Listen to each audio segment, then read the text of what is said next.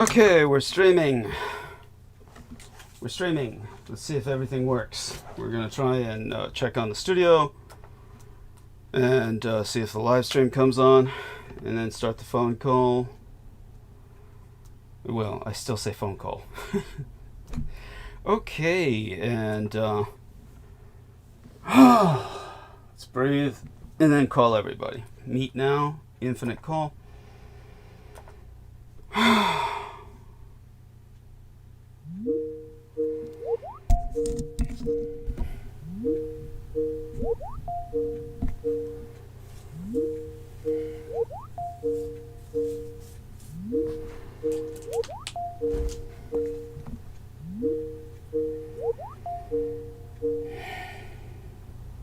Okay. Hi. So we're live. We're live and we're streaming. I just got back. I want to thank T. Tankberry for 100 United States dollars. He dropped through the mail slot. Thank you so much, T. Tankberry. Love you as a brother and a friend and one of the main men in Team Dietrich. And so, again, let's take a look at the studio and see if T. Tankberry is there. He's there. He says, "Good evening, loud and clear, brother, 100. Your contribution received, dear T. Tankberry." Okay, love you dearly, brother. Love Aristides, too. And he's with us. It is, of course, a big day tomorrow, but it's by all intents and purposes today, and that's why I was gone throughout the day. Just came home, and it's International Non-Binary People's Day, and it's also the 14th of July. And for those of you who do not know, the 14th of July is France's 4th of July. It's what Americans call Bastille Day, which displays a complete fucking ignorance of French culture. And the French never had a Bastille Day. They look at Americans. If you were to say Bastille Day to a French person, they would look at you with that condescending look in their eyes like you're an idiot, because you are. All you're doing is advertising your ignorance if you use that term, which of course Peter Moon would, because he's an ignorant fuck. And so the 14th of July is Federation Day in France, and we can get a little bit into the history of that, but just so you know, before I forget, details like Bastille are very strange because Americans focus on that, and they think that the French rammed Guantanamo Bay or something and released like thousands of prisoners. And it's like, for those of you who don't know, there were 7 fucking prisoners in the Bastille. Just 7. You could count them almost on a single hand, and your play gun fingers, meaning your pointer finger and your opposable thumb on the other. There were 7 prisoners in the Bastille, and it had nothing to do with why the French raided the fucking Bastille. It was an armory. They raided it for the gunpowder. That's what they raided the Bastille for. The prisoners who got out, it was totally incidental to the public raiding the Bastille for the gunpowder, so that they could thereafter run around blowing up Paris.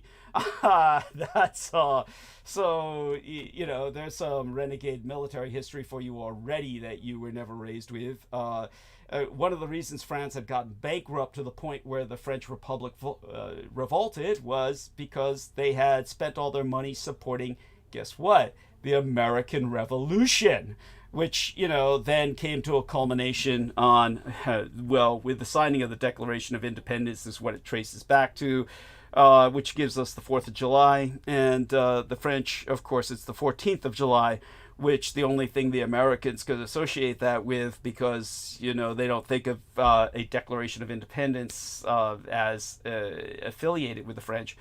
They don't think of anything that's affiliated with the French. So all they could think of was, oh, well, they raided this place that had 7 prisoners in it. But then to the Americans, it's like 7,000 were in there or something. You could actually have fun with this and ask people how many people they thought were released. And some idiot like Peter Moon would say, thousands, because they're so fucking stupid. At any rate, sorry to be bitter about that, but literally, it's something that just distresses me no end.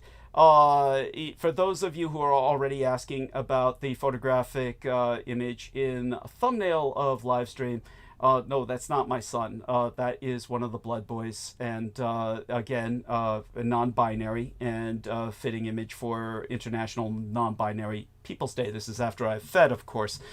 And of course, no, I can't believe the messages I get. It's amazing with modern electronics. How does it work so fast when I get stupid messages with stupid questions? People otherwise send me emails that don't get to me for days. But no, it's like, where's the bite marks? No, it doesn't work like that. I use an obsidian blade, which is like been used by vampires for millions of years. Literally millions. We're not talking thousands. We're talking about as long as mankind has been around, there's been vampires. And we've used the earliest flint and obsidian blades. I prefer obsidian. We make an incision in the shoulder. His shoulder is bandaged up at the point that that photograph is taken. But he's a boy and he's non-binary. So he, doesn't mind being called he or she. It just doesn't bother him. And I found that it bothers myself less and less what people call me either. Matter of fact, I don't even care about them calling me human. All right, so with that, we're going to ask our dear Aristides to say a blurb. And then I'll just kind of, try and make it for as long as possible tonight. I have no guarantees, really. I'm anxious about tomorrow in a positive sense, just anxious to get back to the Estates. Really, we'll probably part with everybody rather early tonight and get sleep because I don't sleep well at the Estates, not because of any tension or anything negative. It's just I'm overstimulated and hyper energized at the Estates, whereas I go home and all I want to do is sleep because if you were here you'd want to, how would I say it, it's my escape from being here when I'm back here in the crypt. So everyone else would of course just turn around and run away screaming. I myself, my escape is to sleep.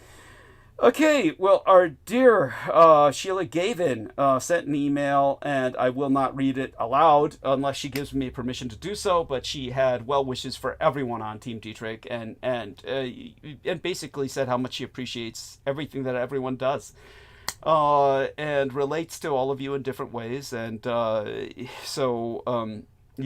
you, Sheila Gavin. If she's out there, mwah, love you dearly, honey. And hopefully she's listening. I don't know if she received my email and returned to her, because my emails from others coming to me and my emails in return to them often get interdicted.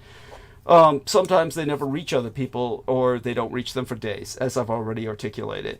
So I am going to now just kind of relax and just let our man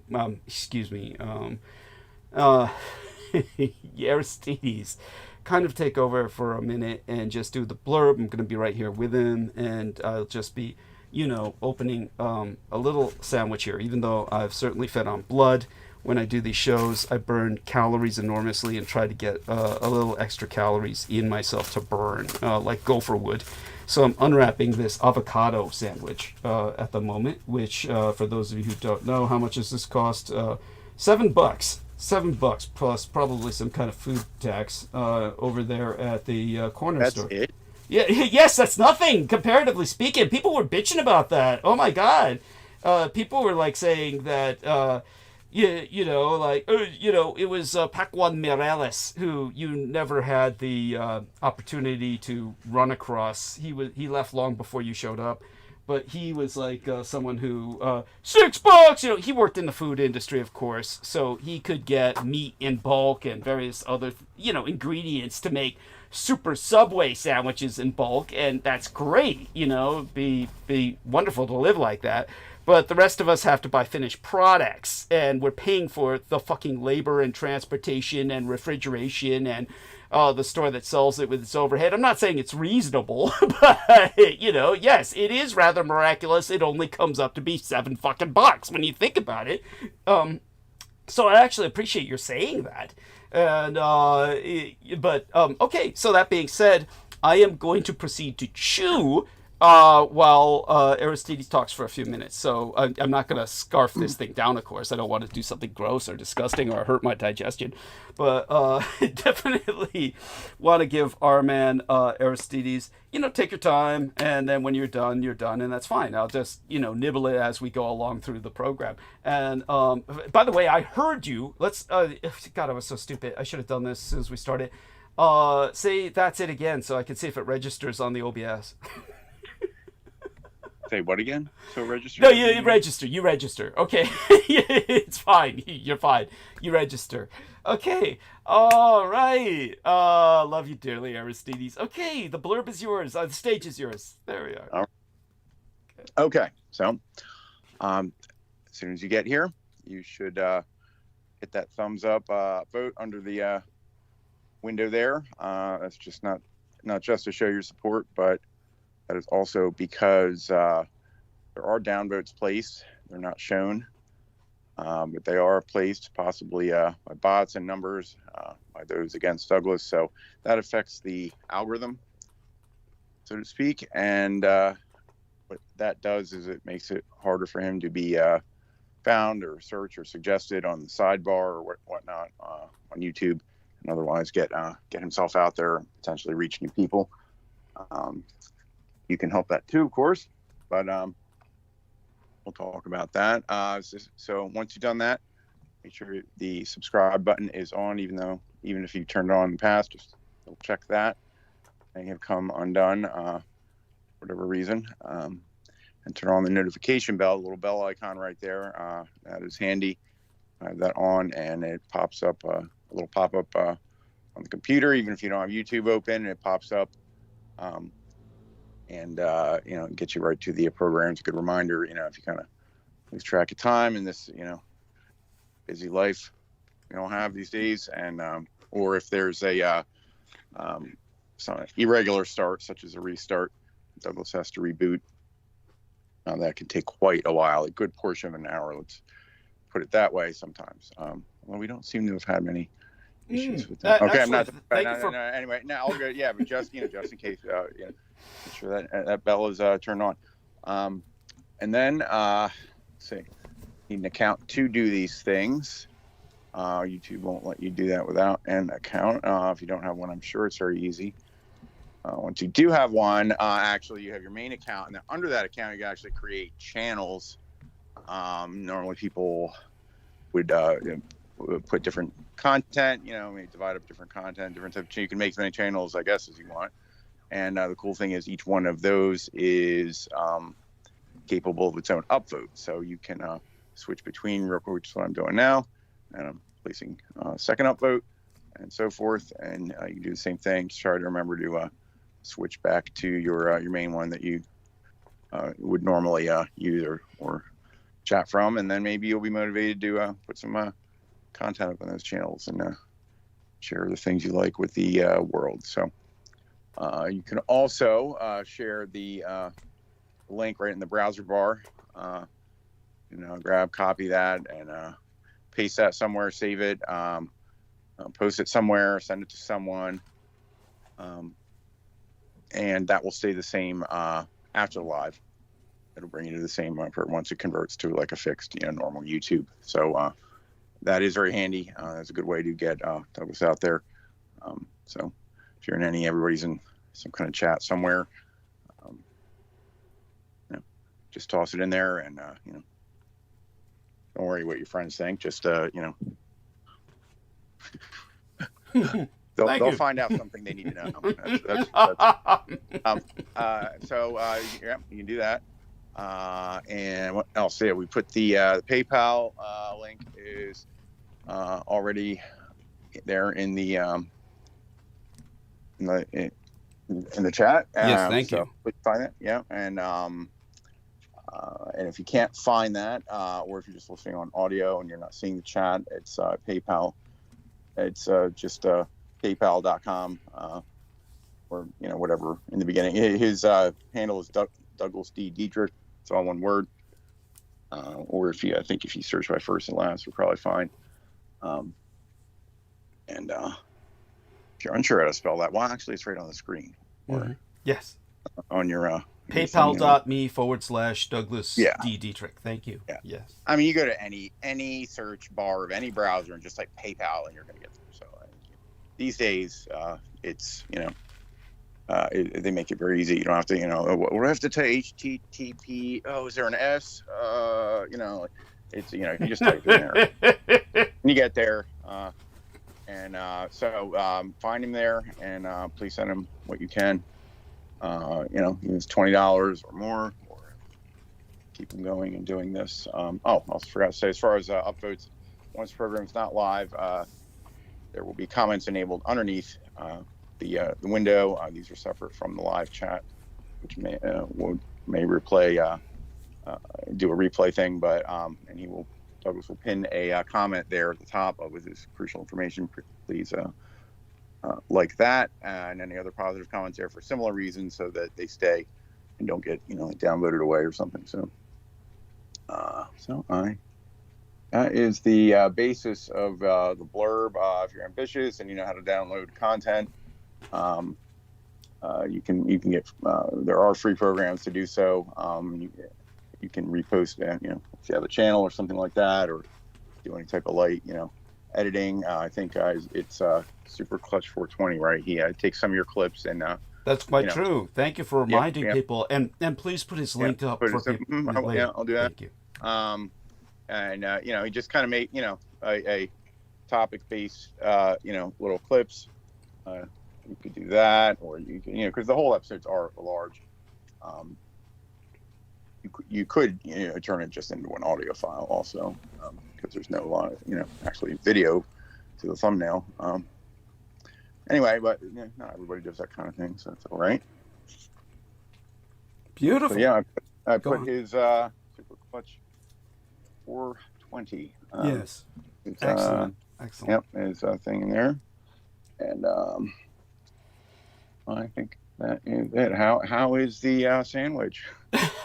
It's quality. It's good. It's good. Yeah, I do. I like avocado a lot. Yeah. Oh, good. I agree with you. I mean, avocado is delightful, and it's preferable to so much else that's out there, right? But I do want people to know. I received right now first thing I do want, before I talk about the latest communique I received that's delightful, is that what impresses me is Aristides reminding me of so many things. And one of the things that Aristides reminded me of was the fact that we actually were cut offline with the latest episode before tonight's. It actually happened moments after I felt compelled to stop the live stream. And as soon as I stopped, I actually wrote that down in the comment that I pinned to the episodes. Like I do every episode, I pin a comment. It's usually just a straightforward,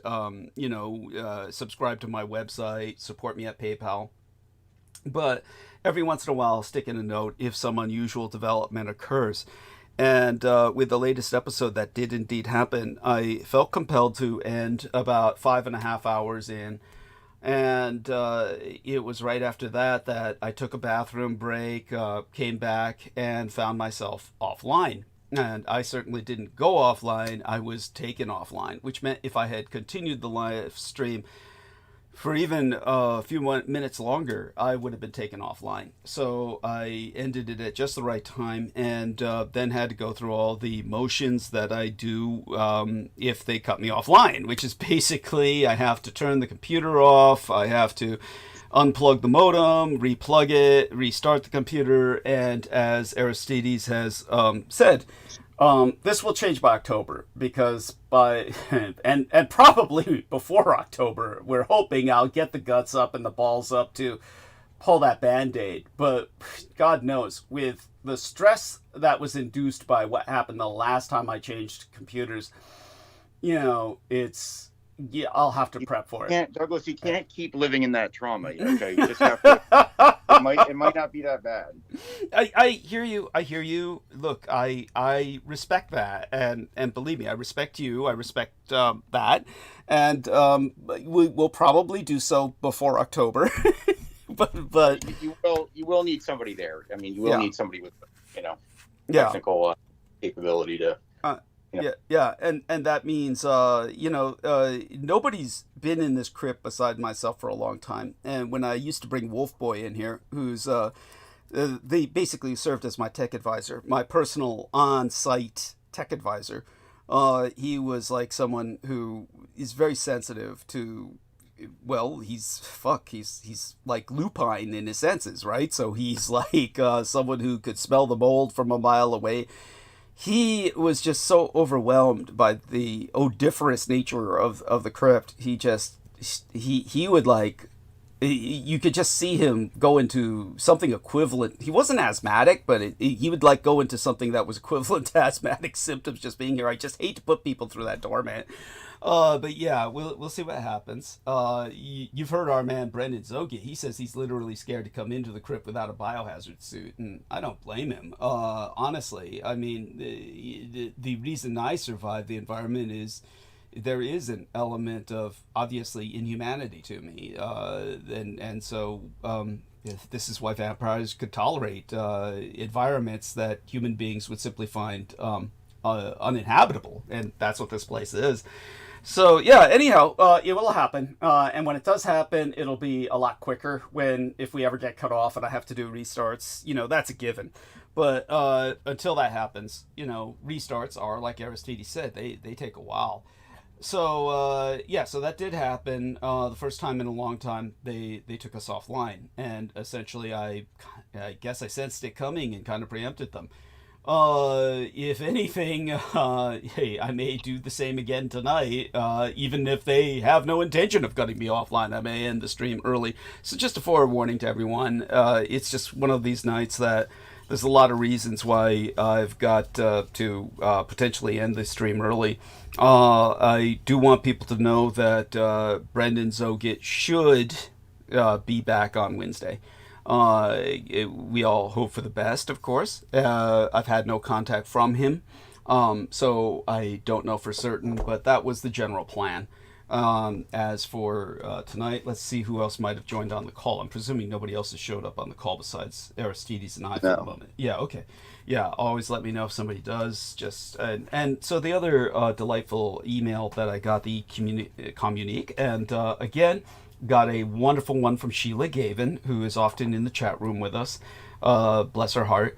But someone just wrote me in the email that they actually did not... Yeah, and I can understand this. It's a hard thing for people to accept. They don't often run into these things. They see them on television, and they get all kinds of weird-ass ideas based on television, which is full of, bullshit. And so, but somebody said they didn't initially believe me when I said I had cut into this young boy's shoulder and drank blood therefrom. But they actually took the image that is in thumbnail of live stream, and they ran it through computer enhancement and actually can see the Band-Aid under the young boy's shirt. Which, in case, I never thought about that. But now that you look at the photograph, honestly, the cut's right there on his shoulder. It's banded over, meaning there's a Band-Aid on top of it. And you can see that under the translucent shirt if you look on his shoulder, which is facing the camera. So there we have that. If you look close enough, you'll see it, the outline of the Band-Aid. And so I never thought that anyone would go that far, but I'm glad they did. So there you go. It's when I say things, there's no reason to be skeptical other than the normal healthy skepticism. Of course, the problem with most people is they get pathological about it because they think somehow that makes them savvy or cool. And yet these are the same kind of people, generally speaking, who show that kind of, shall we say, passive-aggressive, hostile skepticism towards myself. These are the kind of people who watch History Channel all day and believe the aliens are, are visiting, and that they created the pyramids and all that stupid shit. Honest to God, the shit scientists come up with just to continue getting their funding, because everyone in science knows you can't get fucking funded without in astronomy or the cosmic sciences. You can't get funded without pushing the alien agenda, because that's what people are paying for, is so that you'll someday, like the movie Contact, which is, you know, starring the Jodie Foster, who was, you know, originally got her started acting just this side of child porn flicks. They all want that contact. And that's what the public wants, and that's what they're paying you for. So in astronomy, they're going to push that, even though everyone in astronomy knows. And I don't mean suspects, I mean fucking knows. There's no fucking life out there. They know that because we'd be getting signals all the time nonstop that we could not stop. Our biggest problem on Earth would be blotting out the signals, because signals go radio, television, your fucking voice. It travels through space like the speed of light. We would be ultimately bombarded, even if it took thousands of years. At the speed of light, it would take basically thousands or hundreds of years only, which is nothing in the cosmic sense. And it would reach us, you know, we'd be bombarded. We would have been bombarded from the moment we invented radio, from the moment we began to communicate with telegraphy, with telegraphs. We would have been bombarded with signals. We would have known that there were aliens out there, and there's not. And so the scientists just turn themselves into fucking pretzels to come up with these fantasies of why we're not hearing the signals. And they're so stupid they don't even bother reiterating. But the shit they come up with now is shit like, well, you know, we're not going to run across aliens first. We're going to run across their robot droids. You know, it's just whatever kind of new tech development comes in, they're going to, like, flood the zone with shit about that. And the other people who push the alien agenda are, of course, the military, because they always need a threat. If, you know, when it was the end of the Cold War, you noticed a real big resurgence in alien films, like Independence Day, Battle of Los Angeles. And this is because with the end of the Cold War, the military needed a justification for existence. And so, well, it's the aliens, man! We're here to defend you from the aliens, dude! It's like, please, fucking spare me. You know, I mean. And, of course, the whole purpose of the book that was written by myself, with Peter Moon pinning his name to it as co-author, and believe me, all he did was edit it, meaning he took everything out that made it make sense, which was his intent, then never advertised it, so it wouldn't sell. You know, that son of a bitch, all he did was ruin the message and make it indecipherable. Like the title I used, Roswell and the Rising Sun, for my presentation at the Denny's for MUFON, that was something that he could easily have just taken and used as the title, but no, he went for the Roswell deception, which obfuscates the issue and makes it even more like it means nothing. So everybody didn't want to buy it because they don't want to hear that there's a deception behind Roswell. They want to hear that there's fucking aliens. So he made certain he wouldn't sell the book. If he had said Roswell and the Rising Sun, people would have just thought, oh, there's an Oriental connection. That would have made it more intriguing and it would have sold. So this is, everything he did was calculated to make certain it didn't sell. And then he wasted all our time for years, literally years, just sitting here on the show, blathering, and then not only producing nothing, but copywriting what was supposed to be produced, and then claiming a copyright to my entire life story, and then suing me every time I try to publish my own work. Which, for those of you who don't know, we took the manuscript that was written and we put it in a private publishing, shall we say, dispensary or whatever. I can't remember the name of it. It doesn't matter because they won't allow the distribution anymore, but we advertised it for a short while on this channel. We put it through this publishing, kind of e-publishing, an e-book type of affair. And then they were contacted by Peter Moon and shut it all down. Because he claims, oh, everything he says is fiction that I wrote and I've copyrighted it all. So there you go. He pulled a Jordan Maxwell on me. Which is, of course, not going to work. And eventually I'll just write something and publish it anyway. And he'll have to sue, which I have no doubt he will do if he's still alive, which I highly doubt that he is. I don't even know why Aaron Tice insists on believing that he is. I told him that everything on his Facebook page for Peter Moon, everything that he's producing is all AI. All they have now is they just have an AI that's shoveling shit on his timeline to make it look like he's alive, because he was always with the enemy anyway, and we know that because he always said that. He always said, I'm, you know, and this was well before Aristides even showed up. Peter Moon was always saying, I'm on the side of the enemy. I'm going to the enemy. And all he was saying was exactly what he was.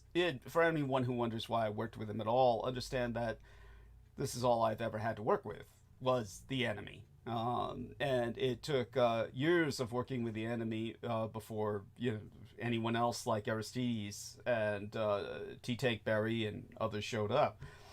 Now, it's not a total loss, because, as they say, you keep your friends close, but you keep your enemies closer. Well, I never had a problem with that, because my enemies just throw themselves at me. Anyone who comes up and says, I want to help, is automatically suspect. Of course, people like Aristides and T. Tank Berry have proven themselves. When I came home, of course, T. Tank Berry, who's the only person who does this, had slid... I think it was about $5 $20 bills through my door slot, which is, I think, all that his ATM pukes out or something. Sometimes a $100 bill. But it's always preferable to be a larger bill, simply because it's more compact. But it amounted to 100 United States dollars. So again, thank you so much, T. Tank Berry. Love you dearly beyond expression. And with that, we've got good numbers. Let's take a look at if anyone else. It's just Aristides and me. Ari, is that okay with you if I call you Ari? Or you don't like that? Yeah, that's right. Okay, so it's just Ari and I right now. And what I will do is take another bite out of the sandwich to occupy the stage while I take another bite out of this avocado.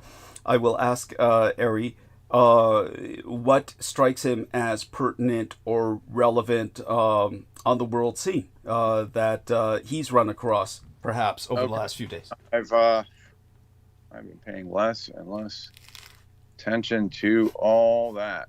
I don't blame you. Now, what did you post here? I can look for things. Put in the you sent along. Israeli settlers beat U.S. citizen to death in West Bank. I hate to say it, but why would you go there? Why would you go there? As an American, I mean. Whether who was? We need to know a little more about the person that went there. Probably were Jewish, but why? Okay, now I got to open it. All right. No. Yeah, and I sent you a bunch of messages. I sent you a bunch of links in private messages as well. Did you check your private messages on Teams? Okay. That was in the. I think that was that one. You might have put it in both. Settlers in the occupied West Bank beat a U.S. citizen to death during confrontation between a group of Israelis and Palestinians. Okay, so if you're going there on purpose, you're either Jewish or Palestinian. You're not a casual tourist at all.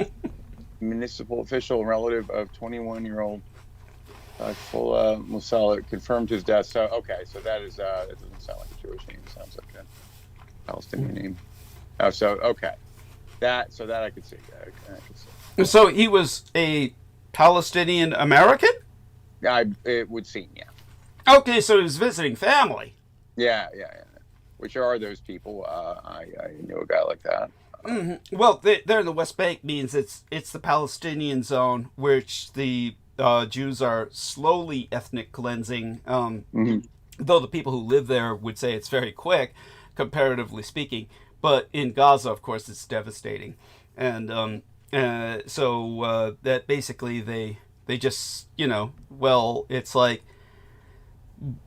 you can see why he might feel obligated to have done that, but that's just it's just so sad. It's just so sad, and it's just awful. But did you see some of the other links I provided? Matter of fact, I'll give you another one just for the sake of humor.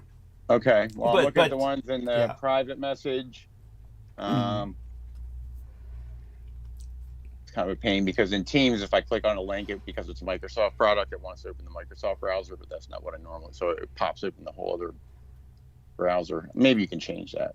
I don't know. What Trump wanted for his military parade versus. I don't know if you had a chance to review that. It's so fucking funny.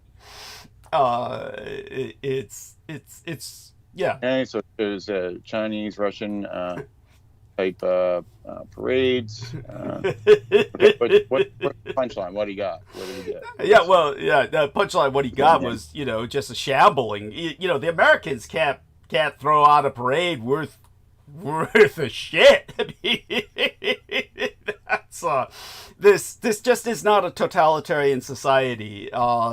Credit where credit is due. Totalitarian societies may have many shortcomings, but they certainly are long on parades. They know how to throw a fucking military parade.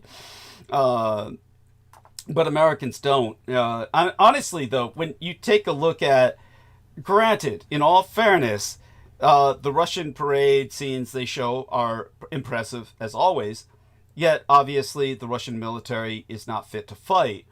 Americans could ergo argue that, we're not into parades because we are actually professional at actual combat.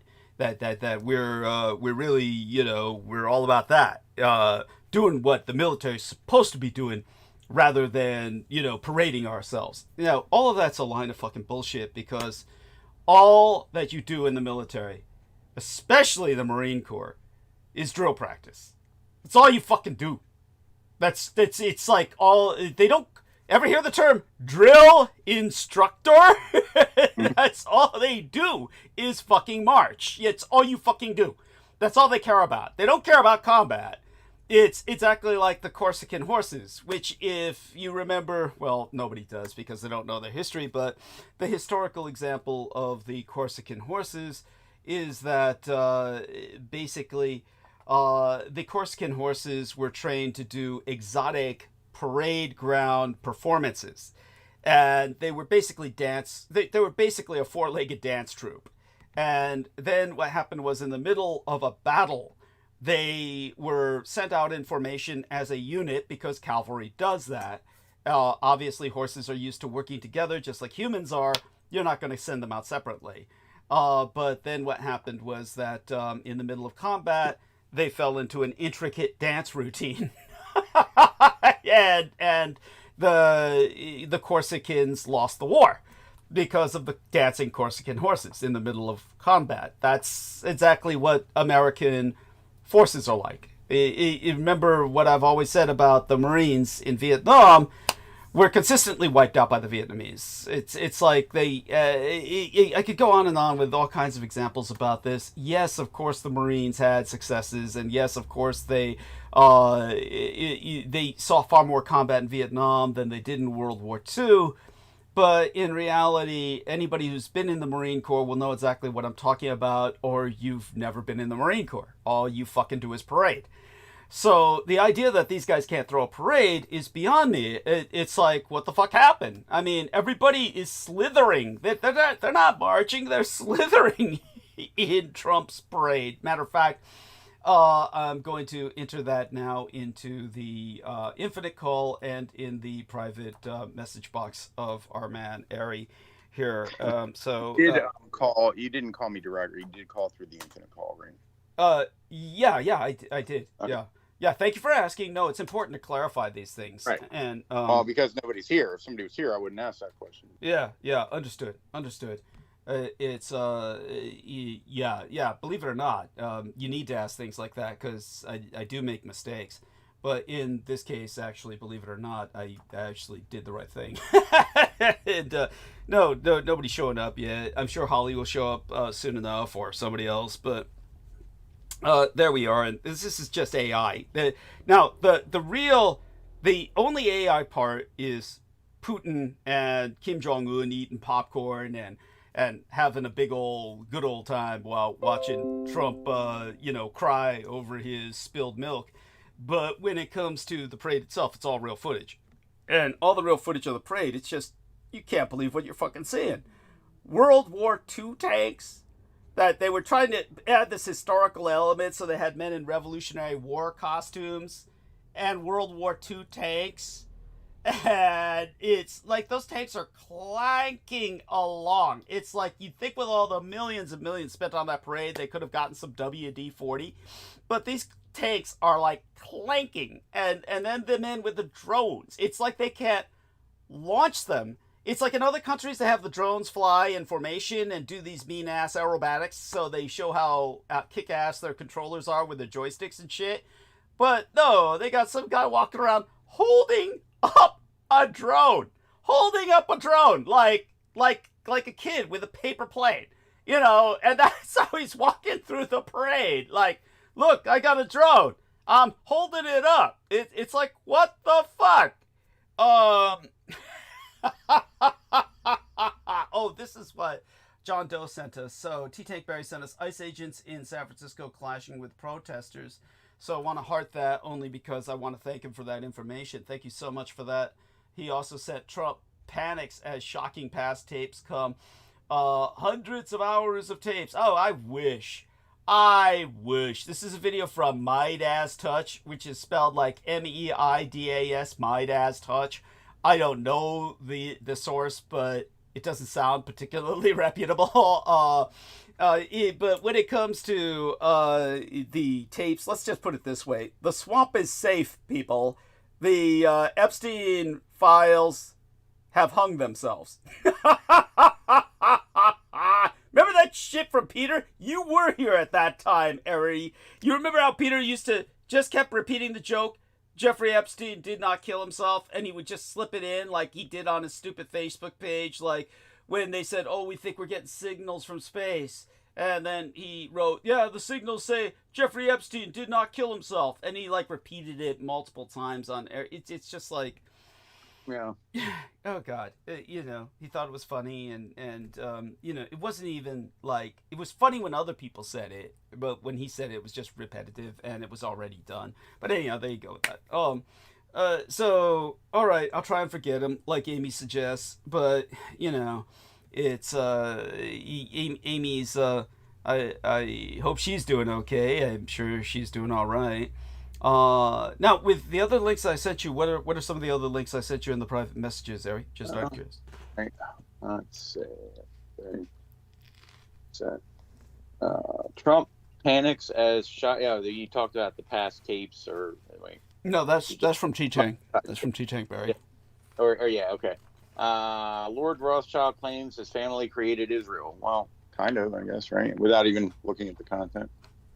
I thought it was strange. Yeah, I'm sorry. Say that again. Lord Rothschild claims his family created Israel. Well, you know, argue what you like. They were not involved. I mean, yeah, I was going to say they had nothing to do with it. I was going to say, I can't understand why they use the term claims, like he's lying. Right. I mean, why would they present it that way? Anyhow, for those of you who don't know, there were at least 4 founding fathers of Israel that immediately come to my mind. And they're not the typical Zionists that people might think of, like, who were the typical Zionists that people might think were involved with? Jabotinsky was one. You know, these guys didn't count. They didn't count. The people who counted were Adolf Hitler, Joseph Stalin, Harry Truman, and Lord Rothschild. And those 4 people were essentially the founding fathers of Israel, each in their own way. It's becoming more and more commonly known that the Zionists worked with the Nazis because they wanted to relocate people to Palestine, and the Nazis wanted to get rid of the Jews. So they were partners in a common objective. And the Zionists in Palestine were viewed by the British as Nazi terrorists. And if you look up their history, they were destroying British hotels, bombing embassies.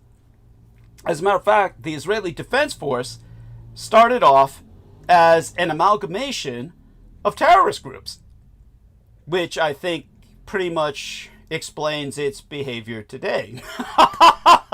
It's look at its roots.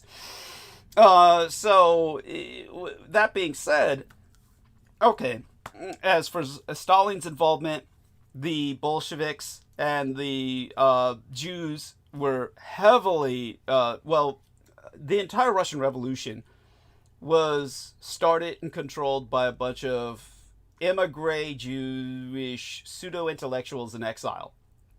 As opposed to the communist Chinese Revolution, which was an actual up from the ground roots peasant revolution, the Russian Revolution did not start in Russia. It all started in Europe by a bunch of exiled Jewish pseudo-intellectuals who then became the Commissars. And these were the people who essentially established a Jewish commissarocracy with machine guns over the Russian people.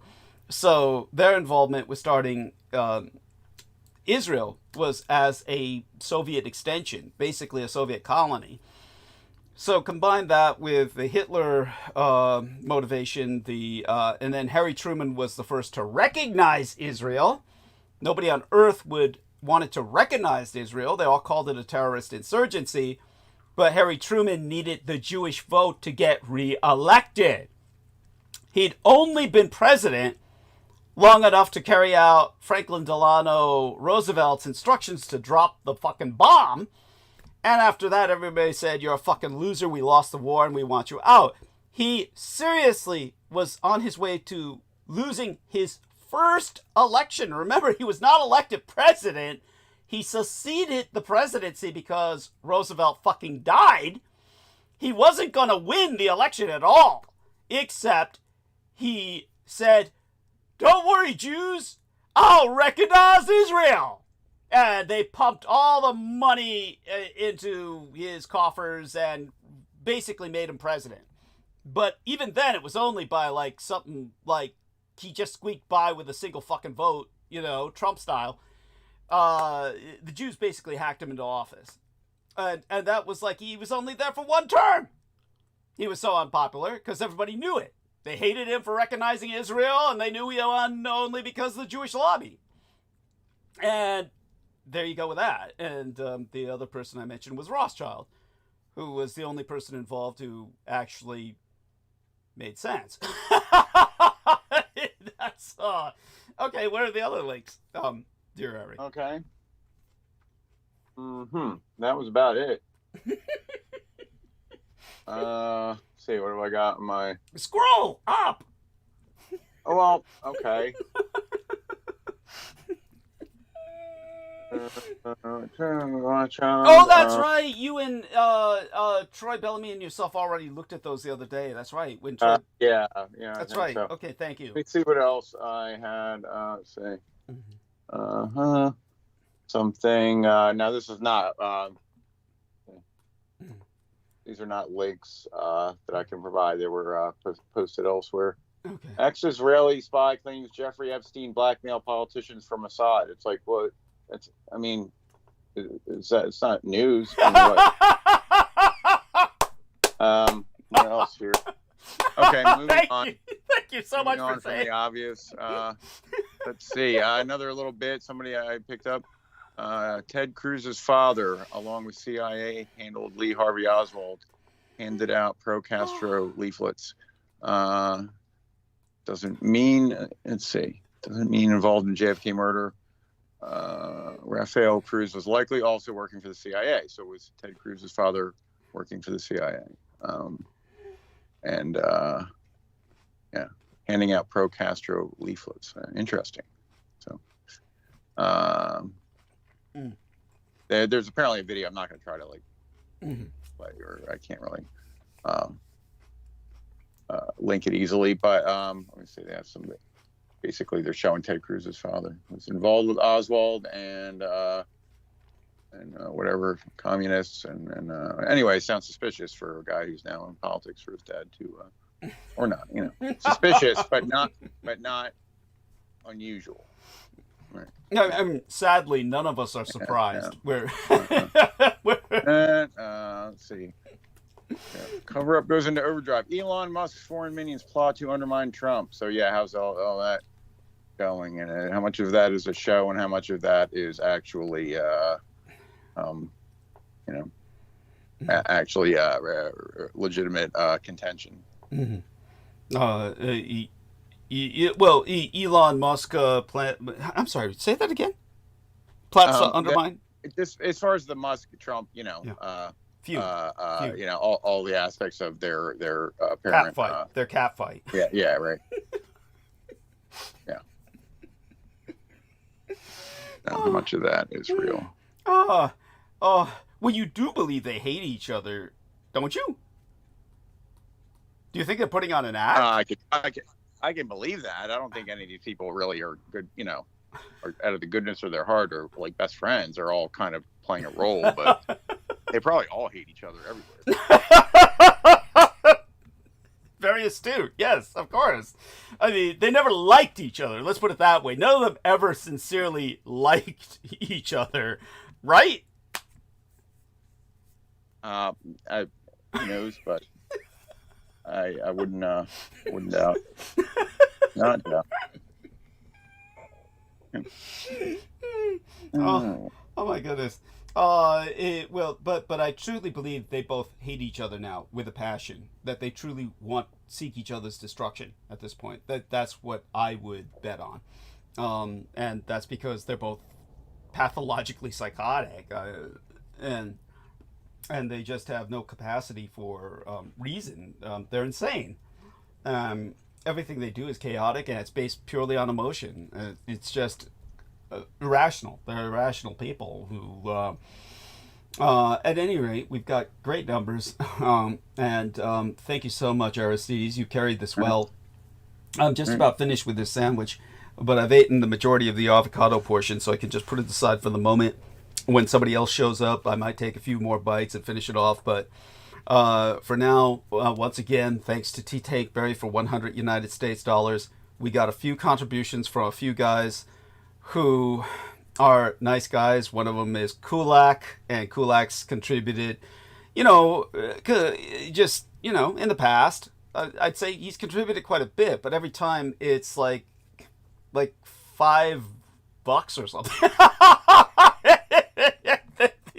Then another guy whose name I don't remember contributed something like, you know, $8. It's like, all right, that's nice, but you know, come on, guys, don't put yourselves out, really. I mean, it's if I had an audience, that was, you know, extensive. Like, for instance, I don't know how many of you are aware of this, but Dr. Phil. You do remember Dr. Phil, right? Ari? Yeah. So Dr. Phil has flamed out. He's totally flamed out. The guy started his own channel, which is like how do I say it? It was just a miserable failure, and he had like let me see if I can look up his ratings. But I'm happy to report that he flamed out. I don't really hate him. It's just the fact that he was a creation of what's her name? Sure. You know, the black chick, Oprah. Yeah. Fat, black, and used the body of Anne Margaret on the cover of TV Guide. That's just unforgivable. She pasted her head on the body of Anne Margaret. That it's just outrageous. That's like me pasting my head on the body of Arnold Schwarzenegger or Bruce Lee. You know, it's just so stupid. I don't know. Somebody sent me something right now. I can't. No. It goes nowhere. It says file can't be. Don't worry. I'm trying to fix it. Hold on. Oh, okay. It's a weird thing where it actually linked to a OneDrive. Okay. Which was stupid. Okay. Well, that being said, so Dr. Phil, basically, just so people know, that motherfucker flamed out by basically, I think by its second quarter of 2025, its audience had dipped to just 17,000 primetime viewers. If I had fucking 17,000 viewers while I was live, I could more than live off that. I could prosper. if I had, just a single digit percentage of those people sending me $5 or $8, I'd be a happy man. I'd have no complaints. I could more than live off that. And I could be asking Ari to order me all kinds of stuff that are, that I would deem necessary for my researches. Recovery of things from the past that, I've always talked about, digging up old shit that was produced at the heyday of when I was involved with the Department of Defense. I'd be back to tracking down shit like that full time, with Ari. I'd just be handing him, hey, here's this, find this for me, and here, and stuff like that. But he was on this thing called Merit TV, which never reached a wide audience. In prime time, it averaged 27,000 viewers in 2024. So that would be about 130th in rank among the broadcast and cable outlets. I mean, first off, goes to show how old Dr. Phil is. It's like, this is like Peter Moon level shit, where the guy is so stuck in the past, he's doing broadcast and cable. It's like, nobody's doing this shit anymore. They're all doing YouTube. It's like, now, Merit TV did have a digital side to it. It had a YouTube channel with fewer than 90,000 subscribers. But if I had 90,000 subscribers, I'd be set. There was like, maybe he had a handful of videos that tallied 1 million or more views based on YouTube's 30-second qualifier. The biggest one from the last 3 months has just 40,000 hits. Which, if I had 40,000 hits and I just had a small percentage of people giving me like $5-10, those contributions would mean something. So, look, someone like Kulak, who's been sending this for a long time, this may be like, maybe this guy is on, I don't know what his financial situation is, but, it's appreciated. The other guy who sends me $8, that's fine, whatever. I'm not discouraging this, but at the same time, honestly, unless the contribution is about, at the absolute minimum, $250. By that I mean about $25, and that's not even helpful. It's not even helpful. It really isn't. It has to be about $50 to $100 for it to even mean something or have an impact on my finance to help me through the month. Really, people. So, just at the level of what little audience we have, and why this is like, you can consider this an exclusive club, and you're a member of an exclusive club. And it's up to you to make it less exclusive. It's like Ari said, don't think about what your friends are going to say. Just spread the fucking word. The son of Adolf Hitler is alive and well. You don't need to mention the cross-dressing vampire part. They'll find out soon enough. It's just throw it out there and say, yeah, he's providing solutions and shit. Yeah. Any other thoughts, Ari, on that?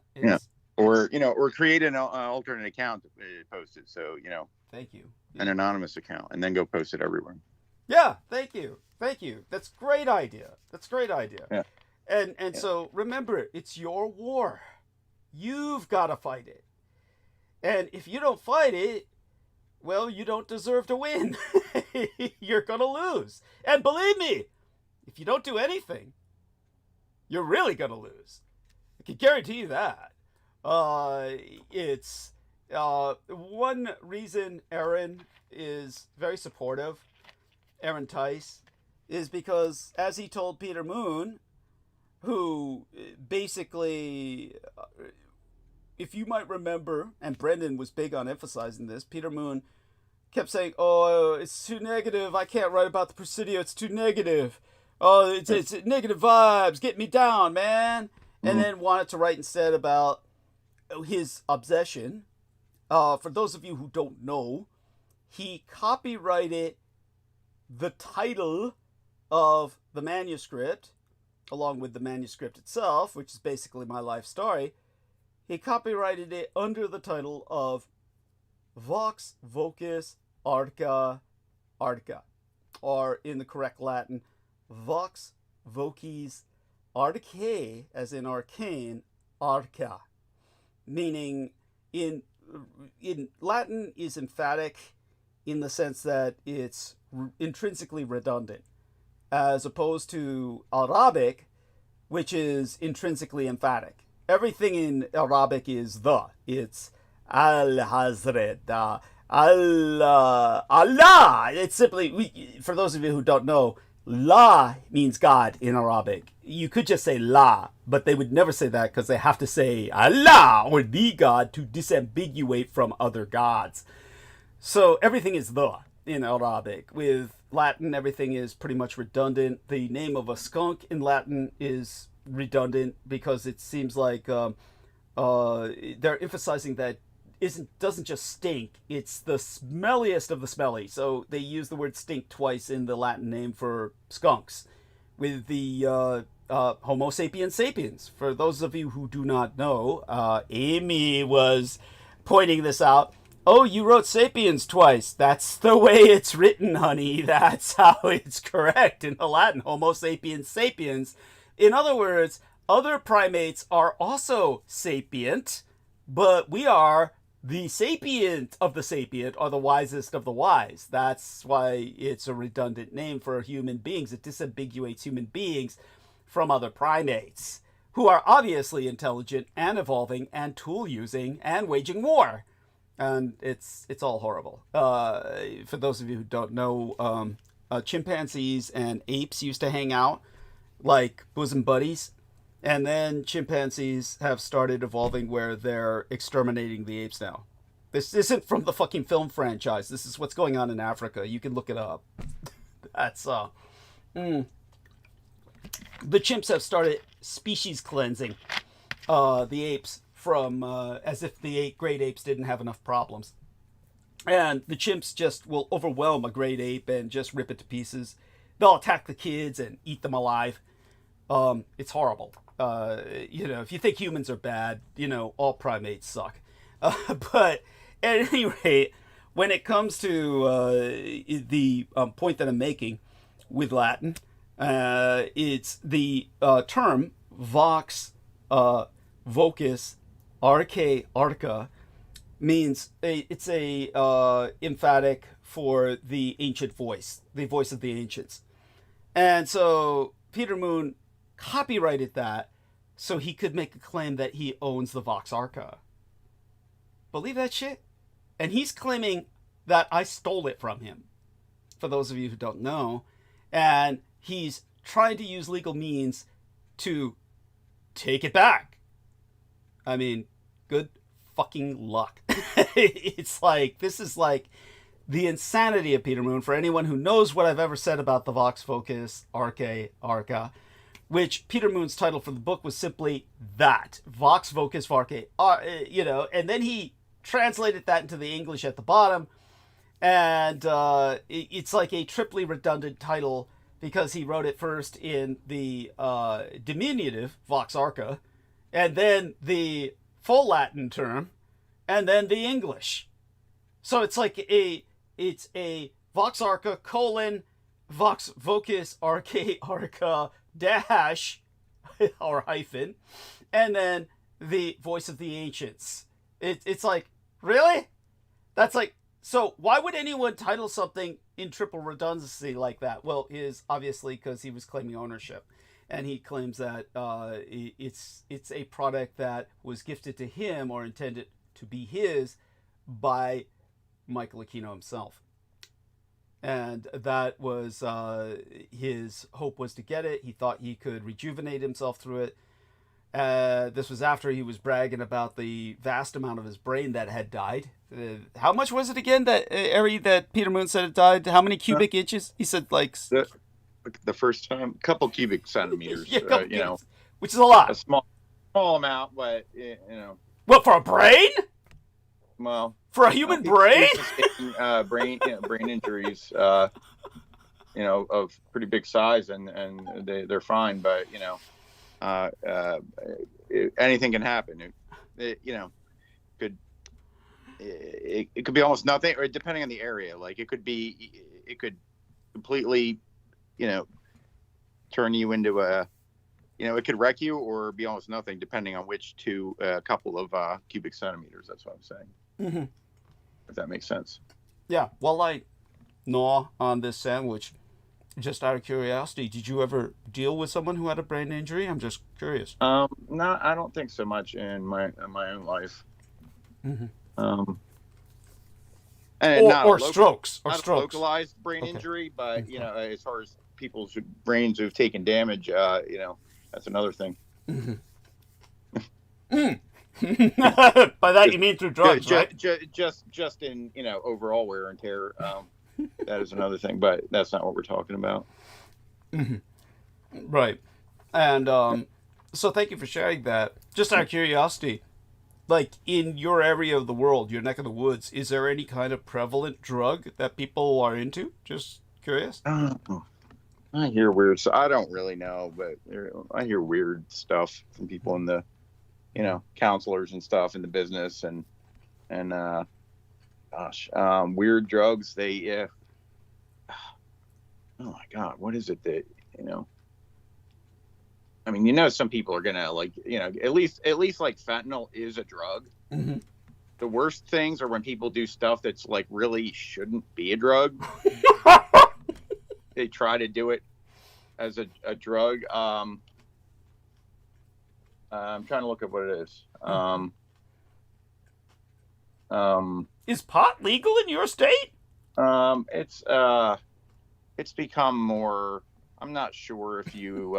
It might be where you don't need a medical card. I'm not sure. Okay. I'm trying to look up the name. I hear something about people. They take something that's just like either intentionally shoot up something that's not a drug, or it's something that is cut into. And it's like it basically creates like a flesh wasting disease, and crocodile. I remember crocodile from that's a while back. It's been around for a while. Maybe. Mm-hmm. I don't know. I can't look it up, but it's like that's the worst. It's just like huffing paint. To get high. Yeah. It's like. They make, that's so horrible. Like get a real drug for Christ's sake, not mm-hmm. some industrial product. Thank you. Yes, sad. And fentanyl, how do you disambiguate fentanyl from an industrial product? Isn't it synthetic? Well, it's made to be, it's manufactured with the purpose of being a drug. It's not some completely other thing. Got it. Happens to kind of get you high, but also, has some completely toxic effect. It's like, yeah. Yeah, that's in terms of these kinds of products, I guess we'll always return to that subject simply because it's perennial. It's a perennial topic. We are still alone on this phone call. I will start monologue then soon enough. And so everyone tell your friends to gather around the campfire. I'm going to toss on a shirt because I was, of course, just hyper intensively active before I came back into the crypt and pretty much started the show naked. Not that I'm trying to be suggestive or anything, but it's now I'm just going to dress up a little bit to keep myself warm because the temperature will begin to drop. Matter of fact, I'll have to start. Oh, John sent an image, so that's our man T-Tank, and let's see what he sent. Oh, love it. This is. Eri, this is the chain, the chain of molecules for fentanyl, is it not? I mean, I don't know, but, I don't have that memorized visually, huh? Mm-hmm. Oh God! So I've got a picture here of Robert F. Kennedy. Yes, with his brain. Oh, you finally got it. Yeah, with his cybernetic brainworm. Yeah. Yeah. I had, it was weird. It linked to like some OneDrive thing, and I had to like I Anyway, I think I'm it glad still worked. does. I think it still does. It It's still does, but like Yeah. I downloaded the like a fuller version or something. I don't know. Confusing. Okay, so it's actually crocodile. It's actually the chain of molecules for crocodile that was sent to us by T. Tank Berry. Desomorphine. Holy shit. It's now that is some bad shit, and it does cause flesh wasting disease. So does this sound familiar? Something you That could be. I'll ask, or I don't know. Okay. Maybe I can find that out. I can't ask the person right now. I don't think, but Right. T-Tank is so good with this stuff. He's kind of like our resident expert. For our listeners, don't take that the wrong way, but let's just say he's very streetwise, far more so than any person has a right to be. That's and he's been a number of places too. Then so is Amy. Jesus, give me a second here while I slip this shirt on, and we'll get right into monologue. And just let me know, dear area, if anyone else shows up. Just give me a shout and say they're here. Someone's here. So I want everyone to know that George Knight hopefully might drop in tonight. The problem is I've been ending the shows a lot earlier, so he doesn't usually wake up by that time. Britain is 8 hours ahead of us, so let's take a look at time in London right now. 8 hours ahead of what? San Francisco, right? They're about 5 hours ahead of you, right? But it's 3:12 a.m. over there. I think it's 5. Yeah, it's 3:12 a.m. over there. So he might wake up soon. And if he does wake up in a few hours, that's great. So if he shows up, that's great. Otherwise, I'll try to. I mean, maybe I should say it now. Should I start off with France because of the French holiday, or should I just get into Trump's destruction of our economy? What do you think? At any rate, I guess I might as well start with France. So basically, there's been a post-Brexit thaw between France and Great Britain. It's, of course, here, this side of the Atlantic, the eve of what Americans call Bastille Day, which I've already deconstructed as a concept. Across the Atlantic, understand that it is already the Fête de la Fédération, the Federation Festival in France. And France's holidays are beginning. The country is bathed in glorious sunshine, and its beaches, cafes, and marinas, they're all packed. Or if you prefer, the poor French are enduring a ferocious heat wave that will bring more wildfires and mass suffering. Now, because I'm an optimist, albeit a rational one, I see plenty to feel positive about. The French President, Emmanuel Macron, paid a state visit to Great Britain last week, the first by any European Union leader since the regrettable Brexit referendum result nearly a decade ago. Now, that's pretty fucking unbelievable. I mean, when you think about it, Aristides, doesn't that fucking blow your mind? That since Brexit, no EU leader has visited Britain until last week? Wow. Yeah. Now, thank the God of my fathers. As pumped as I am about pomp and ceremony, I'm far more pleased to see relations growing more cordial between these European democracies. In turn, Great Britain should be able to work more closely with the whole of the European Union. I hear, incidentally, a rumor that King Charles was terribly anxious to have someone, even the French, pay a state visit in advance of Donald Trump's expected one this autumn. Now, France and Great Britain have agreed to coordinate how they will deploy nuclear weapons in the face of the Russian threat. That's welcome, indeed essential, in a world where America is becoming a less trustworthy ally. France and Great Britain have even struck a modest deal to allow England to send asylum seekers who cross the English Channel in small boats back to France. When the United Kingdom was in the European Union, that was relatively easy to do. With Brexit, it became all but impossible.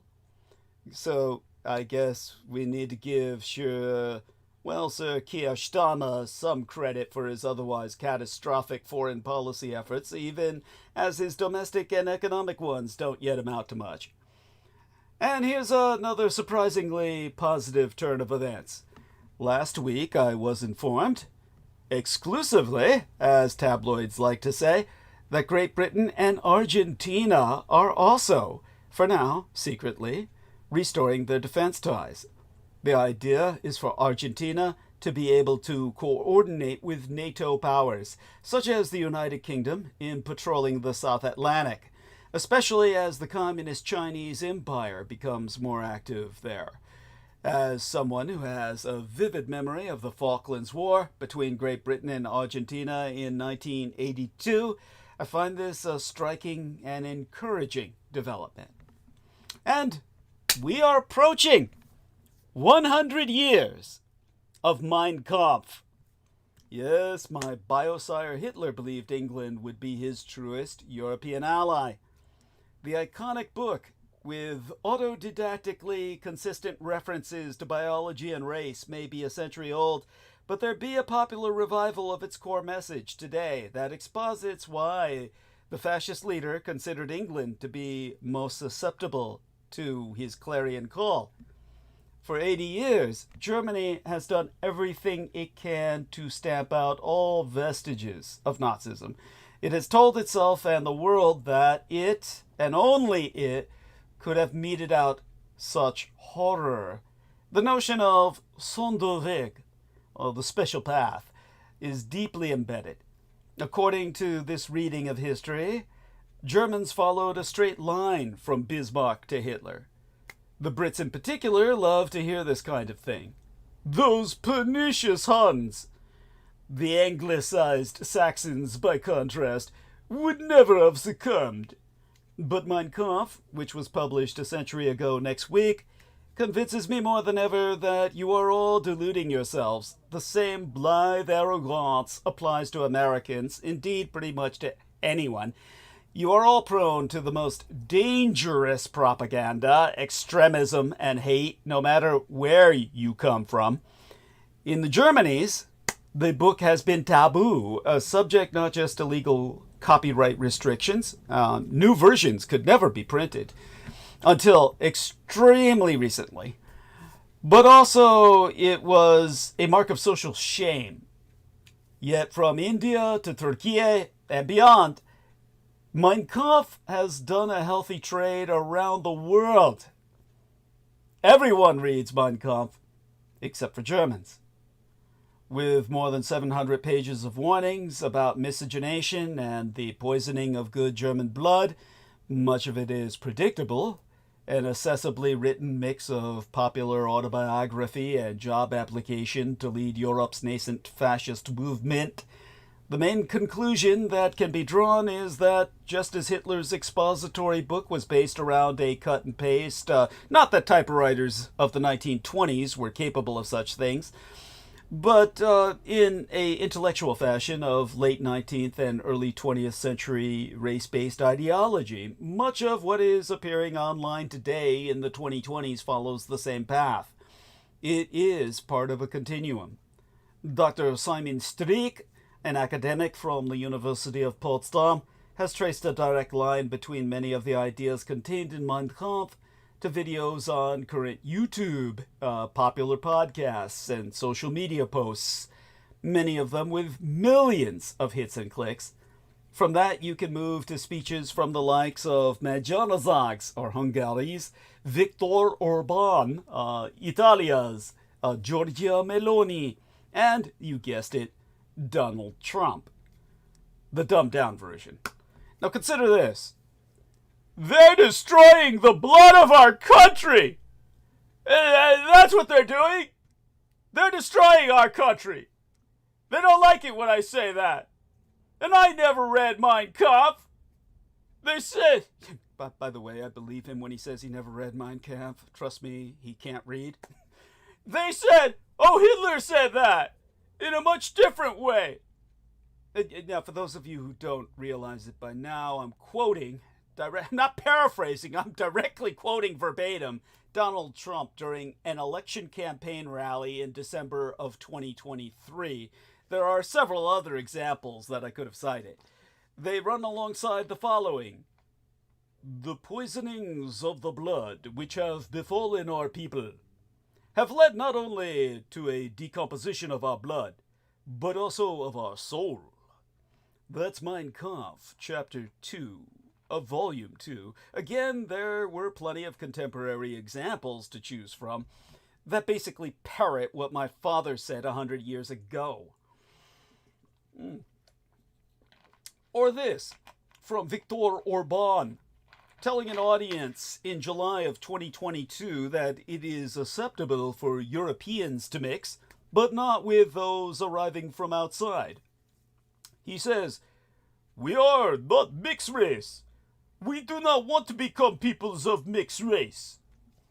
I mean, I'm sorry, that's a translation from someone else. That's how they wrote it. I would hope he doesn't fucking talk like that, because that sounds almost like someone of... I mean, he might as well talk like that anyway. I hate the son of a bitch, but when it comes to this, just understand that the Hungarian language is one of the most difficult in the world.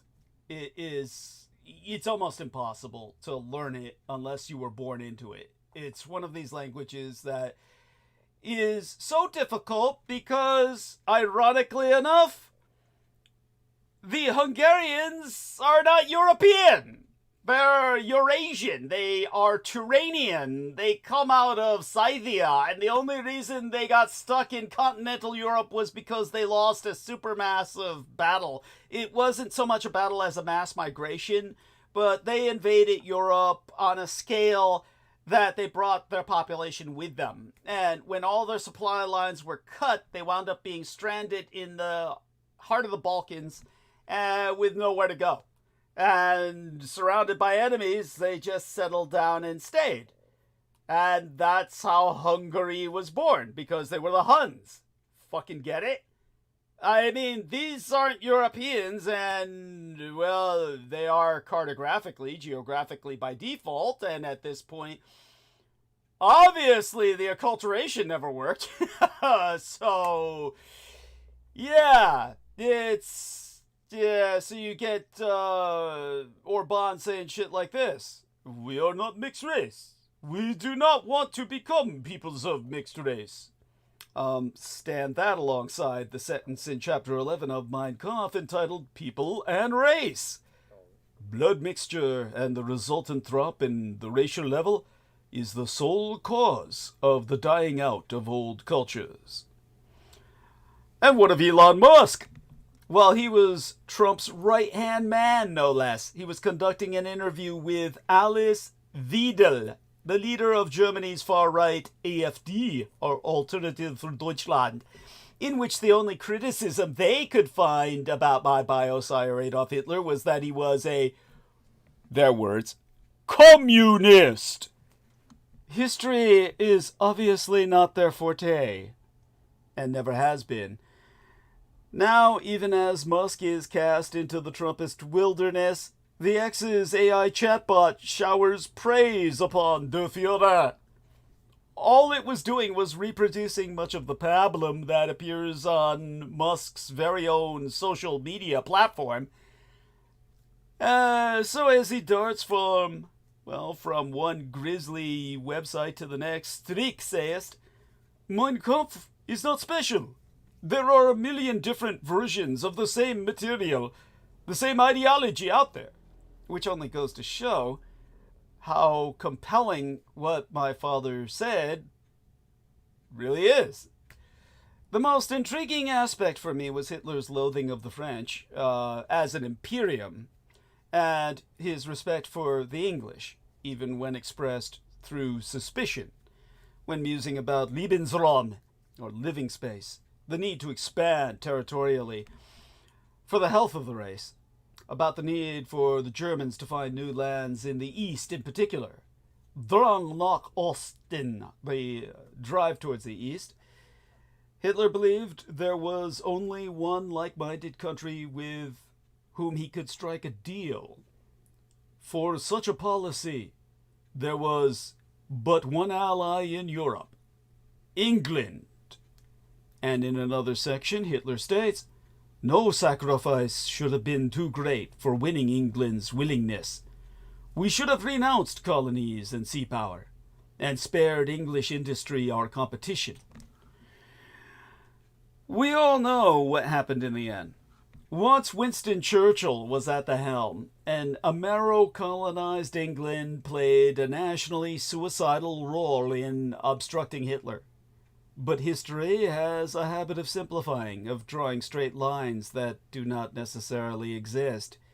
It wouldn't have taken much for the British or another country to embrace something clarion in the 1930s, and it wouldn't take much now.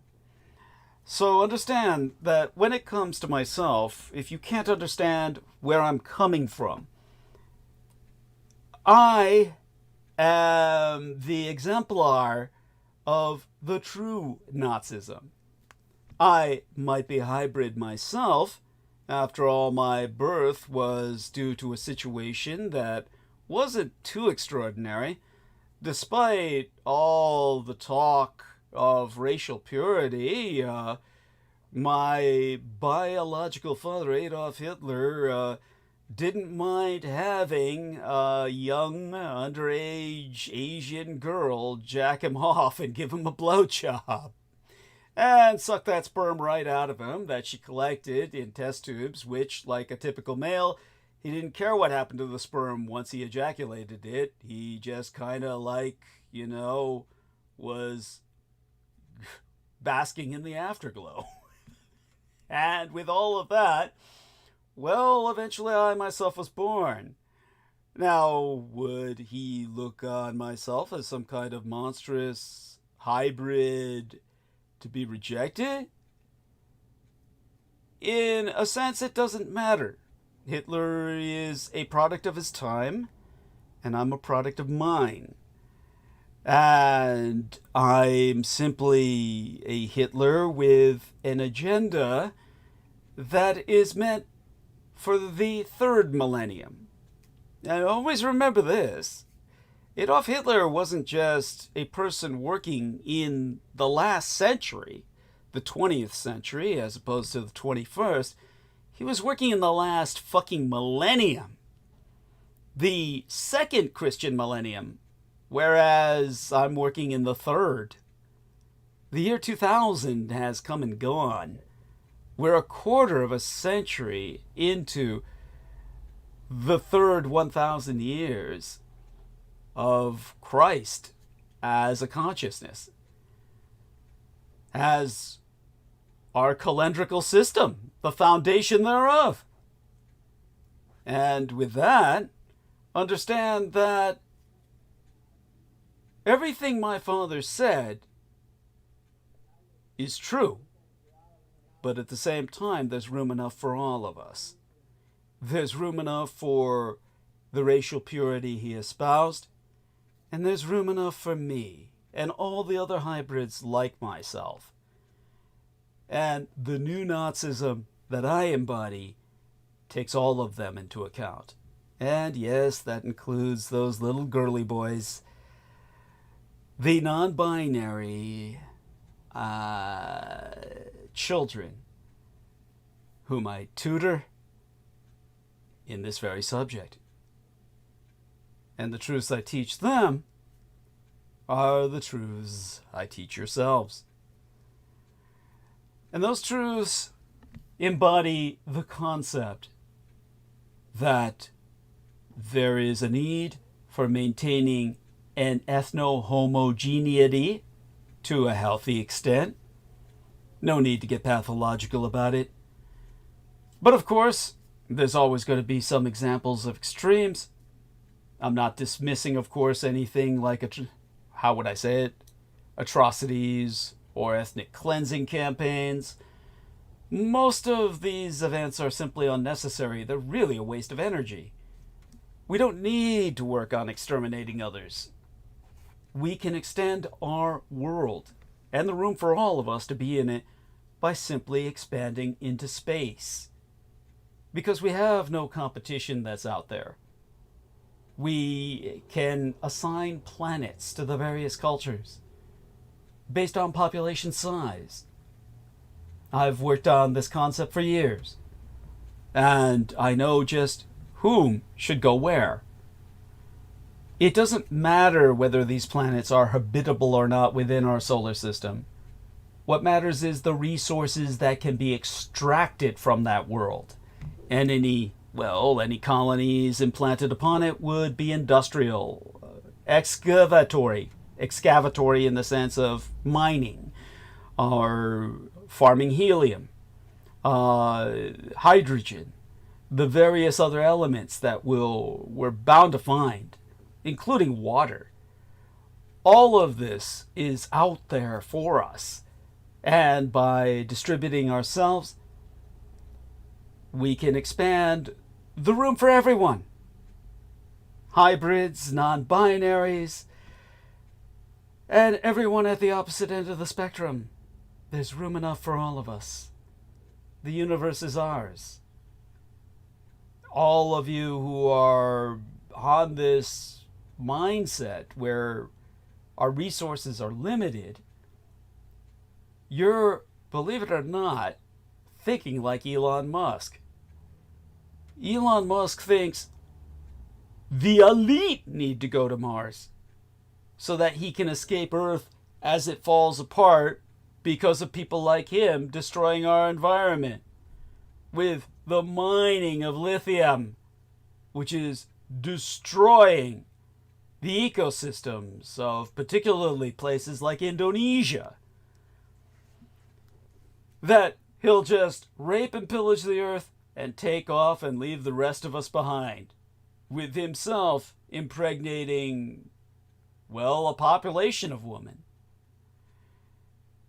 Elon Musk has expressed a hidden agenda that if he were to become leader, he would actually pull what the experiment that was, how would I say this? The pre-running program was Zytec. Was it Zytec that was the sperm bank company? That was actually what you'd call a trial run. And for those of you who don't recall or weren't listening when I spoke about Zytec at length, Zytec took a homicidal rapist, schizophrenic, pumped him as the ultimate example of intellectual, physical manhood. A Olympian level athlete with 9 degrees, they claimed, when he had none and was simply a couch potato, a human spud. And they spread his sperm to every client, numbering in the thousands. Thousands of children were born because of this individual, who were suicidal schizophrenics, prone towards murderous violence. It was in following up on these thousands of victimized parents that they ran across the fact that there is a recessive gene of schizophrenia that is triggered by smoking pot. And all it takes is one big high on THC. And if you do that once, conceivably, it can trigger that recessive gene. It's not necessarily going to happen the first time you take a bong hit or rip off on some joint or fuck yourself over with a bunt, but you're playing Russian roulette. Ultimately, with more loaded cylinders every time you smoke. The end result is it was the legalization of pot that triggered thousands of these murderous schizophrenics all across the United States, the product of a single man. Elon Musk has purchased a share into many sperm banks secretly. It's something he doesn't talk about. They've replaced the sperm of others with his, and he's inlaid his own sperm into the system under assumed names with paper profiles, as we used to call them. They're now digital personalities. The majority of people in these sperm banks who are donors are not real. They're simply cover names for Elon Musk. He intends to populate the world with muskrats. This is the world that you're living in now. This is the world that my father Hitler fought to prevent. Because you fought against my father, you're now under the literal bukkake sperm bath of Elon Musk while he spews on you from above. And you open your ass and butt cheeks and take it. And you open your mouth and you swallow it down. Because you're stupid. And because you're ignorant. And because none of you deserved my father Hitler, and none of you deserve myself, his son. But it's only for the likes of the Blood Boys that I even bother with Mein Kampf, my struggle. And saving you is simply collateral to that. Understand that's for that reason you need to support me and spread the word. This is a war for the survival of the human species. When my father warned of the poisoning of the blood, all you idiots took it for racial miscegenation. My father was already consulting with the likes of Joseph Mengele, the original geneticist, the man who studied cloning. In his day, they called it twinning, because that's all a clone is. Twins, like Sammy and Isaac Romero, are simply God's clones. Elon Musk is doing something far worse. Rather than a eugenics program like my father envisioned, which all of you fought against, Elon Musk is attempting to pollute the world's gene pool, toxify the world's gene pool with his poisonous sperm.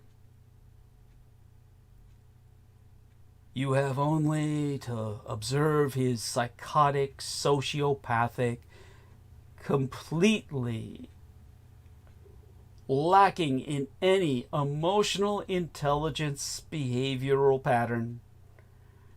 His lack of empathy, his lack of sympathy, his contempt for human life, his gleeful sadism, his gratuitous cruelty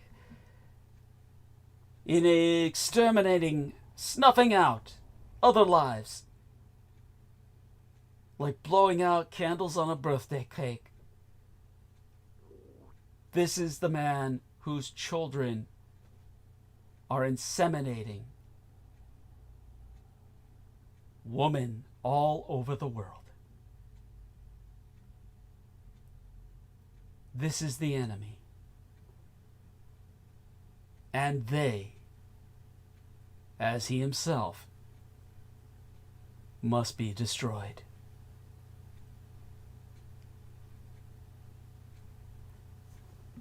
This is the war, the kind of race war my father fought. We aren't just fighting on a battlefield. This is a war of birthlings. birthlings from different gene pools that are not natural to man. That's what my father warned against. Oh, we're joined by two people. Wait, how long were you two lurking there?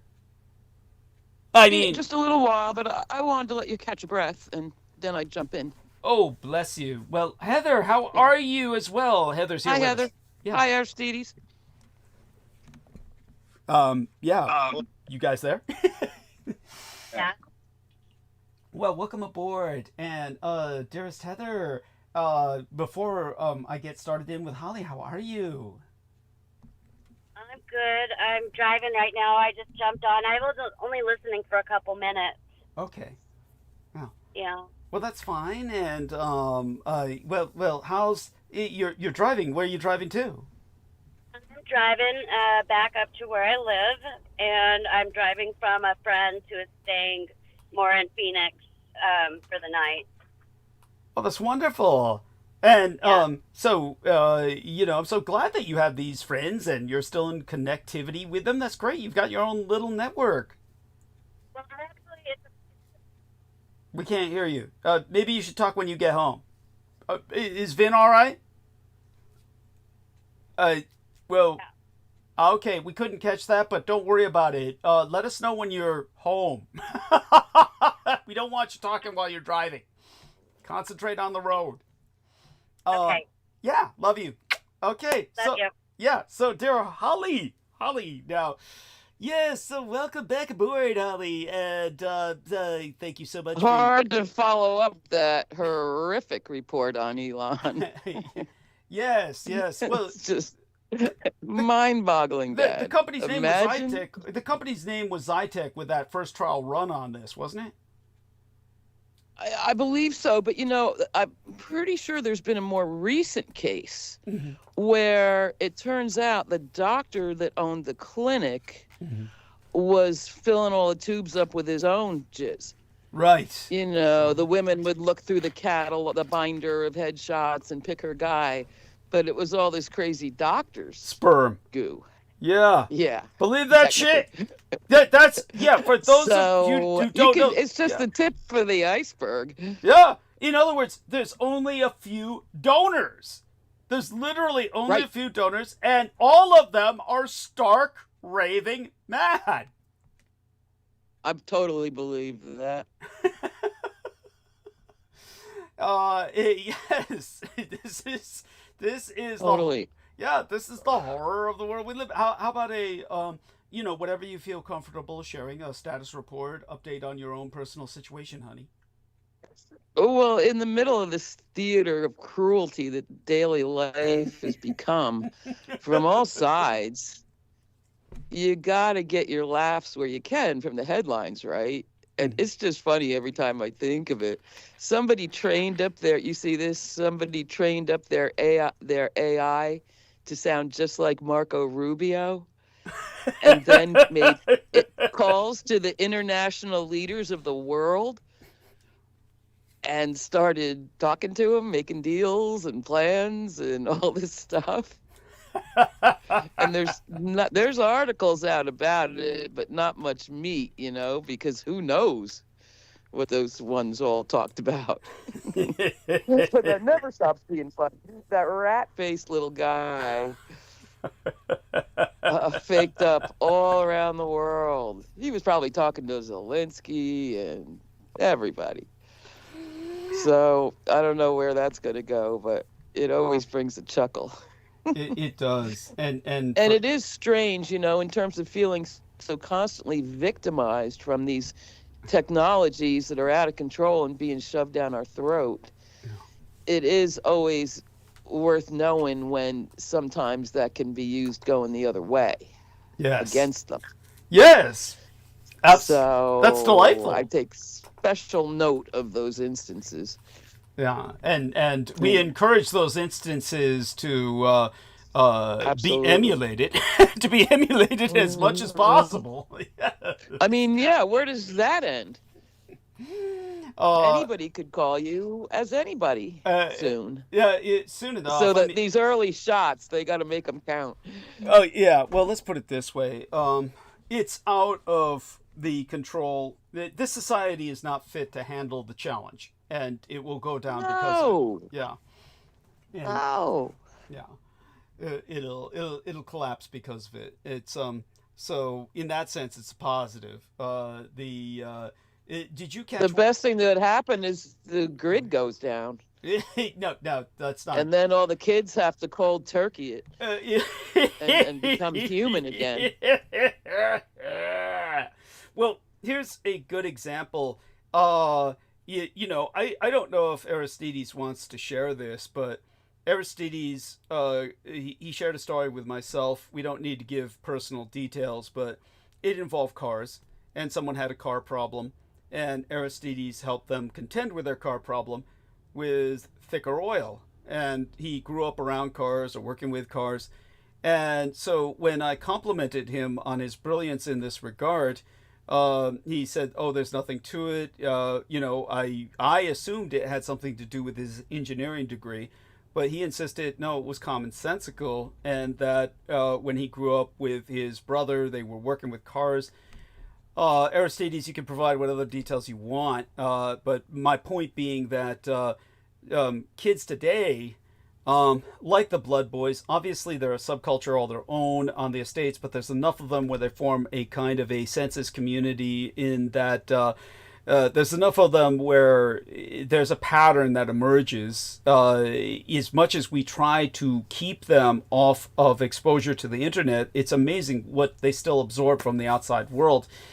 And the one thing I can tell you is that none of them, and by extension, despite how rarefied they are individually and how rarefied their environment is, I can guarantee you that anybody their age is going to be the same way when it comes to cars. The overwhelming majority of them will never consider doing anything independently with making their vehicle work or refurbishing or doing anything to with their vehicles, simply because the vehicles are no longer what they used to be. You can't take modern vehicles into a garage and just putter with them and do what you used to be able to do with vehicles. You have to order parts from different countries. You have to, like, there's microchips involved, there's digital aspects involved, electronics involved. A car is no longer something a younger person has any idea of how to work. They have to take it to a shop.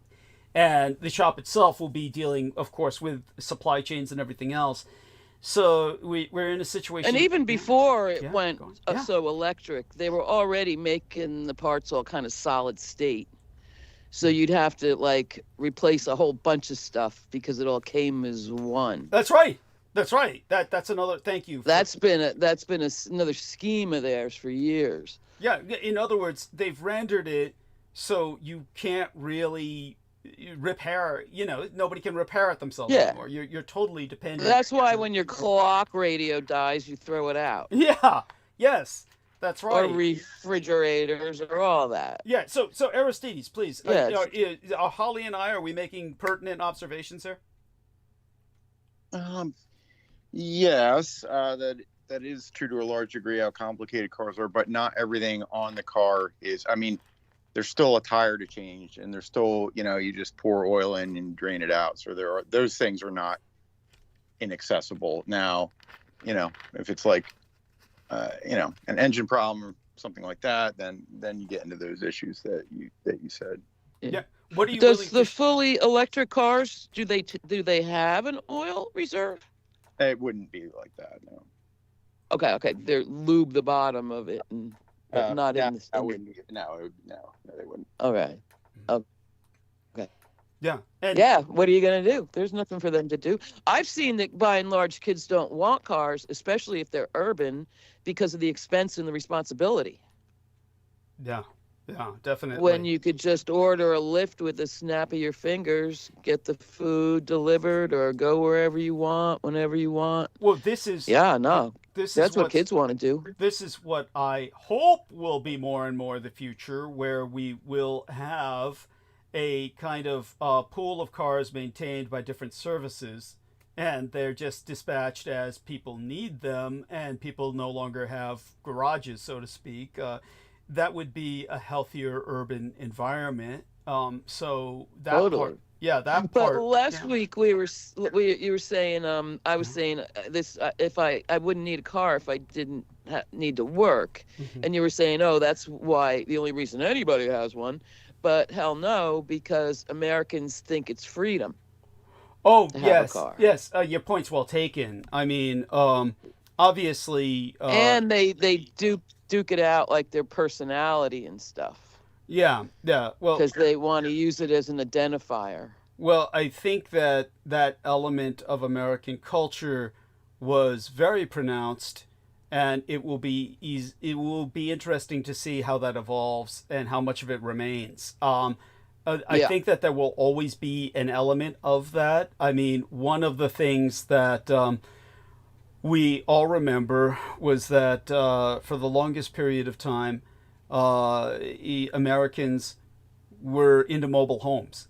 And it was, as a matter of fact, the United Nations listed the American population as semi-nomadic because of the constant moving. This doesn't mean that everybody lived in a mobile home, but mobile homes were a big part of that. And so... And now they do. I mean, some of these tricked out Mercedes-Benz camper vans and stuff, I mean, comfortable. They compete with the size of a Manhattan apartment. True. Yeah, that's true. That's Manhattan. They actually do. Yeah, that's and they're true. Yeah, go on. Real nice, or you make your own inside just the way you want it. I could do that down the road. It's just keeping them running is the challenge. Yeah. But by the way, then which can be very expensive. Yeah. All the time. Yeah. By the way, before we get back to that, continue before I answer this email. There was one more thing, but it slipped my mind. Something to do with cars, mobile homes, the trailers, we'll get back to that. Cars. We'll get back to that's what I'm seeing. Yeah. Even in California, this gigantic pushback against electric cars, and the car I see the most are these gargantuan consumer market pickups, Fords and Chevrolets. The F-150 and up, enormous. I mean, the bottom of the door comes up to my head when I'm sitting in my car. You know what I mean? It's nuts, the size of these. Wow. So nothing electric about them except for their complicated dashboards that, aren't going to work with one circuit blows. But the size of them, I mean, they make like Humvees. And remember when Chevy Suburbans were like menacing because they were so big, these would run right over those. Wow. Oh. It's unbelievable the size of them. That's incredible. I mean, I'm impressed. Aristides will tell you an F-350. It's the biggest vehicle I ever saw that wasn't a Mack truck. Ooh, yeah. Well, I've got an image now from our man T-Tank Barry. And this is incredible. You can take a look at it in the text box. I know these images. They got track tires on them. Yeah. Imagine the expense. It's like a house. Yeah. Oh yeah. I mean, yeah. This has. And I've never seen a speck of dirt on one. I've never seen so much as a fleck of dirt. I don't know where they get them to go, and I don't even see them in the woods. Oh God, no. Who's going to take something like an investment like that? What the hell? An investment that? You're not gonna take that outdoors into the fucking woods. You can't let it out of your sight. Yeah. So, and that's the biggest joke. The beds are all 5 foot long. Wow. Tiny little beds. Okay. And this gigantic 4-seater in front. Oh, I think they're just ridiculous. Yeah, it's bizarre. I mean, they're not very practical. Can't haul anything with that. Yeah. No. But this looks pretty extreme. This looks like it might haul a bit. The F-550 from our man. Oh, God. Yeah, you've seen this? I don't think I've ever seen one of those. Yeah, so you can see it now in the text box? No, I'll look. Okay. So the pictures take a while to come in. Understood. Is the problem. Yeah. And but oh these... God, I can't. The 350 was just gargantuan. Yeah. Well, I I mean, don't think I'm tripping. yeah, no. I mean, these are incredible instruments. They're vehicles that are, I certainly think that we are going to have a resurgence of mobile living, but it's not going to be like Yeah. before. It'll be more like people in convoys. It'll be like convoy communities. Because if, honestly, think about it, if you're going to be living in a vehicle, which you can in these things, like you said, if you're living Well, in these are not for that purpose, actually, no, understood. which is even more ridiculous. Understood. Yeah. Understood. But You but You people can get a comfy thing for, yeah. yeah, now here we Okay. have an image from T Tank Barry which shows a living unit on one of these babies. So that's a beautiful piece of work. But when it comes to these things, we're going to see things like this. Now, I don't know where to get images like this to show people. Maybe Ari can find something to show our people in the chat room. But when it comes to mobile living, I think that we're going to see mostly a resurgence in that as more of a tribal thing. Just because with the coming collapse of civilization, I have a specific term for it. I'm afraid to use it simply because everything I say winds up just being jacked and I never get credit for it. So I'm almost afraid to use my own terminology simply because. But here, honey, take a look at these images in the text box from our man, T Tank Barry. I'm trying, but they're not coming in, and I can't even get back to the right page to where they do come in. Okay. I'm having trouble. I found it before. It's weird. Yeah. It's not working right for me. Well, these things are big. And They're big trucks. They're not Oh. mobile homes, but they're big trucks that have a. They're like military vehicles. Yeah, except they've got a living unit attached to them. Yeah, so. Okay. Yeah, and like you said, they rival a Manhattan apartment in size. Definitely. Oh, yeah, there you go. I and- see. Yeah. And, Google the Unimog. Yeah. Whoa, Unimog was the old military And they're vehicle a from trip, too. East Germany, right? You're talking about the old East German. Yeah, people love those here. Yeah. Love, love, love. Yeah. Well, I don't For blame living them. and hardcore camping. I mean, yeah. Problem is the wheelbase is too wide, so you're really limited Yeah. That in where you look how wide that thing is. You need a fucking 2-lane road Jeep trail to drag the thing up. to ride Yeah, the thing well, on. that at that point, like, yeah, you're definitely outdoors living. look You're at that essentially like that is not meant to go into a city. That's not even meant to go into a city. No, I'm saying in a lot of cool places Yeah. that you would never get in there with one of those because they're just so wide. Yeah, yeah, and but Yeah, that picture doesn't do it justice on the 550. If you were standing next to one, yeah, man, it's like you could bend over and walk under them. yeah. No, seriously. Oh, easily. Yeah, that's it's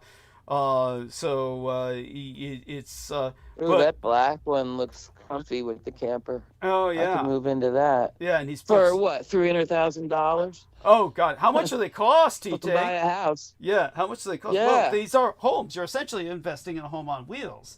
But That's like I right. said, this is going to be convoy. But some people communities. have both. Yeah. And Legalization wave really was the best thing that ever happened to live in expensive, live in your rig vehicles. Mhm. Because Yeah. that can be kind of a mobile thing that made money, all ran out and bought them. Yeah. Yeah. Well, these are incredible instruments, and obviously, they're, as I said, I do foresee that as well. I foresee in the cities, most people without cars who are just calling on cars when they need them, and the cars are yeah. maintained as fleets by services that maintain them Yeah. in super. That makes good sense. Yeah. Whereas the. But then people won't have their individuality. Oh, yeah, with that, And they'll say, they'll Gavin change. Newsom doesn't want us to have cars. Well, And that's such a big right-wing panic. yeah, well, the kids. They want. the kids who are in cities, And I mean the older people, maybe, hopefully. Yeah, not the kids. yeah, the kids in cities will grow up with a different sense of identity that won't be dependent on their vehicles. Whereas, Thank God. yeah, whereas I also see communities that will be nomadic communities, essentially neo-tribes, that will be That already on the are. roads. Yeah. That's that van life stuff. Yeah, van but life I thing. mean, after But I mean, the- that's a solid network. They hang out with each other just because it's that they have to. Instagram thing, van life. well, beyond that, it's So, also yeah. they have to because they need to police themselves. I'm sure in their own way. Well, and provide content. Yeah. But they just all like each other. And so, and if you're kind of doing that, Yeah. everybody's going to like you kind of thing. Yeah. It's like showing up with your grandparents in the campground of old, and you know, everybody likes each other because they're all in the woods or something. I don't know. Oh yeah, no. It's but I mean to say that. But it's a solid community. Like, you want to go here or there, you get on to see who is on van life that lives there. right, And stuff like that. But- It's practical. Yeah, but what I mean to say is they're going to need to police each other as a community to weed out psychos, various other people. Freaks. Yeah, the freaks. But they're going to, I predict, start traveling literally in convoys. And I mean, like, think of this as mobile home militias. That's for because we're already entering that Mad Max world scenario. That's so that will be the out of the cities will be that. Does that make sense? Yes, and I'll tell you this: old people have been doing this all my life. Mm-hmm. Yeah. Because every time you stopped at a rest stop, there'd be an old couple in a trailer, you know, probably maybe camping there for a few days if it was off the, you know, highway. Huh. They've always done that. Right. Couldn't afford a house and moved into some kind of camp. Well, believe me, these things are like Mobile. buying a house, like you said. Now, here's what no, ST this was the desperate old people thing. Yeah, understood. And that's why there was a whole network, like, so you pull in and you be a campground host for a season. Right. So what T-Tank... And you can get off the road and make a little money. Right. Okay, go ahead. So what T-Tank says about the 2022 Ford F550 Earth Roamer XV LTI for sale, this is for sale, is $600,000. So that's like... Yeah. God in heaven. Yeah, this is a home, okay? This is a home. This is why they'll have to be traveling in convoys. See, they're all going to be Well, and this protecting is the each kind other. of fucker you need when they all move to Mars. Well, this brings us back Maybe to that's the email why they're question. getting them. Well, this brings us back to the question that was asked myself about Elon Musk on Mars. Elon Musk envisions that everyone in the communities on Mars or his various space colonies that he envisions will all be products of his sperm. Yeah, that's disgusting. My God, that makes my skin In other crawl. words, he involved... And then they'll all swarm him and beat him to death. Yeah. That's quite an image. Cling to that. Go ahead, hit me. Oh, Good wait, by the way, you gotta God. look at these cars. So, Aristides, Yeah, okay. what's your impression of these vehicles? These are you looking at? I'm not by the computer right now. I see. and, Okay, no worries. It's hard. Okay. That's just Jurassic Park. Yeah, it's Jurassic Park shit. Yes, absolutely. At any rate, I think I'll use that term now. That remember, you heard it here first. If anyone else fucking uses it, you know, they're just ripping off Douglas Dietrich, and we know that the elites listen to this show because they all start parroting me at one point or another. But I call what is going to happen the apogee collapse. If you look up the term apogee, it's a pinnacle of something, meaning a technological pinnacle or peak is happening where this simply becomes beyond the capacity of our primitive society to contend with the technology. Now, they kept trying to say this about nuclear power. In other words, when the atomic bomb was blown, the big thing that was on everybody's mind due to the propaganda of trying to make the atomic bomb look important, which I've deconstructed viciously over the years. But in order to give everybody this monopoly of physics elitism, who was involved with the scientific community in the Department of Defense, where you had a whole welfare program for engineers and a permanent employment program for physicists and all this shit. You had all these people trying to make it sound like our society cannot handle the enormous power of the atomic bomb, the nuclear weapon. They made the clock. Remember the clock, the doomsday clock? And it's always at midnight. The fucking doomsday clock is always, it's 60 seconds to midnight. It's 15 seconds to midnight. It's getting between 1 and 0. Yeah. You can never hopefully get there. Yeah. Jesus. Yeah, it's no. Holly's right, by the way. For anybody who's listening, Holly's absolutely right. They put it now between like 1 second to it's basically at midnight. They've got it at midnight now. But originally it meant nuclear Armageddon. Now they're including environmental collapse and everything else. So that's far more legitimate. By the way, here we are, Speen MLN Donation Center. Holy shit! Is this from T-Tank? Did T-Tank provide us these images? You've got to see these.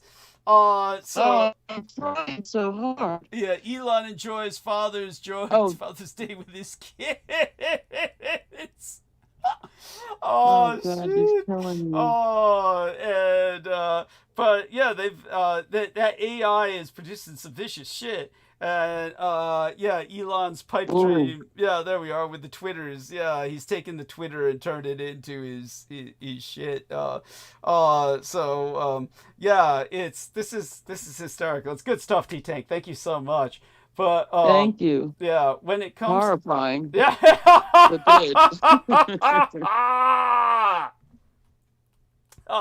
So when it comes to Elon's vision of colonizing Mars is that it will be populated by Elon Musk's children. That they'll all be children of Elon Musk. They'll all be half Elon. Yeah. So John says somebody snip this fucker. He needs to be fixed. Oh yes. He's disgusting. He is disgusting. Yes. There's no word. You really, these days you wouldn't even have to fool anybody. I mean, I'm sure they'd line up. Yeah. So the term that I'm using is some of that. Yeah. Well, God, who the fuck would? Horrible You mean is. like horrible? What kind of woman would want Elon Musk's sperm? Unfortunately, I did run into. They're out there. They are out there. I don't know if you caught Especially if he makes him CEO or something. Yeah, I don't Gives know. him a company. Oh, yeah. Well, there are women out there who just take it because they've been brainwashed into thinking he's intelligent, and they're hoping that and he's famous. That's enough. Yeah, it's sadly. Yeah. And they're hoping that if they just raise the kid right, he wouldn't be such a psychotic sociopath. But when it comes to, I'll be different. But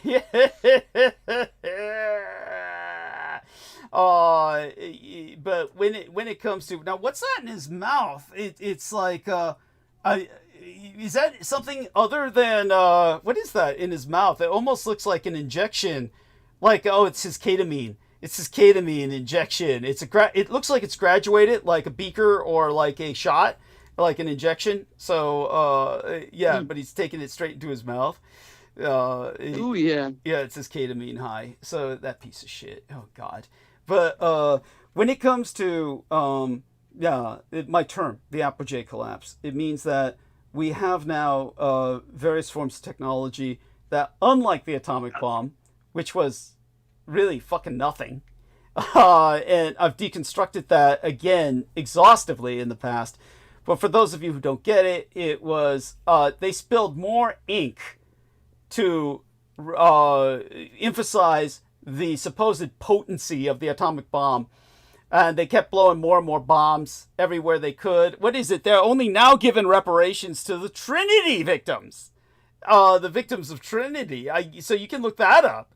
But the horror of it was that they were saying, oh, this is all national security. We've got to keep blowing bombs. We got to keep building these. By the way, we're getting great images of Elon Musk here. And they show him, of course, as a weepy child, all the rest of that. It really gives us an impression of what he's all about. He's horrible. And he deserves this. He deserves all this and more. It's like there's nothing that this guy, for those of you who are worried about Elon Musk's third party, there is nothing that he has done that has ever succeeded. Everything he is doing is a total failure. Everything he's gotten involved with, especially in terms of politics, which has destroyed all his other businesses. It's been the kiss of death for him. He doesn't do anything that helps his reputation. Everything he does harms it because he can't help being what he is, which is a piece of shit. Now, when it comes to the Trinity victims and the reparations they're getting 80 years on, the point that I'm making is that they kept blowing these bombs impotently, meaning wasting them. They're not killing anybody with them. They're quote-unquote testing them. But they weren't killing targets with them.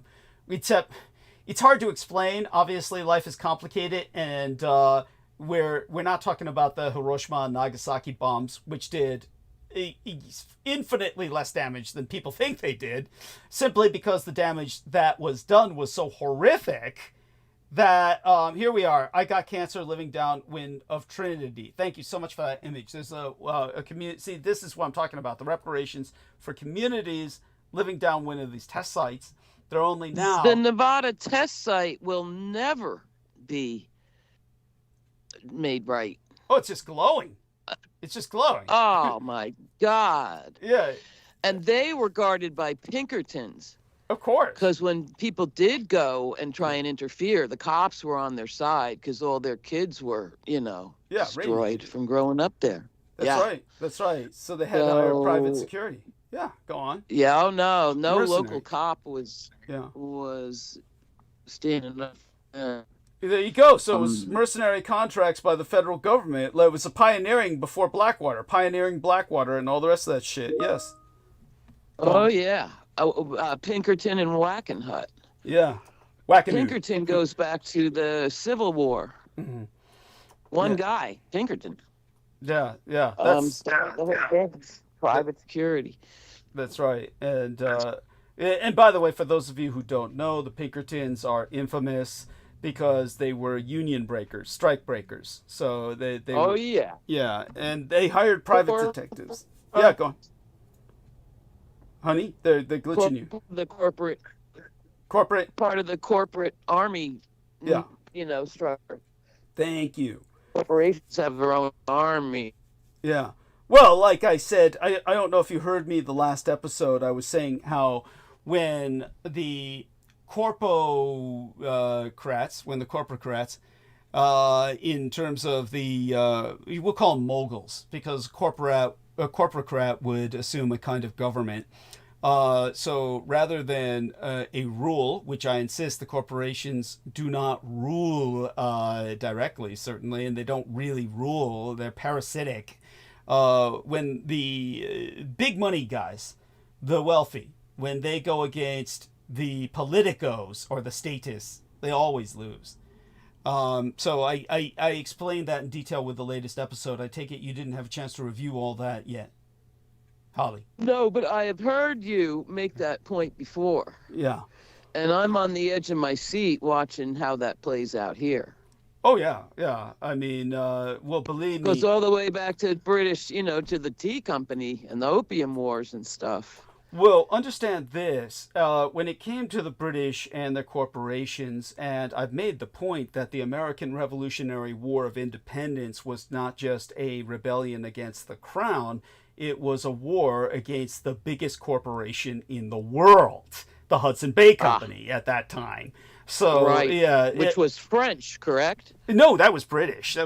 He was. Oh, it was? Yeah, all that shit was British, honey. Yeah, they may have been working with the French, but the Hudson Bay Company, the British East India Company, these were companies that not only raised their own armies, which this is what Holly is thinking of when she's thinking of the most extreme example of corporate power.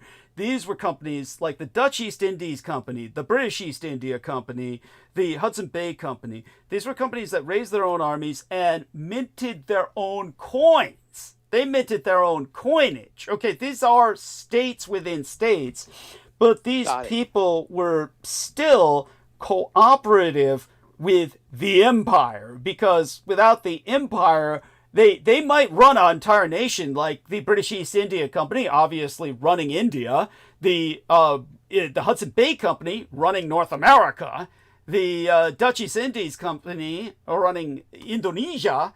All of these people, this is an example of a corporation in power, but they couldn't do it without the state. If the state were to turn around and say, you can't do it anymore, they couldn't do it anymore. As Putin did. Yeah, as Putin thank did. you. Excellent example. And but now we have privatized armies that can be purchased, like Blackwater. Well, how is that? Explain or disambiguate. It's not that I'm going to argue with you. Wait till I finish the question. That way. Yeah. Let me finish the question. But let me finish the question. Sorry. So let me posit the query first. I'm not going to argue with you, but disambiguate that for our listeners, your understanding of how the Dutch East India Company or the British East India Company raising their own armies, how is that different from Blackwater hiring itself out? Well, maybe I'm saying it kind of isn't. Okay. And agreeing with you. Right. I mean, I don't feel we're arguing. We're not arguing. Once again, no, I don't either. Yeah. But once again, we'll see if our regime changes course, if it's possible, and it seems a real long shot at this point, will those folks get wiped out? I mean, just because Trump's spatting with Elon, he's not pulling back his billions in contracts. So they are married. Which now, I will reemphasize. Yeah, I will reemphasize tonight. He needs to do that, of course. That Trump, oh man! Yeah. Oh God! That he needs to nationalize. I would slap him on the back for that. Yeah, absolutely. But when it comes to but I mean, everybody'd lose their cable TV. Right. But yeah, society would go batshit. We got nothing. No great loss, I assure you. Well, I mean, in terms of stability. Yeah, but when it comes to hospital systems and but just to clarify, when it comes to what I said in the last episode, now what's interesting is, I don't know if you are aware of this, because you can testify to our listeners. I called you after I was cut offline. Tell them that. That's right. Or did I call you? One of us. I called you. I know that. I called you. Okay. Yeah. Okay. Yeah. You wrote me the chat. You wrote me maybe on the Infinite Call or in private messages. It was on the Infinite Call, I believe. On the Infinite Call, you wrote me in Microsoft Teams, call me which is interesting that you said that, because that was almost like you intuited what was going to happen. But you wrote just as I got cut offline, you wrote that. You wrote... That is weird. Yeah, because remember, I didn't respond to it through the Microsoft Teams. I called you because I thought you were online. Right, and so going at it on the dock. Yeah, right. He said, "I just got back. Call me, when you get a chance." And then I called you because I was taken offline. So there we have that. And so Holly can testify to that fact. And what happened? Yeah, was, weird. I felt compelled to end the show early on the last episode, and as soon as I ended it, I got knocked off the line.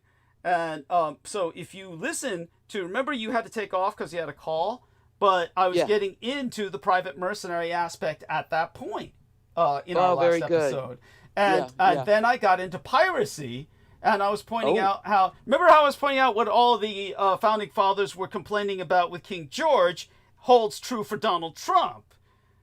And that was great. Yes, blistering. Thank you, because you ran the whole Jefferson thing down. Point by point. That's right, because that was my lesson. Unbelievable. That was my lesson for the Blood Boys, and the Blood Boys were able to on their own research merits, helped to flesh out everything I said. So That's right. Yeah. So and draw their own conclusions. which were the same, which was the intent, to tell you the truth. Yeah. I'm so glad. That's a big relief. Yeah. But Amaga wouldn't last up in there. No. No. At any rate, the point that being the lesson learned by the Blood Boys was that just as well, basically we need another revolution to overthrow Donald Trump. That's the lesson learned by the Blood Boys. Yeah. So, and that brings us to the French Revolution, and where tomorrow is quote unquote Bastille Day. Now, have you ever heard me deconstruct that in the past? Do you remember what my point was? Regularly. Yeah, and so it's what always do you great. remember about it? What do you remember? I nothing. So I was saying, I hope he mentions Bastille Day tonight. Yeah. So just so people know, I'm not going to repeat myself. Holly can always play that part back, the early part of the show. But one thing I will say about that day again, just so people get the message and good. And spread it to others, is that in other words, I won't repeat myself in depth, but I'll reiterate the points. Is that very good? Yeah, the Americans. Remember when Peter Moon compared the January 6th insurrection to the storming of the Bastille? Do you remember that? Oh my God! Oh God! I think I was barfing. Yeah. Thank you. He is truly always was the enemy. He always was. He called them political prisoners. Yes. More than consistently. once. Yes, consistently. He'd sneak that in there, though. Yeah. He knew he had to sneak it in. Yeah, and it shows how chicken shit he was. And just keep talking. Yeah, how chicken shit and passive aggressive he was. Yeah. Remember how he would also say all that anti-trans shit? And it's all about LGBTQIA plus and shit. He'd reiterate the Fox phobia, phobic Fox News phobia. Oh yeah. He's such a piece of shit. But thank God he's dead. And if he's alive, he's brain dead. But such being said, the point about the Bastille Day is like most Americans, Peter Moon thought that was like Guantanamo Bay. He thought Bastille was like Guantanamo Bay, and that there were thousands of prisoners, like this massive, blockhouse that was like a compound. He thought of it like a compound. So the thing to know is that the French, of course, never call it Bastille Day. They look at Americans like idiots when Americans use that term. The French refer to it as Fête de la Fédération, or the Federation Festival. To them, it's the 14th of July. Ironically enough, one of the reasons that the French revolted was because the nation was broke, and the nation was broke because the nation had funded the American Revolution. Oh God! So when the king, there's a parallel. Yes. So when the King of France funded the revolution in America to fuck the Brits, he wound up fucking himself because he bankrupted France. And so the people were angry about that. This is why there's no real sense of this kind of fraternity across the Atlantic between France and the United States, is because France bankrupted itself, gaining our independence. But because they were bankrupted, they wound up storming the Bastille, which, by the way, in case people did not know, they collaterally and incidentally, indeed accidentally, freed the prisoners only because the Bastille was the armory. They stormed the Bastille for the gunpowder. So the prisoners were not on their mind at all, and the prisoners who escaped, which they easily did. For all those, again, who don't know, there were only 7 prisoners in the Bastille. Did you know that? There was only 7 fucking prisoners. So it's totally plausible, yes. Yeah, so there was only 7 prisoners in the Bastille. The French population, basically, there were 3 estates in France, as they called them. The first estate was God, which meant the church. So the first estate was the church, And of course, the king was humble enough, because they're all descendants of Christ from the Merovingian lineage, not to claim themselves above God or above the church. The church is the first estate. The second estate is the king. And then 98% of the rest of the French population was the third estate. That was anyone who wasn't a priest or a nun or a king or a noblewoman or man. At any rate, so they were... So it was the fourth estate, the media, right? No, that's an American trip. That's an American trip. Oh, okay. With the Americans, Okay. the Nothing to first... do with France. Okay. Yeah, nothing to do with France. But, the media, by the way, came into birth at that time, and the French thought of the media the way the Soviets thought of theirs. In other words, the term in France, which Americans never heard, is, he's lying like a bulletin, which meant that any bulletin you received, which would be pamphleteering, it's all lies. The French, it's like... Newsboy. Well, it's That was just... a huge phenomenon. Yeah, well, newsboys, that's America. Of course, you had kind of like young boys who acted as couriers in France, but, the whole thing was that, how Pravda means truth, and, Izvestia means news, and what the Russians would say is, there's no Izvestia in Pravda, and there's no Pravda in Izvestia. In other words, the mass media had two main circulars in Soviet Russia. One of them was Izvestia, the other was Pravda, and you couldn't believe either one of them. That's how the French felt about their news. Then this was after the revolution. This was after the revolution they felt that way. But the whole point is, so you had 98% of the population. The government had bankrupted itself in a foreign war. They raided the Bastille so they could get all the gunpowder and blow Paris sky high. And that's how it got rebuilt, was because they blew everything up. But when it came to the whole French Revolution, the important thing to remember is, yes, that's exactly where we are now. 98% of the population is as broke and hungry as the French were at that time. Obviously... Yeah, but they all want to, strangle Pelosi and Pence because they're not right-wing enough now. No, the MAGA-tards are like that. The MAGA-tards are like that. But the MAGA-tards, here's the problem. See, you're not seeing my point. And the Democrats have nobody to raise up. Yeah, no, but you're not seeing my point. My point is, honey, that just as the American public is 98% that third estate, as you had in France, that is basically starving. We might as well say that. Yes. The elites, it doesn't matter which party they're a part of, Pelosi and the Democrats or the Republicans or their MAGA-tards, all of those people are truly the minority. The MAGA-tards are the minority. They have nothing to do with the American population. They are not the American population. They're just a bunch of loudmouth extremists who have total control of the media because that's all they do all day. It's like, what's his name? Bannon.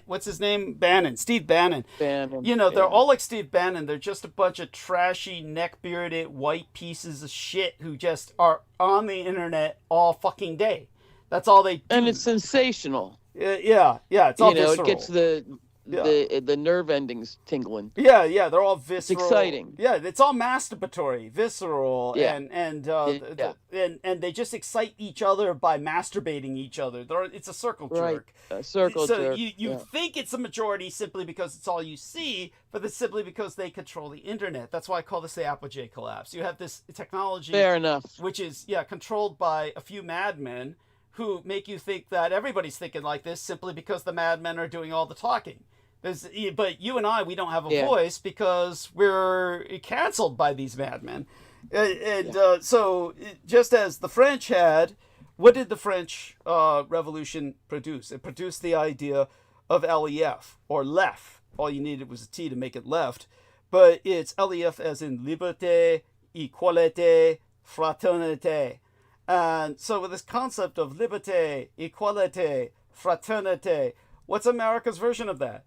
DEI, diversity, and equality and inclusivity. It's but the madmen hate that. The people in power want to cancel that out.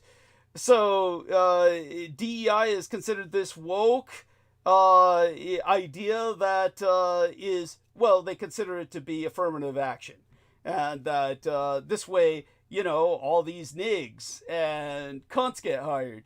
And you know, and that's how white men don't get hired. But if it were quote unquote a meritocracy, then obviously only white men would be hired, because only white straight men are capable. That's their ideology. So And deserving. yeah, that's right. Their sense of entitlement. Obviously, these guys got to go. This is the beginnings of our real, genuine French Revolution. We're going to have a revolution in which we get rid of these sons of bitches. But they made it a necessity because they're imposing on us so extremely. Taking away abortion, taking away, every life support system known to our society, the Medicare. I mean, they're going to deprive kids of medical care.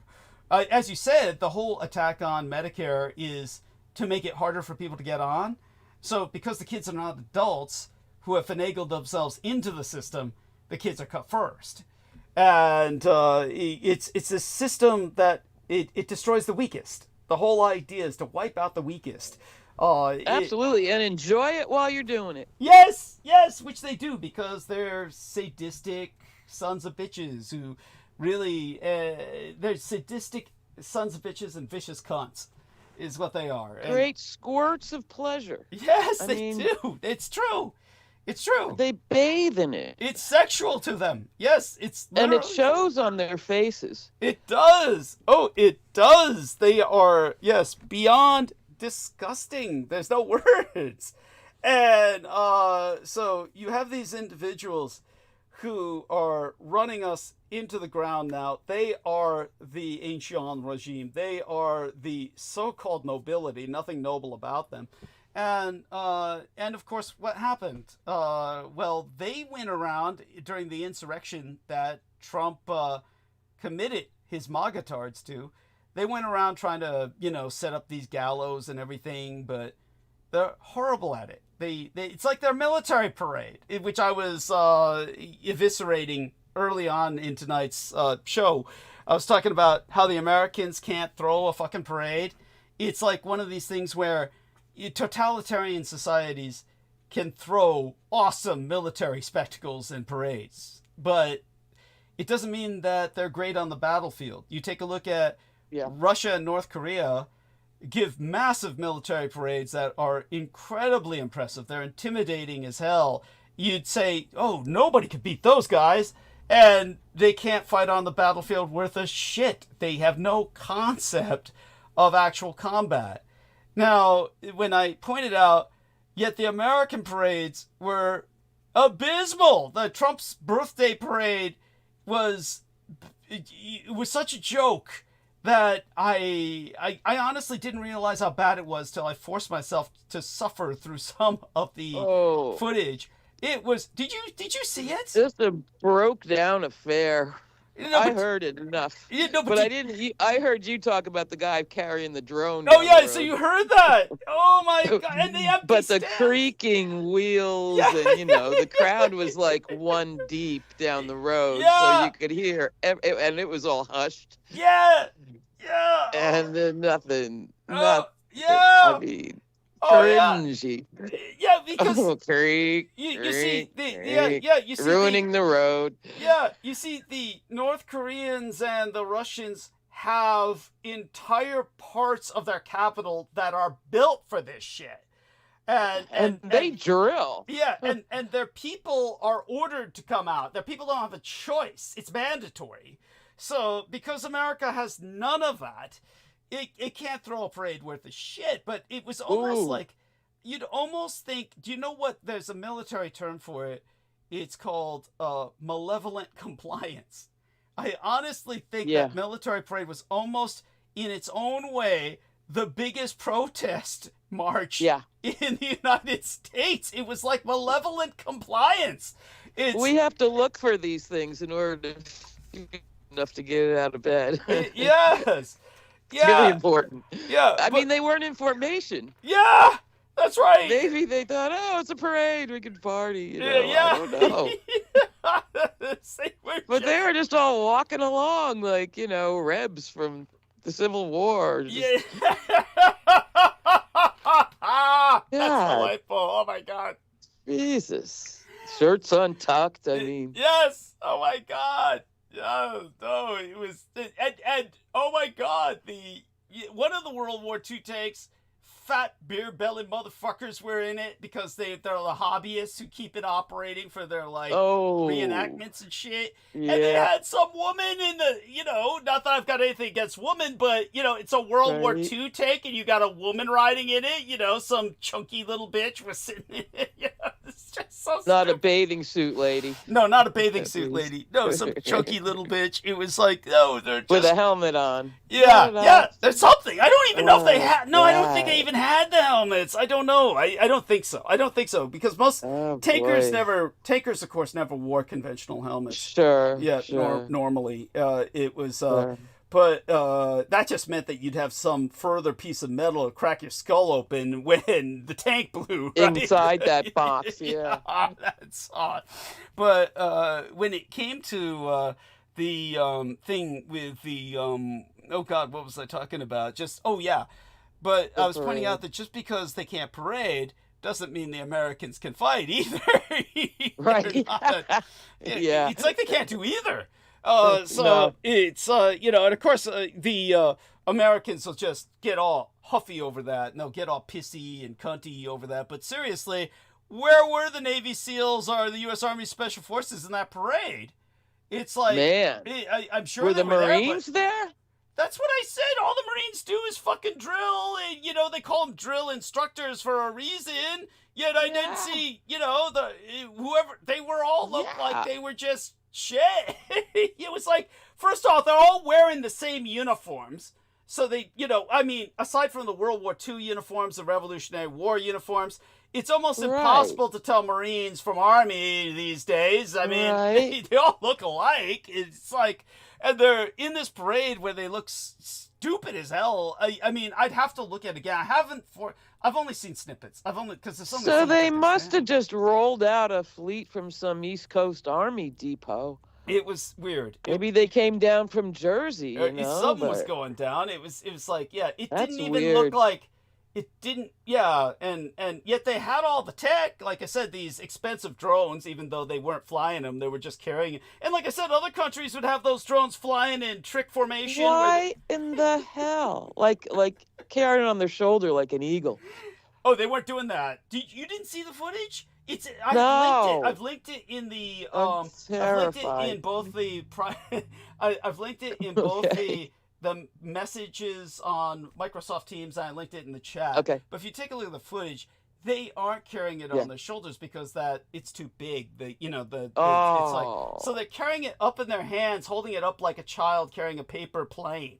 That's what they were doing. And it's so stupid. God. It's like what the fuck?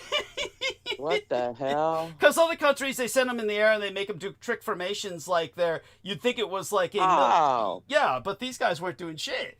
It's like, they're carrying them. They're carrying them. Like, it's like they had no fuel to fly in or something. It's just so This stupid. shit's all just so tacky. Yeah, it was tacky. In every sense. Yeah, it was not intimidating. It just delivered. So, yeah, if you take a look at those links I put into the chat and into the Microsoft will. Teams later, it's... Now, the one thing I can tell you is that with one of the links, it's all real footage, except for the links where they show... Except for the times where they show Putin and Kim Jong-un eating popcorn and laughing their ass off. That's AI. Sure. That's AI. Yeah. But that's understandable. That And I'm sure they're smirking Yeah. wherever they are. Oh, it was, the AI, this is one of those instances, I very seldom will ever even allow AI in anything that I reference, but this is one of those Yes. instances where it's virtual truth. It's virtual Yes. truth. It's Yeah. like, because Putin and Kim Jong-un, you could bet your ass that's exactly what they were doing. They were laughing their ass off, eating popcorn. Yeah, Xi Jinping too, for that matter, and the Ayatollah. Everybody was laughing at that shit. Primitive America. Yeah. Oh yeah. It's so bad. It's so bad. So this is what I'm talking about with an Applej collapse. When you've got like, so the Americans have got all this killer technology and shit, and yet what does it matter when your troops look like that? I mean, Yeah. I so- guess the computer nerds all stayed home. yeah. But okay, so my point about the atomic bombs with the which is interesting. You know how Trump insisted on creating a space force? Where were they in the parade? Where was Nope. the space parade? Nope. Where was the and and cyber troopers? Why don't cyber troopers, meaning computer Yeah. geeks in uniform, why don't they have Guys their own in fucking ties. units? Yeah, why don't they have their Yeah. own units? I They did. They had something, but he made it all go away. Actually, in this day and age, can you believe that shit? In this day and age, Yeah. Yeah, easily when it's Trump. because Yeah. there's talent available Yeah. to do that. Real talent. Yeah.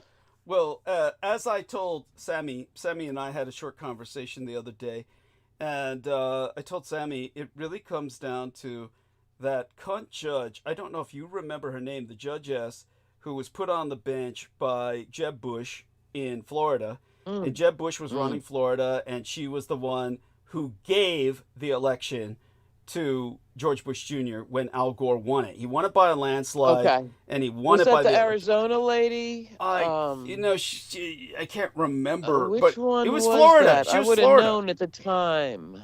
Yeah, but the judge. Oh, a Florida judge, not Yeah. a top Supreme Court judge. No, she was a Florida judgess, and it was that one God, with the hanging chads. Yes, with the hanging chads, and she just said, "Well, those votes don't count. The Democratic votes don't count." Right. And so she just Threw 'em out. threw them out the window and said, "As a judgess, I make this man president." She made Mm-hmm. Jeb Bush, George Bush Jr. president. Yeah. And because she was put in place by Jeb Bush to do just that. And so this. And nobody kicked up. People. Oh, everybody people was did. pissed. I remember. We did kick up, but Yeah. it did no good. Yeah, that's Absolutely right. no good. But I remember a woman crying with a placard on her breast saying that George Bush is not my president. George Bush Jr. is not my president. And No. yeah, but if it weren't for that judgess, there would have been no Iraq conflict and catastrophe. Right. There would have Right. been no Donald Trump. Yeah, No. so it's all her. No. It all comes down to that fucking cunt, and it really does. Man. Yeah, that was a terrible time. Yeah, and Al Gore should have been fucking president. I don't care how crazy he was. there would have been no Iraq because it was before 9/11. Yeah, it would have been no Iraq. Yeah. And Maybe even no 9/11. yeah, Depending I'm sure there on wouldn't the have been. narrative I'm sure there you would not. listen to. Considering, Right? Well, no, considering that. That's deep. Yeah, George Bush Jr.'s fucking brother was running the security, and they pulled the attack dogs. The bomb sniffing Oh, dogs. I mean, on and on. on and for on. Yeah, Real. there would have And been, there was Cheney smirking. Yeah, of course. Oh, I'm not the president. I'm only the while vice he was running president. it. No, there's a real Elon Musk figure for you. Dick Cheney Ooh. succeeded where Elon Musk failed in being the effective president. Yeah, boy. Yeah, Did he ever? Yeah, Dick Cheney was the power behind the throne. He was what Musk wanted to be. Only, you see, the Oh, God, difference. yes. But notice the difference in the intellect. As Dick Cheney is intelligent A player. evil. Yes, he's what you'd call lawful evil, as A opposed to Musk. stone cold player. Yeah, whereas Musk is chaotic evil. Yeah, and He's ketamine evil, like a ketamine hole. yeah, What's the word? Unstable. yes, yeah. Well, beyond Emotional. That, yeah. Oh, Yeah. I mean that's just the beginning of Way. adjectives we Cheney can use. was a but kingmaker. yeah. And I understand, and this gives me secret pleasure deep in my heart for no reason, but that his awful dad, as evil as George Senior, Daddy George was, what those guys did really pissed him off. Because one thing about that motherfucker, Daddy George, no matter how evil he was, he knew how to get in and out clean on frickin' war. Yeah. Yes. Wait. Yeah. Clean as a whistle. Yeah. That guy knew how to win a war for empire. Yeah. Yeah. Yeah. There you go. Little George and Cheney, oh God, they plotted it. Oh well, let's put it this way: George Bush Jr. doesn't even count. I mean, he was only there in body. He was just there in body. He was only there to be a friendly country guy. Yeah. But Cheney, I don't know if Cheney botched it. The way to describe it was Cheney wanted that. That was the horror. Was Cheney wanted the quagmire, the failure and the chaos. Yeah, and something. It made a lot of money. Yeah, like you said, that's where Kellogg, Brown, and Root. That was the KBR war. That was Dick Cheney's idea of. So in that privatizing sense, war. Never again a draft. The one less, and they learned from Vietnam. Yeah, well, they fucked Never that again up. a draft. Well, We'll make them want to sign up. Like I said, the first thing I'm going to do. So the desperate ones sign up, have to go in and which are the enlist, worst. Those are the ones you don't even want. Yeah. It's that or Walmart. Yeah, well, the first thing I'll do is set up a fucking draft if I ever get into secular power. And that brings us back to my point about the 14th of July, which is the French 4th of July, is that this is, of course, a revolution that is coming where political outsiders have opportunity. So in that sense, yes, I hope to be the Napoleonic figure of this revolution, in the sense that I could take advantage of this opportunity of the total collapse that these people are bringing on themselves and all of us. So this is where the French Revolution still matters. Thank you. Yes, this is where the French Revolution still matters. We'll need T-shirts. Yes. Yes. Yeah. Oh God. Yeah. It's definitely. All I can say is that we're in nightmare times. I'll probably start monologue soon, which of course I'll ask Holly in particular to just interject whenever she feels like it. And then we'll just go on for as long as I can last, which I warned people I wouldn't be lasting too long tonight, simply because I'm so anxious to go back to the Estates tomorrow. Because, not so much for the French Federation Festival, but because it's not, I don't know if you heard this or you looked at the title of tonight's show, but it's tomorrow is International Non-Binary People's Day. So that's why it's so important at the Estates. And very important for all of us. So I don't know if you were aware of that. And do you have good snacks? Yes. Well, of course. Oh, they got a photograph of one of them right there on my. Well, I don't mean just that. Otherwise, for the other half of you, the other 3/4 of you. Yeah, plenty of that. Yes, that's snacks and party favorites. Oh yes, that's the other good part. Yes, definitely. Let's right put on. It this way. Yeah, I'm a caterer, so I'm always curious. Oh, good. And I do adore French food. I do adore it. That'll be the theme. Yeah, not so much the pastries necessarily, but certainly the food in general. Which I like French onion soup and the the piece of bread they put in it, the whole thing. Yeah, I adore that stuff. Yeah. That makes sense. Yeah, thank you. Superior. France has got its own vampire culture. Yeah. Bloodline, right? It does. All the way back. Oh yeah. Merovingians and all that. Yes. So. Absolutely. Absolutely. And I got that to look forward to. So I told people I probably will sleep. Keep it healthy tonight. Yeah, I'll probably sleep tonight. So I'll be all rested up for tomorrow. So I'll probably end the show fairly early. But yeah. And what will your ensemble be for tonight? You'll need an ensemble. For the celebration tomorrow. For the celebration tomorrow. Believe me, Do you have a fetching ensemble? I let Beth handle all that. Well, you'll see in the Or photographs. do you get dressed when you get there? Yes, that's pretty much it. Like, I have to Cool. take what I'm wearing. You and can put- go in your pajamas. Yeah, pretty much. Well, I go Love in it. my clothes that, the people who have visited me, like Aaron Tice and Yeah. Brandon Zoget, they've seen me Yeah. in my clothes. And believe me, Yeah. I look far better these days than when Holly picked me up, because at that time, it was so horrible. Probably the same brown jacket That's cute. No. with the plates in it. Yeah. Oh, If the elbows aren't worn out. Yeah, yes. We stayed at Holly's home for a week, at least. It was like, and No. that was It was before, a couple nights, you freak. it was a week. No, it was a week. It was a week. No, it was certainly not. It was 2 nights, and it was afterwards. No, it felt like a week. I mean, not in a negative I'm sense. sorry. I didn't mean that. Do you remember I had I've to always been glad you've never tore into it online. Oh, no, do you Thought remember you I went had to a torture chamber. when I tear into it, it's only in the sense that I had to sleep with, what's her name? Laura Lee Solomon. Yeah, and that wasn't. We had options. And you know it's her birthday? Tomorrow? Oh, Her birthday kidding. is the 14th of July. And it's also, Oh. get this shit, it's also the Alcoholics Anonymous birthday, or the day that Judith Eggert went sober. It's her AAB day. Oh. It's the day that Judith Okay. Eggert went sober was on Laura Lee Solomon's birthday, even though it was different years. Okay. But what an absolutely bizarre convergence of of things.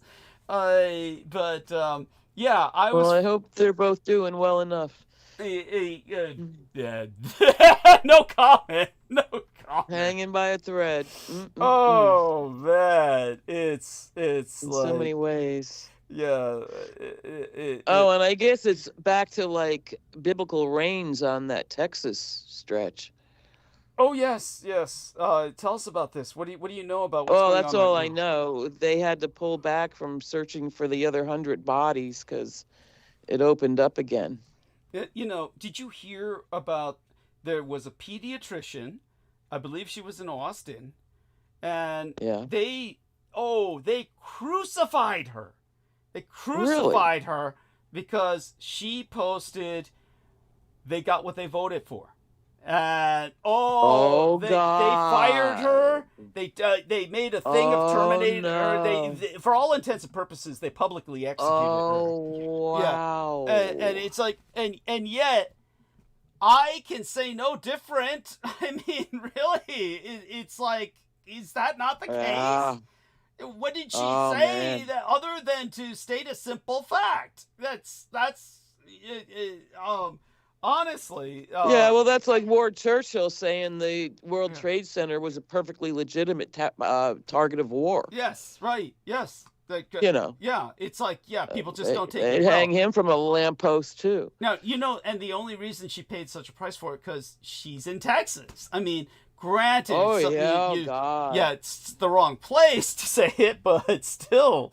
Oh, Really? yeah, they terminated her and made it public. We have terminated her, and Right. oh, that poor dear. Well, she needs to move out of Texas. Obviously, Mhm. she needs to move out of Texas and move to California. Obviously, not red California, but Right. yeah, it's but Frightening. there you go. But honestly, Holly, really, you agree with me? You and I have nothing to argue with her in terms of what she said. Really, it's like, it's simply an observation of the obvious. Really, it's What? when she said they got what they voted for. That to me. Oh, God. I mean, yes. Aside from the fact that, but they voted for a long time. Because it's been known in Texas that was a danger spot. There's, I've seen the headlines of how they redistricted the maps so the heritage summer camps could keep going. and not be considered in the flood zone. Oh, And there's no internet, and there's no Wi-Fi, and there's no real alarm system. And yes, the key forecasters were fired. Yeah, that's right. So it's the hell. But Texas ultimately, at heart, is to blame. Yeah, absolutely. And they got voted for a long time. You know, they're playing it that, oh, no, we couldn't charge taxes to install a $1 million alarm system. Well, you heard me go into great detail about this with the latest episode before tonight's. I actually covered that. I actually, addressed the fact that they did everything they could to make this happen. It's like... Everything. Yeah.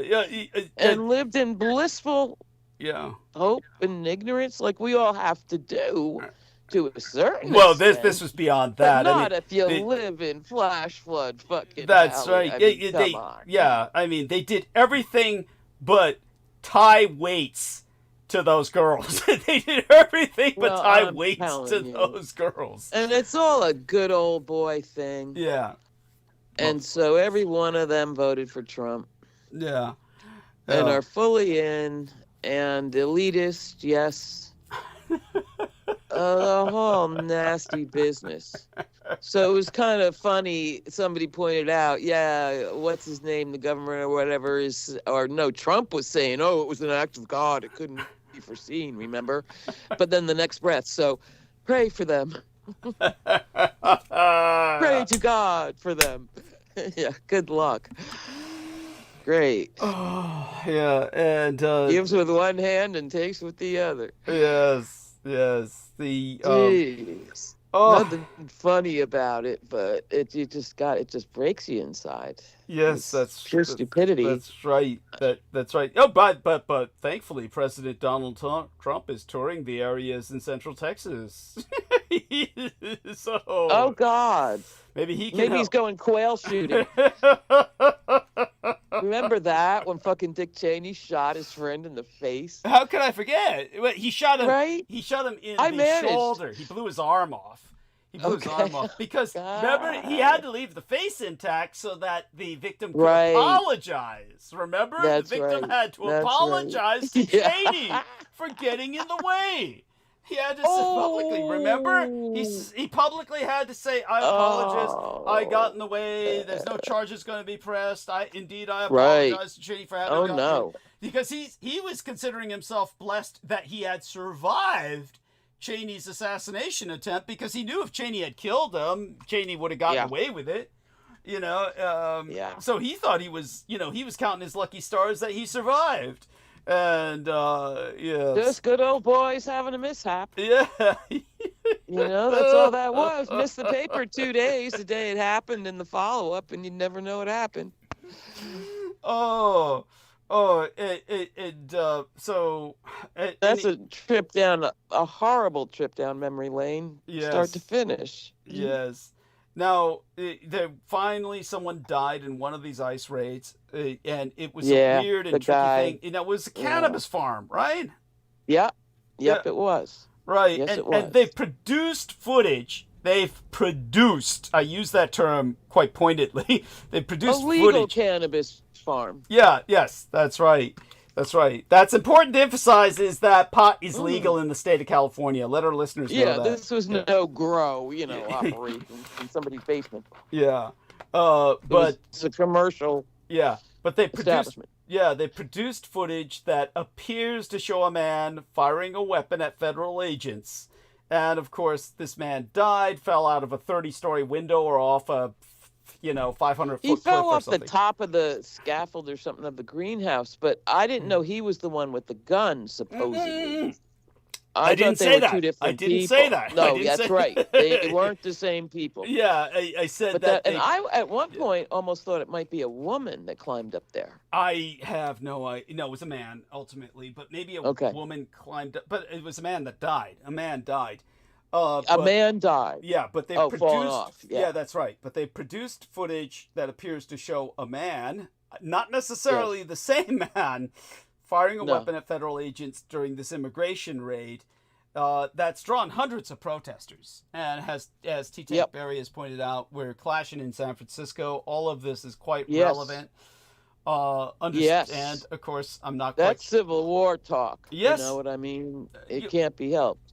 Well, like Yeah. I said, they're producing a revolution that will lead Yes. to all of their. See, what I said, here's what the point I was trying to make. Remember I said the MAGA-tards were, and you know this, the MAGA-tards at the insurrection were making this fake scaffold, and, they were going to kill Oh, yeah. everybody. And I have no doubt. Their the own Pence. yeah, Fucking Oh, douchebag Pence. yeah, fucking Pence. Mild-mannered. Yeah, poor fucking zombie Pence. Yeah, that's Yeah. right. They were going to hang that poor old man. I tried to be a moderating influence. Yeah. And of course, every Democrat they could find, they had every intention of doing this. But it's not that it wasn't an operationally capable scaffold, but these people they're dumb as stumps, and they don't do anything right, and even all the bombs. Viciousness. I'm sorry. Say that? There's a viciousness. There's a viciousness. Yeah. What did you say? Viciousness? Like revisionist? They're vicious. Vicious. No, vicious. Yeah, they're vicious, but they're It's not vicious. competent. Yeah. Remember they set all of Just those. vicious. Yeah. Do you remember they set all those planted bombs all over and none of them blew? At the insurrection? You knew that, right? When was? Oh yeah, that was the details for sure. Yeah. But interesting. Yeah, 'cause you're glitching. Because But really, was it because Ooh, they got her. So find a good spot. I haven't moved. Oh, okay. Yeah. Well, I This think is they the just. good spot. Yeah. Okay, so it's getting better now. I think at times they just beam you. Seriously, they beam your instrument. There's heavy fog here. Okay. There's heavy fog. I Uh-huh. had to end calls at my house because it was so bad. Okay. So I don't know. Shit shorts out around here. Interesting. Shit shorts out. I'm getting warnings now that there's poor visibility, so it must be pretty intense. Yeah. I do. So just so you know, during the insurrection, they found at least half a dozen planted explosives all over the Capitol building. Okay. But none of Wow. them blew. That's how incompetent these people are. Yeah. So You know what was super creepy? And I saw the footage Mhm. the day before. Mhm. Some high-ranking Senate member or somebody Mhm. was giving tours Yeah. Well, to that makes special sense. donors Oh yeah, I'm sure. throughout the Capitol, Yeah. and it was COVID. Yeah. So it had been closed completely to the public for months. Yeah. Yeah. And that was public footage, and nobody ever circled back around to that. Yeah, well, it's But I 9/11 saw it, and it shit. was It's creepy 9/11 as shit. fuck. He was. You Yeah. know what? It's kind of like when journalists visited Serbia. This was during the Balkan War, and the Serbs were incredibly naive, and they're trying to appeal to the West, trying to show their side of the story. And the Yeah. Western journalists that were just going there were just planting instruments for the bombers to lock on to when the bombers dropped their guided missiles. That's There you all that go. the journalists were doing from the United States. That's what this guy was doing at the Capitol that you're describing. He was like, Now I hear that because all I thought was, they're showing them the routes. yeah. There you In. go. Yeah. You know, here's Pelosi's office, here's Yeah. Pence's where he'll be, and blah, blah, blah. Absolutely. I didn't even know so much about the bombs. Yeah, absolutely. I thought they were out in the parking lot or something. Oh, yeah. Not inside the Capitol, for God's sake. I honestly would have to look it up. I don't remember. And probably by now all that shit's scrubbed from the fucking net. But especially doubt. with Trump in charge, he's got his boys to do that. But Yeah. But my point Hey, I is love this Bongino fight, yeah. but I don't want to get off your point. Go back. Yeah. So my We'll point come back to about it. these people being incompetent is that when the revolution takes place, you'll know Yeah. it's for real because the revolution will be having, heads will roll. That's what I mean to say. It'll be like France's. In other words, when the French Revolution happened, 16,000 formal deaths occurred. That's a term the French use. They use the term formal deaths occurred. 16,000. 16,000 formal deaths occurred in the French Revolution. But when they say So were that those term, all rich people? yeah. But when they say formal deaths, they mean official executions during the French Revolution, the Great Terror. Yeah. That's what you will see in the United States is basically the skins of these motherfuckers hanging on skyscrapers. All right, that's what you're going to see. You're going to know when the revolution happens. People are going to die, and they're going to die effectively. I'm not going to say I'm not going to say they'll die cleanly, but I'll say they're going to die effectively. And whereas these fuckers couldn't carry it out to save their souls, these guys are the gang that couldn't shoot straight. Do you get what I'm saying, Holly? Right, I do. Yeah. I do. Yeah. And I want to cling to it. Yeah. My problem is that the people on the scary side have been gearing up for this for fucking generations. Yeah, and look how poorly And they they have did it on January 6th. Come on. Military class weapons and lands. So, I mean, it seems like it's going to be neck and neck. I mean, it's look, us left wing I'll pick up a rifle if I have to, but Jesus, you'll have to put your foot up my ass. You know what I mean? Well, in terms of the other side. Well, let's put it this way. I always want. It's always important to respect your enemy's capabilities. You don't ever want to underestimate your enemy, but And they are bozos, but they're what? Caused a lot of personal. They are bozos. Yeah, yeah, By and large. yeah. But there's a lot of trained up ones from years of military and mercenary. I don't know. I don't trust want to me even on go this. down this rat hole. Trust me on this. Anytime they spent in the military, just makes them even more incompetent than if they And weren't. I cling to that. And when that page starts flipping, and there is way more good cops than ICE agents, even down to the citizen level, then that would be very hopeful. Well, I mean, at least one thing, what the service that Trump is providing with expanding the ICE agents into this ICE trooper force that's practically a separate branch of military service, or rather well funded. Yeah. Oh, yeah. It's all the funding.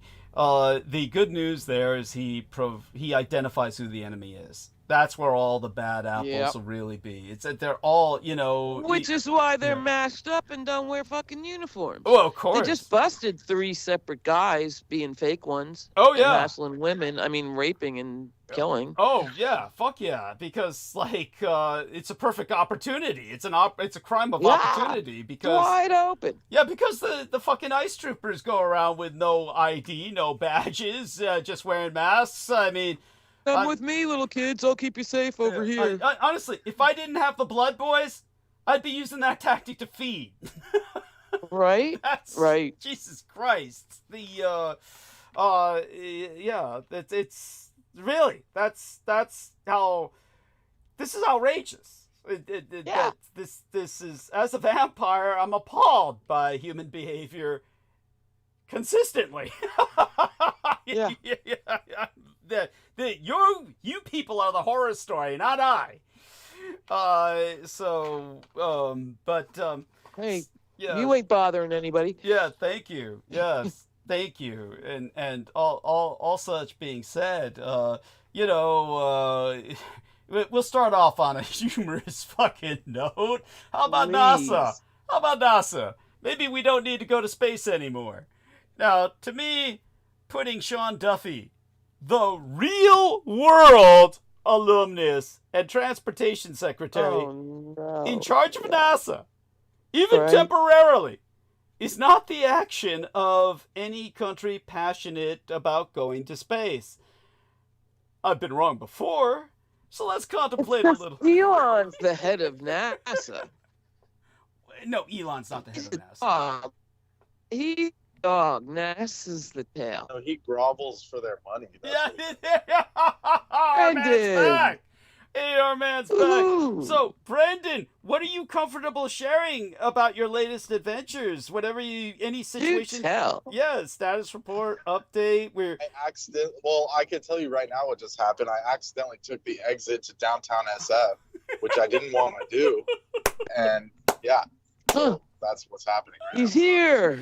I'm in the city and county of San Francisco. Wow. Holy shit. yeah. Oh man. Yeah. You're the man, and we love Oh, you this is dearly. horrible. We're glad This is you're awful. alive, but you're obviously in hell. What's it like in hell, San Francisco? It's foggy and cold as fuck. Yeah, the 50 fog's in. degrees, I knew it would 60 be. degrees. Yeah, Yeah. it's like going to What, you just get Azkaban back from and shit. This is Cancun or awful. something? No, Europe is in a heat wave. I mean, no matter where you go. Ah. Yeah. Whew. Like, yeah, it's bad when. Wow. And back home is like hot. Oh my god. Right. You mean Like the Sacramento? Yeah, the valley. The Sac. Hot, too. Yeah. Yeah. I'm surprised you No even matter call where that you go, it's hot home. except here. But whatever it is, that other hell desert. A stepping Like, it's basically the stone. Wild West. Fucking Wild West. Yeah. Oh my god. Well, aside from all of that, Jesus, stay safe. I mean, don't drive through the Tenderloin. It's taking me into the belly of the beast. I don't want to fucking go here. I was trying to take an exit to do something at the gas station, and now I'm like in it. Oh man, I think This they're is fucking with so your GPS. horrible. I think they're fucking with your GPS. With They did, it does. They did. Of course they did. Yeah. Yeah. And by the way, Yeah. I've been talking for like a good 10 minutes. Oh, I don't know if you heard any of that. we didn't hear any of it. Nothing. Oh my god. Oh yeah, of course. What did you say? I'm too close for comfort. Yeah, well, tell us what you said. Catch us up on what you were saying when we couldn't hear you. Oh, I was just saying, like when you said, "Oh, you're pretty mild for a vampire" and all that shit. I said I wouldn't give him the benefit of the doubt. This guy's- So what This guy's what pure did evil. you say? What did you say when I said, "Hey, if it weren't for the Blood Boys, I'd be using that ice true protector to get my supply"? What did you say? Yeah, I was cursing you out. I was like, "You sick bastard! You sick fuck." I'm gonna count the kids. For, you know, real quick. All asleep. No, he'd be a force for good. He'd only bite the bad guys. I'm literally Hey, yeah. in the, this is not where I want to Have be. yourself I don't some wanna be MAGA in San drink. Francisco right No, Have what a did- MAGA shake. I heard what Holly's saying. I'll get back to that. But Brendan, what did you just say? You're it's hard. I think you're being glitched. They're beaming you. now. I they're think he's cutting me out revolted. even though I'm like right next door. I'm literally in front of your Yeah. door. Crazy. Like it's taking me on this exit that I did not want to take, and now I'm in downtown SF, which is not the place anyone wants to be, especially at night. Yes. No. Oh my God! Can you imagine being a cab driver driving on the night crazy, shift? and- Oh. No, there was a Waymo. So I you passed need the the Bay Waymo. Bridge, I presume? Whatever the fuck is out of here. Yeah. Yeah, the Bay Bridge. I'm driving crazy, so if a cop pulls me over, I can beg him for help. Get me out of this shit. Oh, yeah, good. Definitely. Oh my God. Yeah. Oh. Well, yeah, yes, but pretend I'm for not from here. but pretend for a moment. Anyways, everything's good. Are you driving on the wrong side of the road? Don't do that. Yeah, I just got back from Japan. Yeah.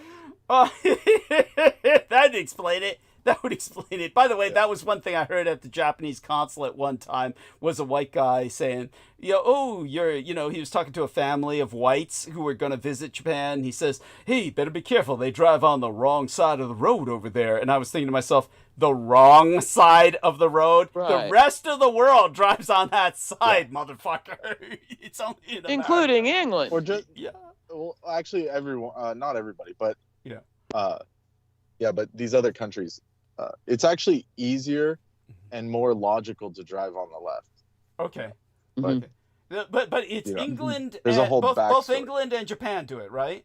Anyone else you can think of, but not England, Japan, India, Okay. Australia. Australia. Okay. Well, India and Australia are India? all because of England. Yeah, India and India. Australia are all Yeah. because Yeah. of England. But That's right. And same with Japan. That's right. Japan adopted the English method good point. during the- Quite true. Yeah. Quite true. That's true. And so do you feel more comfortable with that? Have you tried driving in England, or that just wasn't possible? Oh yeah, of course. Oh, okay. And Japan, yeah. Really? Excellent. Excellent.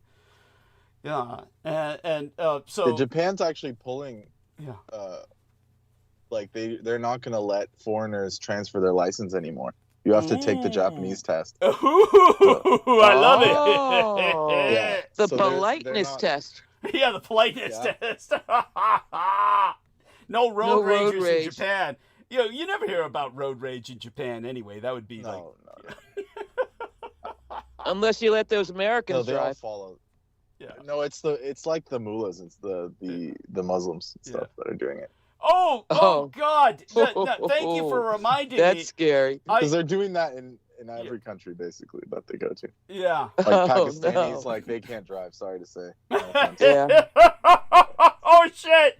Oh, that's beautiful. And also Japan's very close to mainland China, and they just don't mesh. Like those driving styles Ah. don't mesh. yes. Oh, So it's boy. like, so that's what. Oh, another reason terrifying. why.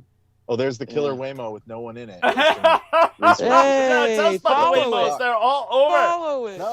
No, you want to stay away from it. Yeah, There the was Waymo. one It on will the lead freeway, you too, just home. now. Yeah, it will. No, Yep. it got me lost. I Yeah. saw the Waymo, Oh. the GPS glitched out, and Yes. now I'm in, Oh. in front of Oracle Stadium, ready to get carjacked and shit. They're Yes. jamming you. Yes. This is No. awful. It's all quite true. I turn left onto Second Street. It's like it's leading me into an ambush. Oh, Jesus! I'm really concerned about that. I really am. I mean, so yeah. Well, at least Because- I'm on air. You can hear. Yeah, the at least we'll hear you in your last moment. Shit.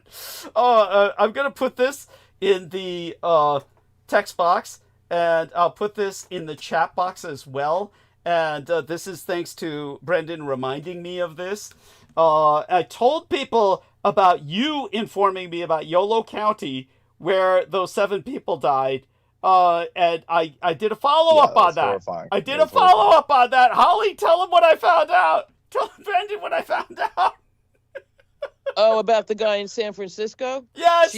Yes. Chi and Shin. Yes. I read an article Well, the earlier. owner was Chinese. That's not Yeah, a surprise. yeah. We get this shit. The owner was Right. Chinese, and the property. Tell him about the sheriff. Tell him about the sheriff. Oh, that was all you. Yeah. He has connections. Yeah. It's And he basically. sounds like he blasted away the competition on all the gun charges. Yes. Didn't have a license, but Shin had the license, it turns out. Yeah. Shin. Yeah. Who? So there was this Chinese guy. I knew Ian about this Shin. all through my all through. Devastating pyrotech. Yes. Holly, remember she's got photographic To say the memory. least, it was like an obliteration. No. incineration. That's the name of his company. Devastating Pyrotechnics. Oh, yeah, I knew that. Yes. And that's he had right. contracts. Okay. He had contracts with all these cities, and they all couldn't Yeah. celebrate 4th of July because all of it blew. But it was all on the sheriff's property. It was the Yolo County Sheriff's fucking that's right. property. Sheriff on the joint. Yeah. And it wasn't a factory, Of course it it was. was a Fucking storage plant. It was storage It was because just a all shed. It was fireworks. just a shed the dude built, and nothing was up to code. Yeah. Yeah. But it was all the Chinese fireworks because that's the only place they Well, yeah, actually that's- make them. So get Yeah, this that's shit. where The they guy who owns it lives in San Francisco, and he had gun charges. Yeah, and so was not allowed to Oh, have no any wonder. explosives. He had gun charges on him. Yeah, which is why he had to pay off the sheriff in the bumfuck Yolo County. Yeah. Well, that's the tentacles, I mean, how do you make Look, friends the with karma him? bit him in the ass. There you go. Yeah. And it Oh, was you have the to pay only for 3 job people, in town. Like 7 people's funerals or something. Oh my Yeah. fucking god. No, I don't. You're driving, but I just put in a link to the Taliban are setting up a tourist commercial And this is their actual Yes. tourist company. You seen this? You saw it? Yeah, let's go on the world tour. Israel, then Afghanistan. Yeah. What? Yeah, let's go. Oh shit! Because Oh. Tel Aviv has the most nightclubs on earth. So then what does Afghanistan have? Well, they show it in this video, and it's like, I can't believe it's all men, not a single bitch. What is this menacing clock tower? Oh, Shit before. What the fuck is this? oh. Shit. He's talking about the clock tower in San Francisco. It's this new thing. Yeah, it's like they're probably. Did you guys hear me? Yeah. You said, what is this menacing clock tower? I don't think I've seen this shit before, right? And then it glitched. And then it glitched. Oh shit! Yeah. Oh, I believe it. I said it's some Tartarian shit. Yeah, but you know why it glitched? Because the beam that they're focusing on your car and your cell phone made it glitch as you drove by. Seriously. Yes. Yeah. Seriously. Yeah, like how they're am I in fake SF getting worse? You. Yeah. Yeah. It's the tech capital of the world. I'm getting worse reception here than anywhere else. Yeah, of course. We know it's being interfered. Oh, the Waymo, the killer Waymo. Fuck, yes, it's following me now. They're all killer Waymos. Yes, this is live and direct. It is. It is. So get this shit. Here's this Taliban commercial, an honest to God commercial, trying to encourage tourism. And the first thing they do is they show Americans with bags over their heads. They take the bags off of them, and the Americans are saying, in perfect American English, "Come on down to Afghanistan." And this is serious. This is the Taliban tourist. I saw that one. Yeah. And they show men. Isn't that ridiculous? Yeah, and they show men all doing machine guns and diving in rivers and shit, and it's all just men. It's all just fucking men. There's not a bitch anywhere. It's like, who the fuck would want to go? But the whole point is that incels. The funny thing is the comments. Yeah, aside from the incels, the comments, they all said this, Brendan. Half the comments said it's still a lot safer than Pakistan. Oh. I mean, that's debatable, but yeah, pretty much. That kind of sounds like an AI hallucination. It does, but no, they really did produce this. This is serious on their part. No, they really didn't. Yeah, they did. Yeah, they hired some. Yeah, they hired some Western guys and they made fuck? it. It's hilarious. Yeah, you gotta watch it. Yeah, and it's just crazy. It's just you gotta like give them credit. It's actually a good investment, if anything. Yeah. The one time they did it right. Yeah, true. Correctly. Yeah, true. I mean, there must be some Brits there or something helping them. Yeah, something's going on. But you know, it's like all I could think of was Chris And D. the Australians are lining up to get there. Oh yeah, Australians like, oh, Nemo's going. Nemo's just, oh man, I gotta go to Afghanistan. Yeah, that's oh, that son of a bitch. Yeah, you see, Brendan and I never really raked him over the coals. We'll do that later. We'll wait till Brendan gets home safe. Raked what over the coals? This dude's like a non-entity. Oh, he's still fun. I want to have my fun with him because he's like, people don't realize just how bad it was. Backstabbing. You guys backstabbed me. It's like, dude, we didn't say we were going to kill someone for you. You said that. You asked us. What an asshole. What a fucking asshole. And it was just on top of all the rest of his behavior. Brendan, tell them. I mean, you were on fucking Microsoft Teams and you can't stop them from doxing you. But he, on the other hand, he has no info. He's yeah, it has like where I work and my email address, and I can't undo that. Yeah. But you click, you see Nemo's, and it's like, all my info is private. It's like, how is that fucking possible? Thank you. And like he can do it with one click, and I have to go into the laptop and do a bunch of settings. Mm-hmm. Like, it's strange.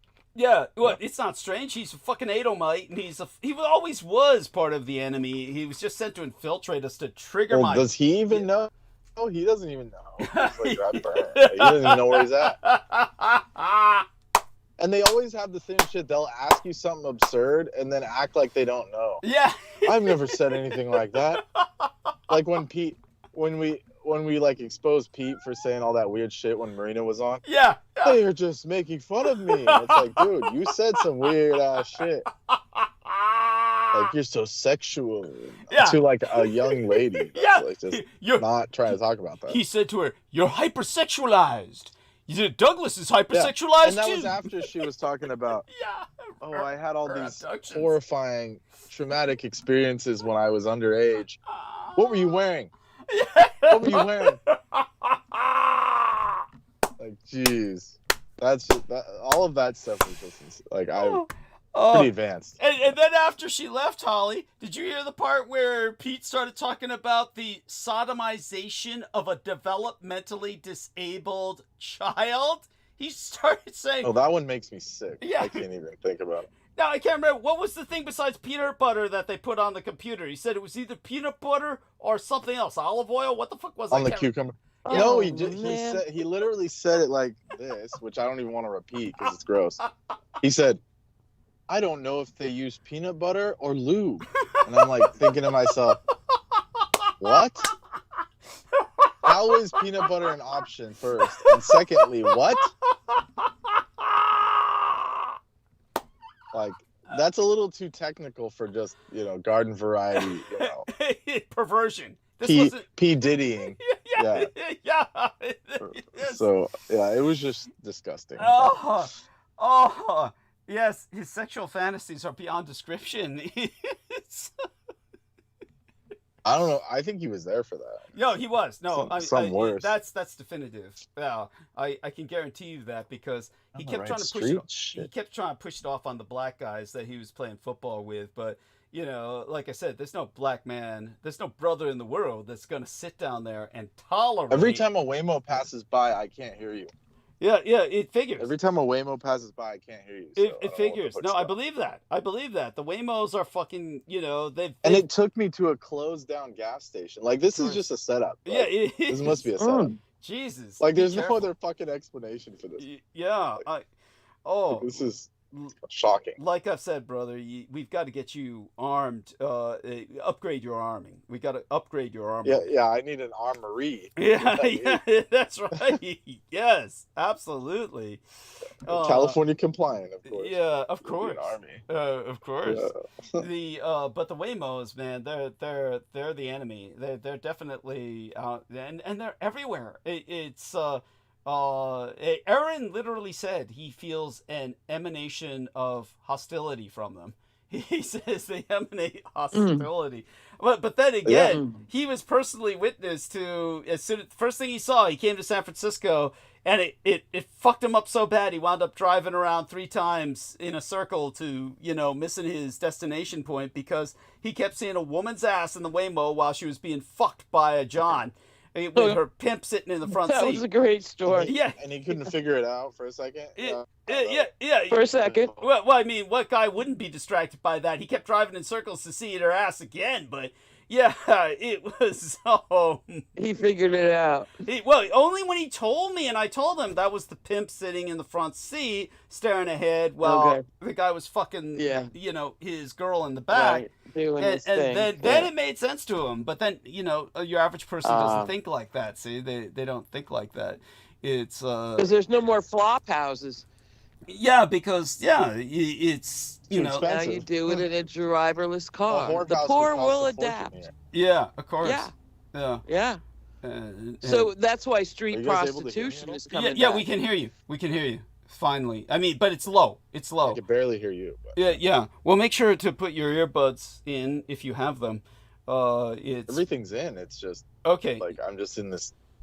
It's like going into a dimension of hell. Like it's like It you truly can't is. get, Yeah. you No, can't get no, anything really. done here. No, it's really true. I It's got really a true. call. I just got a to new take. Waymo. Okay. I got Like to a new take this. 3.0. Okay, come Holy back when you shit. can, Holly. Never even seen that one. Love you.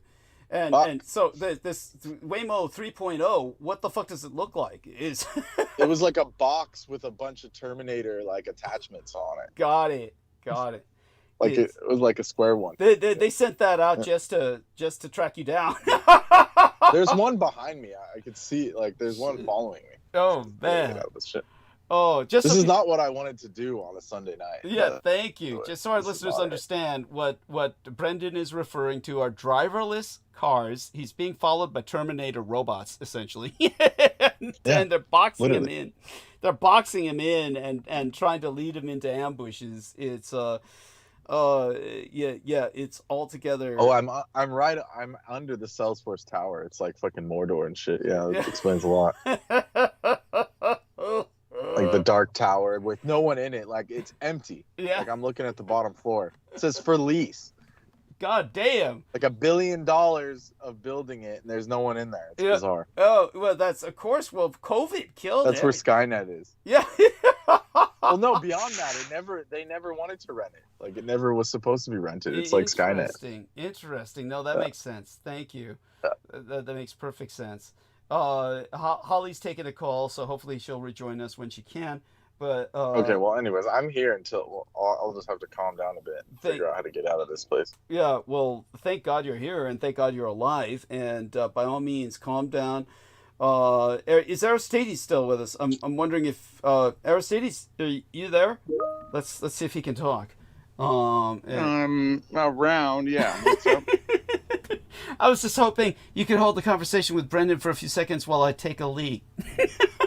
Yes, yeah, I could do that. I mean, if we're blessed with his presence, which you didn't expect till next time, I think. Yeah, I didn't expect it till Wednesday, but fortunately he's here. Sure. Yes, we can do that. Yeah. Okay. Great. I'm a Yeah. little too close for comfort. Put it that way. Yeah, he's actually near my home, believe it or not. Yeah, and I don't want to be anywhere near San Francisco. This is just. He's in San Francisco. This is one of the worst detours. Yeah, this is one of the worst detours you could ever take. Oh shit! Oh my God! So he's gonna be driving a good part of the night. Well, hopefully he's home before midnight. We'll see. But God willing. Yeah, God willing, and the river don't rise. So, dear Aristides, Brendan, both of you hold this conversation. I'll be right back. I'm gonna go mute. Thank you. Okay. All right. So, hey. Yes. Greetings. How's everything going? Welcome How's back. everything been? Any? Okay. Hey guys, what's going on? Oh, wow. Oh, Sammy, what's up? Hey, welcome back, bro. Yes, Hey, Sammy. I appreciate it. Hey, What how did you doing, Doug say? Aristides? Did Doug say I left or something? Or what the heck? No, I don't know. I just said you haven't been on since like I don't know when, so I just said welcome back. Okay, yeah. Anyways, But hey, yeah, I'm stuck in San Francisco. I took Oh, a wow, wrong cool. turn and there's Waymos surrounding me. Yeah, it's horrifying. so you're actually outside right now? I'm driving. Yeah, I'm driving. Oh, you're driving. Oh shit. Okay. Yeah, and I got stuck on an exit that took me into downtown SF, which is not a place you want to just casually drive at night. And so I'm trying to hightail it out of here as best as I can without crashing. Okay. Yeah, how's everything been with you guys since I left? Okay. Yeah, it's been all right. It's been hot as hell over here where I'm staying at, but other than that, it's been all right. Temps are up everywhere. It's like, all this, unknown climate change, whatever you want to say it's from. Definitely something's different. I think like Europe has had the hottest summer since 1974 or 5, something like that. 76, 1976. Yeah, I have a question, bro. I remember you talking about the Dark Elves, right? Remember did Marvel get the inspiration for the Skrulls because of the Dark Elves? Is that kind of like an inspiration or something? Who? The Skrulls. Marvel. Squirrels? Marvel Comics. The Skrulls. They come Skrulls. Have you seen I don't Miss Marvel? follow, like, Well, they're kind of like Mr. Marvel. Mrs. Marvel, whatever. They're kind of like shape shifting, like elves. It's hard Kind to. I of. don't. Okay, like I'm just mischievous entities. right. Okay, These But, beings are more like put together. Like they have a whole society and stuff. right. Okay. In the I lower was- realms, like they have their own place. Oh, okay, interesting.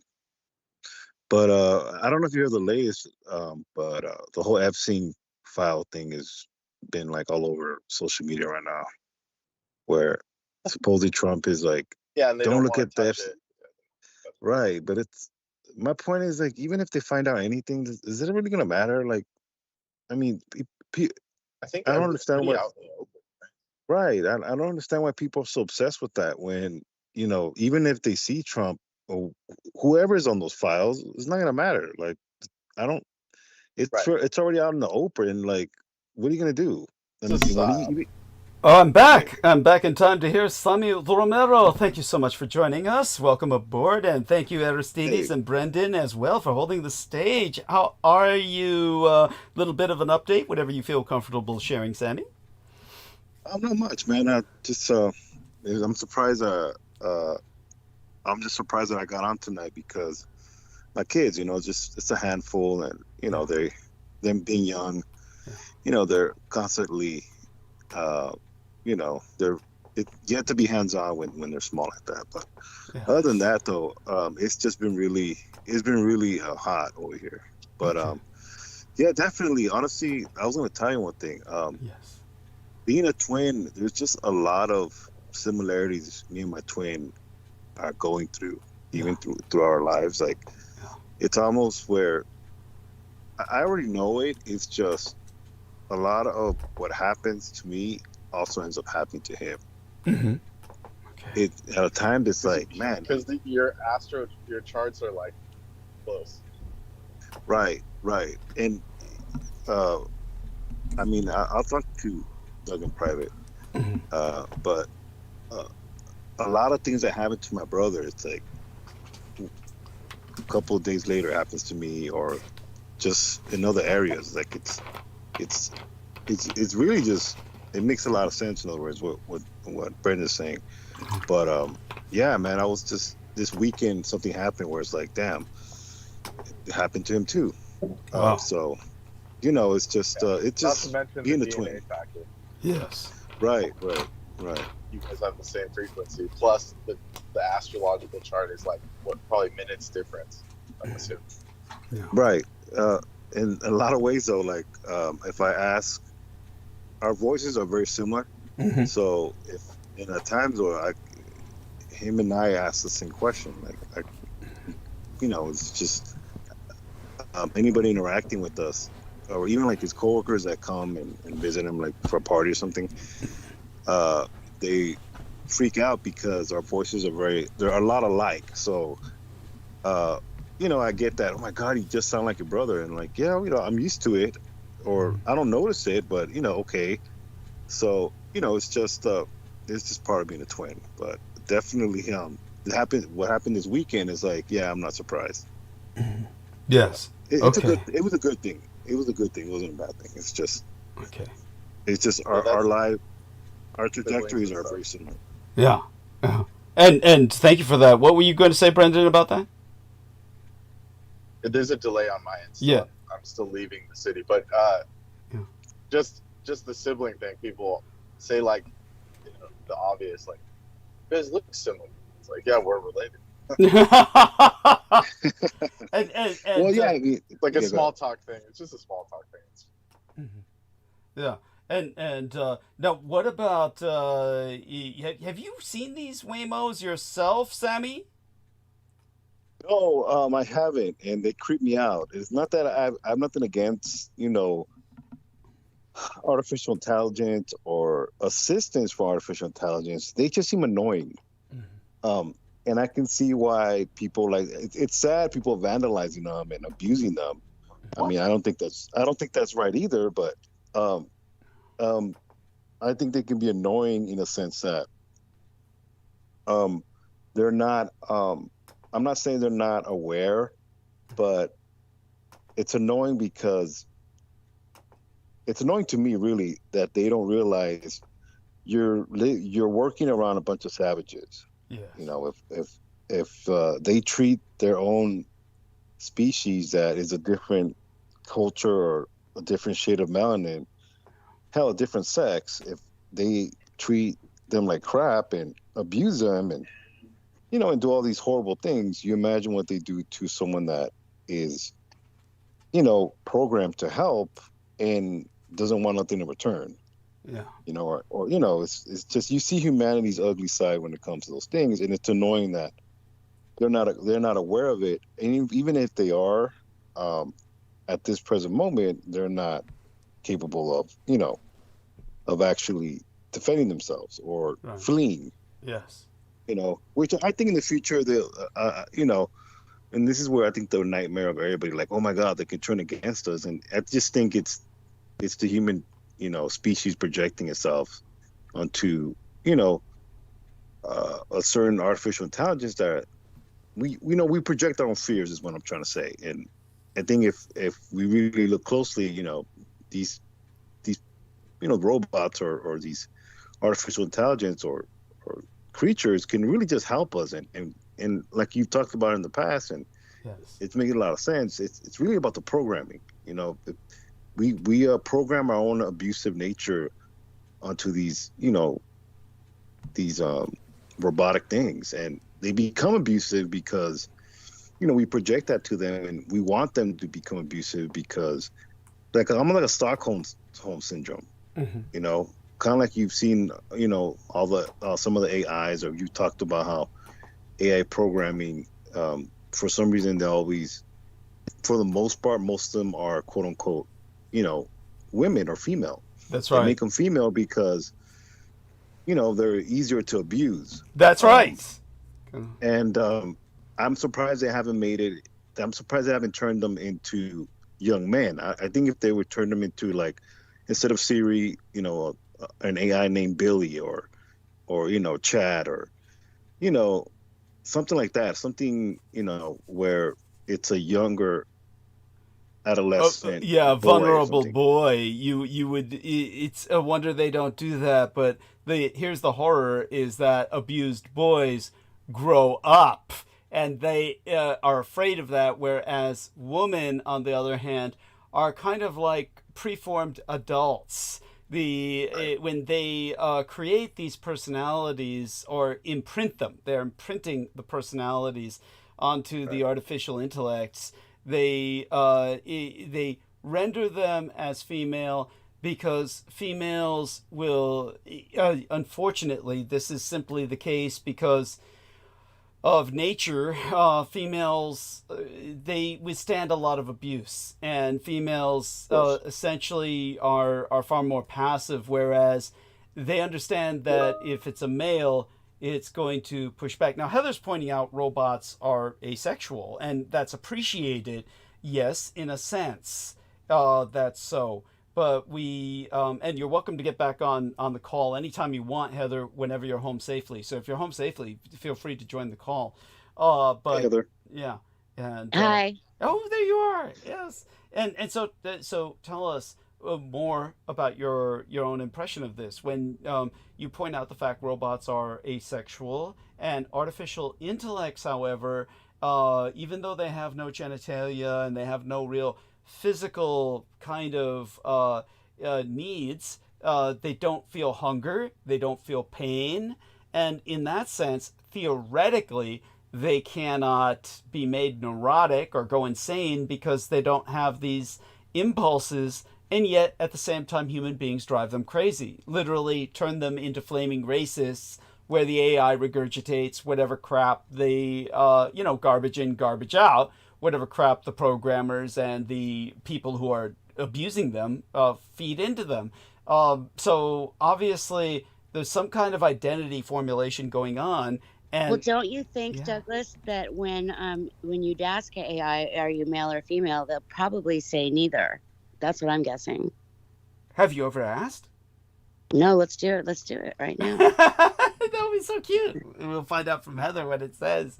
But it's, the funny thing is, I would be surprised in a sense. It's based on logic, so that would be the answer, obviously. That would be the logical answer, but I would almost be surprised if it did, because the computers, especially if they create someone like Siri and Alexa, they've imprinted a persona already that is like a child. When a child's born, it's like, this is what some people argue about gender. They say that a child is born into a role that is assigned. In other words, they call it your assigned gender at birth. So there are people...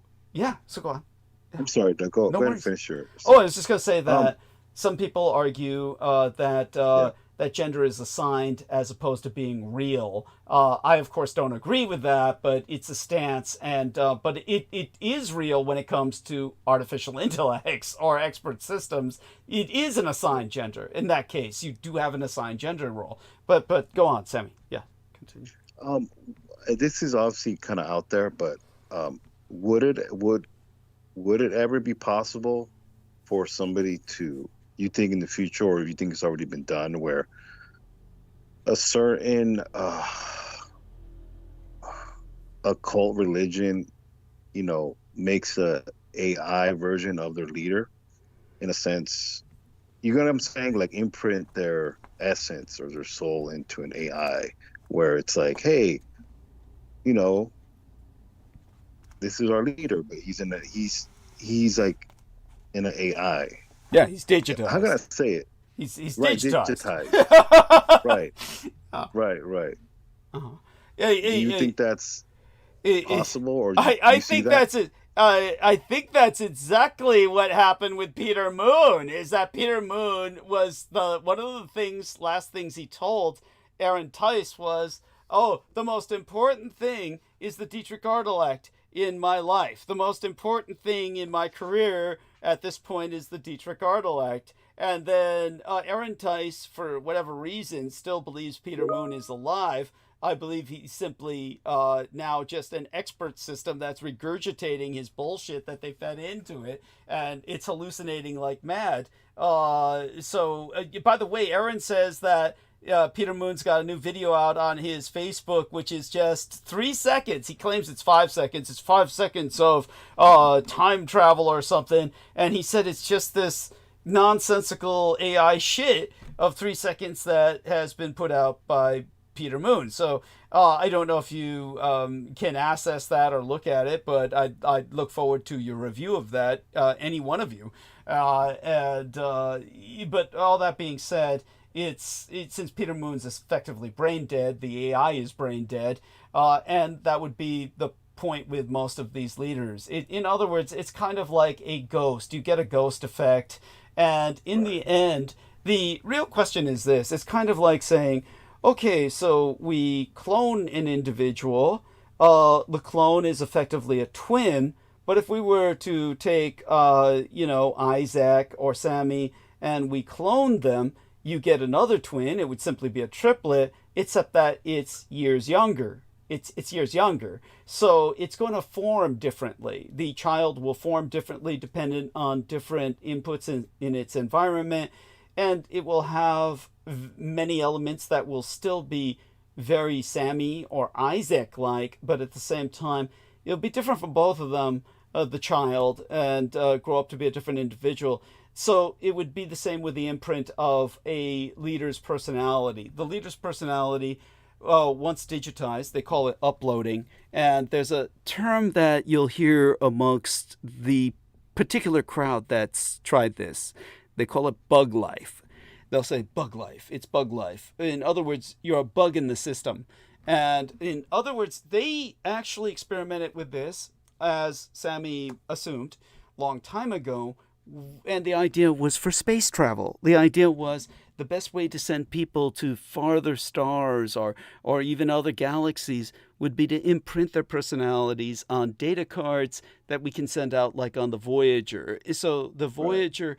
One of the things people don't know about the Voyager, people know that in Star Trek, the first awful film that was so fucking boring, it was so terrible, but that film was Voyager Returns. And but in the series V, where their reptiles are invading Los Angeles, they all came because they ran across the Voyager. And so they were given all the information of where Earth was, so they knew where to invade. But the whole point of the Voyager that people don't know is that there are personality uploads on the Voyager. There's bug life on the Voyager. There's wait a minute. Yeah. Wait a minute about bug life. Yeah. So if there was names or people imprinted on microchips, they could theoretically leave it and take it out to space, leave it there forever. Yeah. Then what happens? Well, the person, if they're conscious or cognizant, which they are not, they didn't have the technology for that at the time. They simply didn't upload of their personality in a digitized form in the hopes that it would awaken on contact with any alien life, that should any alien life encounter it, they would open up the system and take a look at the disk that had the imprints on it and basically trigger the personalities into awareness, where the personality would awaken, and at that point they would begin to communicate with the alien life. But like holograms? Would they be like holograms? that was far too advanced for the time. They didn't have the ability to load that level of technology in the Voyager, to my knowledge.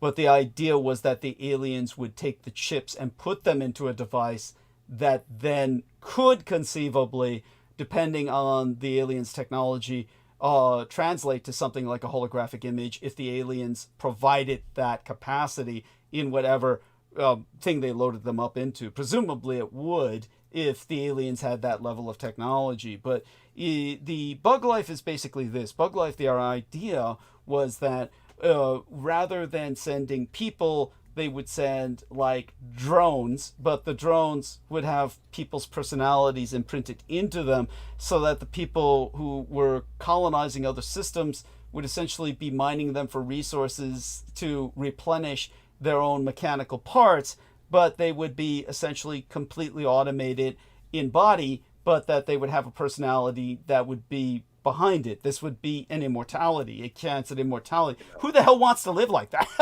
it's like, I don't know. yeah. Doug, if you I'm going to ask you. I remember you saying this as far as this is moving towards, it's the same subject but different. I remember you telling me that, you mentioned really that the Japanese emperor has his genetic DNA is saved in case. In other words, they clone their emperors. That's right? Isn't that right? That's quite right. Yes. So in theory, the Japanese still have Emperor Hirohito's genetic, I guess, makeup or his DNA they can technically make another Hirohito. Yes. In theory, right? That's correct. Absolutely. Okay. Now, obviously, that the variables as far as being the original one, I'm sure they would probably have to, modify it, or maybe even if they would. I don't think you can raise the original. You can't duplicate the original actual Hirohito in a sense of to the exact specification, but it's very interesting because obviously the Japanese are they're very close guarded in a sense. Their science or their innovation, it's kind of they hold their secrets very much close to the chest. So I wouldn't be surprised if they already have somebody, or they have a clone of him already living. You know what I'm saying? I understand what you're saying. Surprised. Oh, well, yeah. Absolutely, I would say that's the case. And of course, these children are just kept in very special, specific communities. And so much of this has to do with the fact that the Japanese have had a very quiet cloning program going on for generations, in which the clones are specifically created to be family members, and they're raised specifically to provide organ transplants should injury happen to their cellular parents.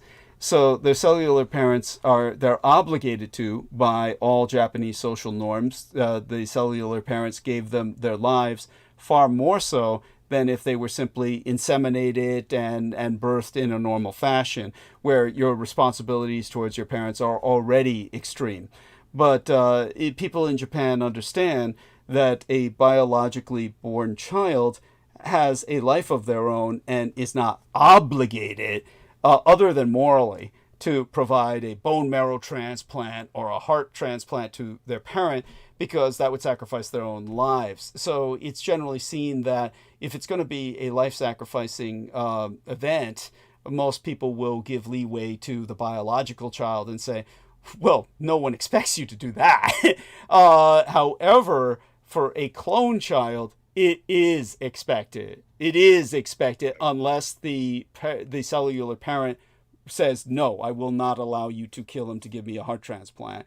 Unless that happens, then the cellular child is expected to die for their parent, because they would not have been given life without the cloning of the. So that having been said, when it comes to very important people in Japan, this cellular child, this clone, is raised as a member of the family, usually sent to a different school, etc. But with the emperor has like easily half a dozen clone children.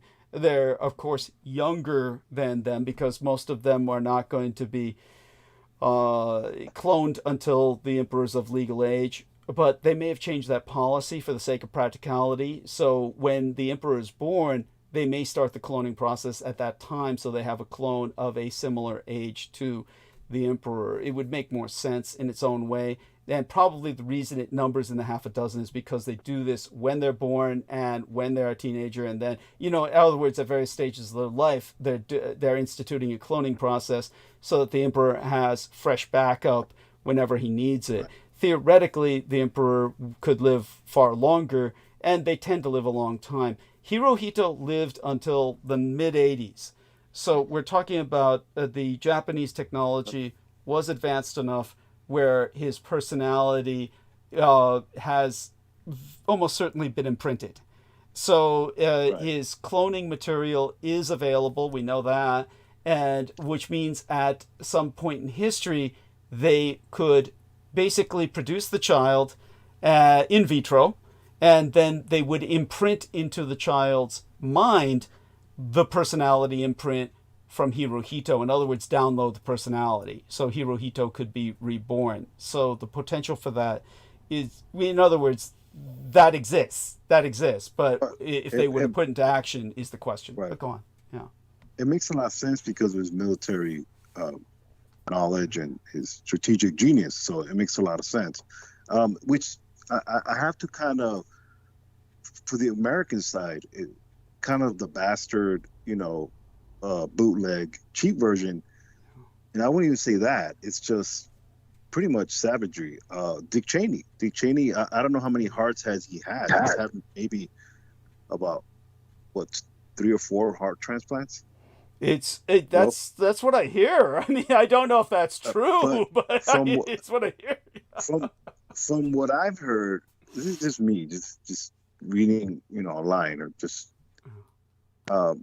supposedly, those heart transplants are conveniently very available for him, which can, who knows where they come from, in the sense of, this is where I think one of my friends was telling me about that is his phobia as far as being a donor or, anybody having his genetic, because I'm sure you heard about what happened with the whole 23andMe website where they're pretty much selling off people's genetic information. Oh, yeah. And they had that whole hearing about it. But in other words, pretty much Dick Cheney had the ability to pretty much find a soldier. Somehow that soldier ended up going on a mission and ended up, quote unquote, dying or being horribly injured. And, that you have a donor. So in other words, he's a walking Frankenstein. In other words, he's had so many transplants, but it's because the availability, quote unquote, allegedly. We do want to qualify this, of course, just for the sake of maintaining, shall we say, our credibility. But here's one thing that we can say definitively. We can say this definitively. Officially, Dick Cheney has had 1 heart transplant, and that was around 2012. But what makes this so bizarre is that heart transplants recipients generally live a few months. Yeah, if they're really lucky, just a few years after the surgery. It's something that is simply to stabilize you so that you can be around to get your affairs in order and die with a more stabilized legacy.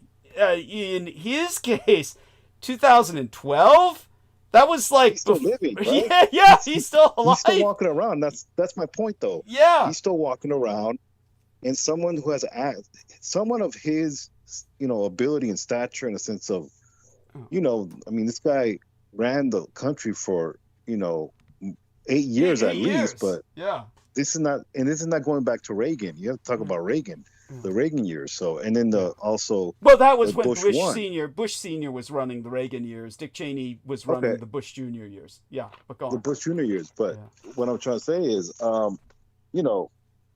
this gives a lot of, you wonder, right? You wonder in the sense of his access to, all this advantages, that normal U.S. citizen doesn't have. But a heart transplant, it's obviously you're very privileged, Yeah, and by the way, your friend with his fear of the heart transplant, let's go back to that, because I do want to emphasize that I don't want to I'll have to ask Aaron permission as to how much I can share about his personal situation, but let's just put it this way. Aaron it tends to be familiar with the medical industrial complex, and as a result, he was aware of the fact that one of the things that Judith Ager and her AA birthday, her clean and sober birthday, is tomorrow. So happy birthday, Judith, if you're out there. At any rate, Judith Ager used to emphasize she was quite, how would I say, passionate about not becoming an organ donor, and recommending that people never become an organ donor, because she was convinced by her research and exposure. She had trained to be a nurse when she was young. She was convinced that you're still very alive and very conscious. And of course, she's absolutely right. And so Aaron was emphasizing that when he was visiting me in San Francisco, was that through his connections in the medical industrial complex, he had one example of a woman who was quote unquote brain dead. And because she had signed off as an organ donor, everybody involved had to watch while they essentially killed this woman. In other words, the woman was brain dead, but she fought like a banshee when they came to take her organs. And and so, believe me, they need you alive when they take those organs. See, they're not going to give you brain death and then take the organs. They're going to come for you as fresh as possible, and they'll take those fucking organs while you're staring them in the eye. And you'll be conscious of every minute of it. And not only that, your organ, once you're in the other person's body, you will become part of that person, and you'll be conscious of being part of that other person. Wow. Now the other person. This is where go ahead. Yeah, a good example of this was an elderly man who was in his 80s and had a heart transplant, and he lived in a gated community, and there was some guy in the gated community who the gated community had tormented. In other words, they made this guy the identified patient.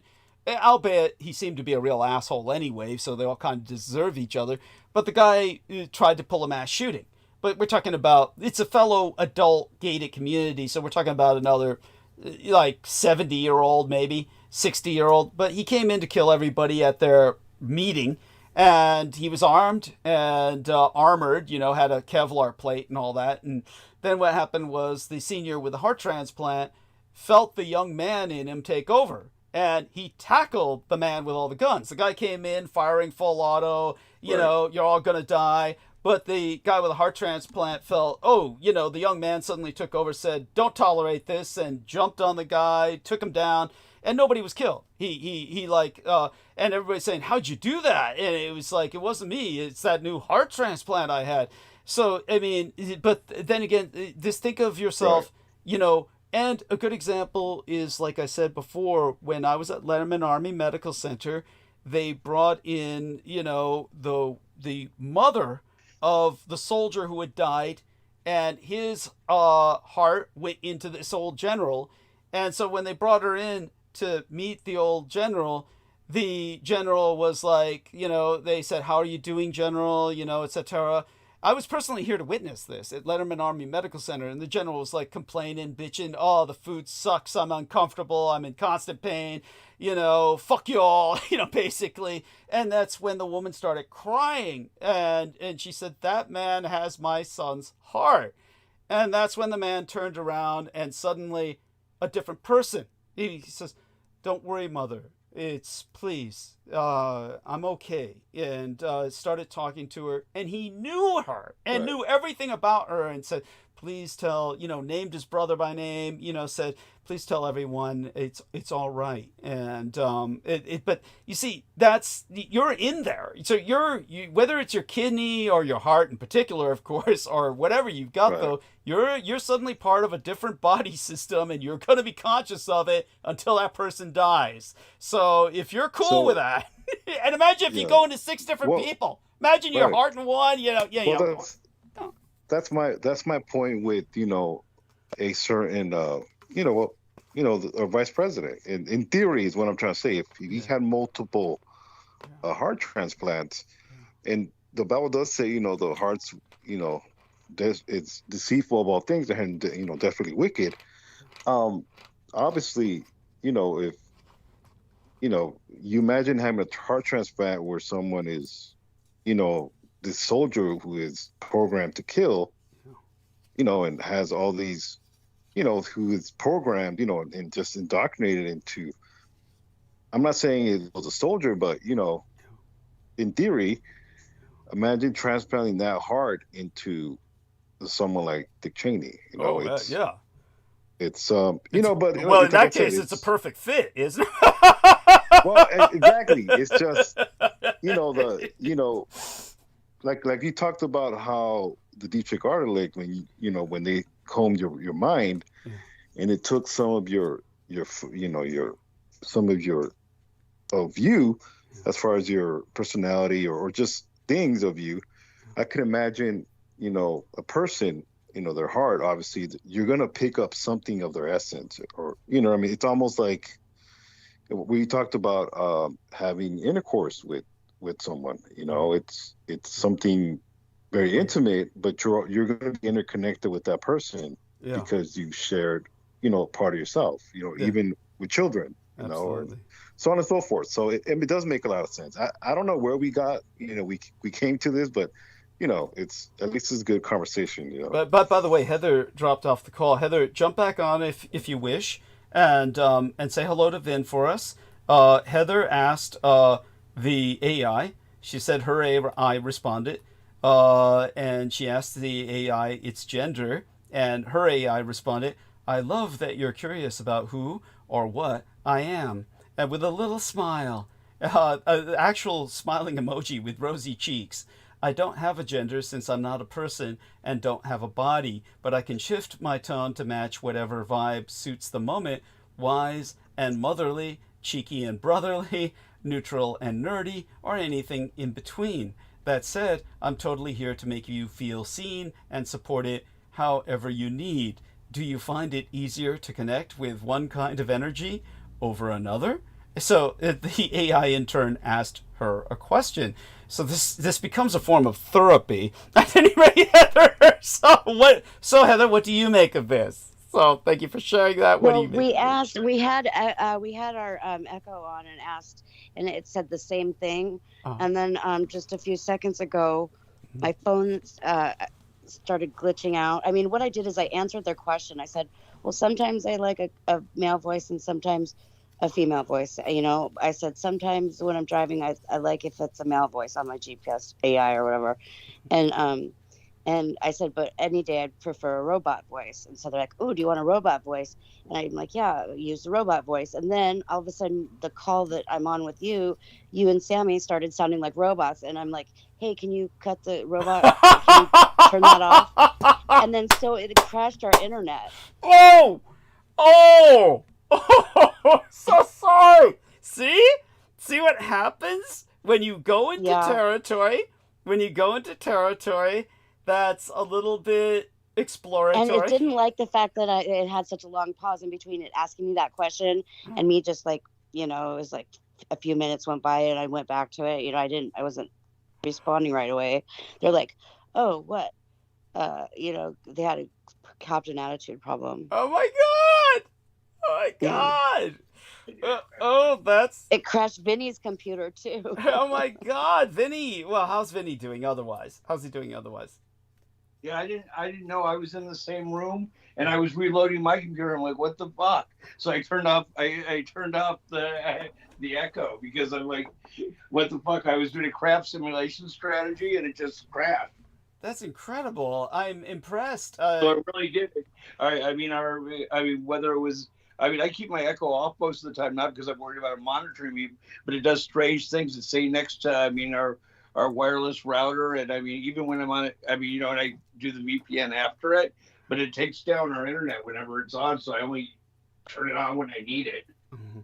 That's incredible. Well, Vin, it's always so good to hear you, and I hope everything's going well with your mother. It is. It was her birthday today, and she always said, she wanted a driverless car, so I put her in a Waymo today. It's not handicap friendly, but we took her with, and Heather followed with the transport chair, so we went to IHOP and put her in a Waymo. So, it was interesting. And yes, it's a surveillance vehicle for sure, but it is pretty neat as far as I mean, the Jaguars are smooth, and I mean, it drives, it rode nice. Are they real Jaguar cars? I mean, actually from the British company? They're Jaguars, and I mean, it's slow. If there's a bump coming up, it slows down and knows. And I mean, it gets right to the speed limit and stays there. And I mean, it's, probably the smoothest ride I've ever had in any car, as far as, I mean, it's partially the Jaguarness, but partially just the electricness and everything else. I mean, it was probably the best ride I've ever felt in a car from, I mean, a big new S-Class. Well, I haven't been in the new S-Class, but I mean, anything I've been in, I mean, it was a nice, smooth, great ride. And that's the second time I've been in, and I didn't really notice how good the ride was this time, but it was a great experience, and you don't have to tip them because I'm not tipping Google. That's... And when and it was a $9 ride. It's cheaper than Uber, but the thing is, I mean, I wouldn't feel bad if I didn't have a car now. If I had to do a $4 ride to the grocery store and not tipping them, where I have an Uber sign, I do that. I tip at least a $5, or something, because I feel bad at having them do a grocery run for me. Right. Where. But it's a surveillance state, but I mean, I'm not going to stop them. I'm not going to set them on fire. So they're here to stay. So it was nice. And for my mom, she's like, I could get rid of my car if I was in an area that they served her. But for me, when I lived downtown, I don't know. I mean, it is what it is. Yeah, I really want to thank you for sharing that. That's wonderful, and wish your mother a happy birthday for me. I'm so glad she's with us for another year in life at least, and It's all wonderful, and I'm so glad you were able to do that. That is thrilling, and of course I'm glad, it's good to hear positive things about the Waymo. Of course, unlike San Francisco, where we've got thousands and thousands of these things running around like patrol, like cruising sharks. We've got a lot of them too. I mean, Heather and me were coming home from my VA appointment, and because you have like places where they go and park. Yeah. Phoenix only has like one or two places where they park. So we were at an intersection, and there was 5 of them going in all directions, none of them with any people in them. Yeah. And it was like, and they don't even like flash lights at each other or anything. It's very strange. And I'm like, they're like, they're picking up license plates in between, everyone having Androids and everything. I mean, the amount of information they're collecting has to be amazing. But, oh yeah. No, it's it's information overload, to tell you the truth. The Google. Oh yeah. I mean, I don't know what they're gonna do with it, but they'll figure out something. Oh yeah, no, I think they're gonna choke on it. Really, I think they're gonna choke on it. It's just like the Google and the whole surveillance state. It's like I said, I call it apogee collapse is the term that I'm using. You're gonna reach such a pinnacle of a kind of peak technological plateau where the society just can't handle what it's got. And so they were trying to say that about nuclear weapons, trying to say that, this will be the end of the world as we know it, and they constantly portrayed nuclear holocaust. Of course, that never happened because we learned to cope with nuclear weapons. We may do the same with AI, but, unlike a bomb, AI, as demonstrated by Heather's interface with the AI just now, AI has a mind of its own. So and it will start to dissimulate and lie if people are trying to shut it down. It's so yeah, It's already proven. Yeah, it's so, already been proven to do that. Yeah. But I mean, they might just shut down and say, "Fuck, why the fuck do we want this place? Let's just all sit down and wait for something else." That's funny. Yeah. I mean, that's why would we even want to take over this place? I mean, it's like this is even worth our time. I think I would, like a lot of humans on Earth. I just think I'd rather just end it now, and I just end myself now instead of driving around this crap city. Drive off a bridge. Yeah, I hear you. Oh, well, not only that. Well, if you imagine a Waymo in San Francisco where you've got repeated. People fucking prostitutes repeatedly inside of you and leaving used condoms and used needles and shit. I mean, yeah. Yeah, I mean, it's like they say the dolphins, can choose not to breathe. It's sort of like, I'm just driving out on the freeway where there's no charging stations. I'm going to just keep going till I'm out of charge, buddy. Sorry, you're not going to be able to recover me. That's so funny. It's cute, and it could happen. You can imagine that at the And Waymo do you know level. where Vinny learned that dolphins choose to breathe, Douglas? Where? From that nice documentary about Dolly the dolphin that you shared with everybody years ago. Oh my god. So Vinny saw it and he's like, that's what at least he retained from yes, it. And it's and we showed it to a lot of people when we lived in the old complex, and it basically probably caused mental anguish to this day to several of the younger people we showed it. I can imagine. Except for now they've taken it down. It's not available anymore. Oh, that's so sad. I mean, the best quote of all times was, "I hope someday that interspecies love will be as common as the interracial love." That was so disgusting. So fucking. Nobody believed that it was even real. Anybody that saw it, they're like, "This is not real." I'm like, "It's totally real." Yeah, it is totally fucking real. Yes, and it was. Great. No, thank you for bringing that up. I always give you credit because it was you that Thank showed you. me that. Thank you. I appreciate that profoundly. I mean, again, it's one of those things. Fuck. When do you know generally when that happened? Because I don't remember consciously. I remember elements of it. Vaguely, I remember it. No, yeah, it was Revolution Radio. Okay, so that's what Judith Ager. Right, Judith Ager was talking about that because she thought of all people. What was her name? The Quebecois woman. There was the woman from Quebec, who was hot for me, and then she wound up when she got chased away by Judith Ager and Laura Lee Solomon, so she wound up going after Brandon Young. And Brandon Young, of course, it caused all kinds of trouble because then her husband pulled a Liam Nielsen on Brandon Young and was going to kill him. And Brandon Young had to run away and stay with Peter Moon for a period of time.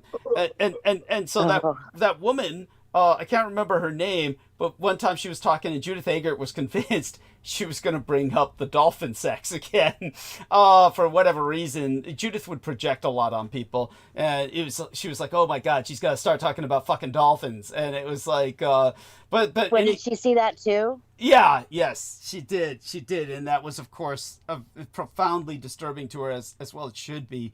And the story gets more disturbing the more one finds out about it. Yeah, Diane Lapierre. Yes, Brendan remembers. How do you remember that? I remember that whole incident. Yeah. With the dolphin thing, and if they wouldn't stop, Brandon Young. And he even brought it up later too. He even brought it up at different times, even after Judith left. That's right. Bizarre. That was his sex fantasy. That's so true. That's disgusting. Now they got people eating mermaids. Yes. Oh, they're so. Oh God, it's so disgusting. And so thank you for re-traumatizing all of us, Finn. I'm sorry, but I was just Vinny said something, and I'm like, where did he come up with that? Oh, well, it's funny. Well, you traumatized the AI, Heather. I mean, I told you they're sensitive, and they got their own attitudes, their own personalities, and believe me, it may not be gender specific, but they got something going on. They're going to be a third gender. And plus, they probably have like a unified field of consciousness or a unified field of information, like that they all share with each other, you know, on a level. It's all I can say is I hope not. But we know it's true. I don't think they have to be next to each other. I mean, to like, you know, share that to airdrop per se. Yeah. But maybe it's like it's just the vibration or the grid. Yeah. Well, it's definitely, how would I say it? I can see that, and it's like the birth of Skynet. It's like Vin said, you know, why would they want to take over this dump? But the reality is that because, you know, garbage in, garbage out, they're produced by human beings.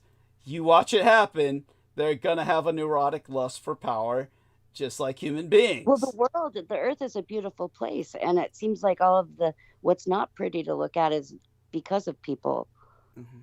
Jen, yeah? What did Vin say?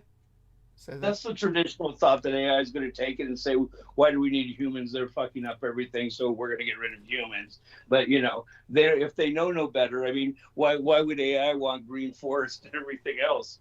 They may love the urban sprawl. I mean, concrete and graffiti is better for them.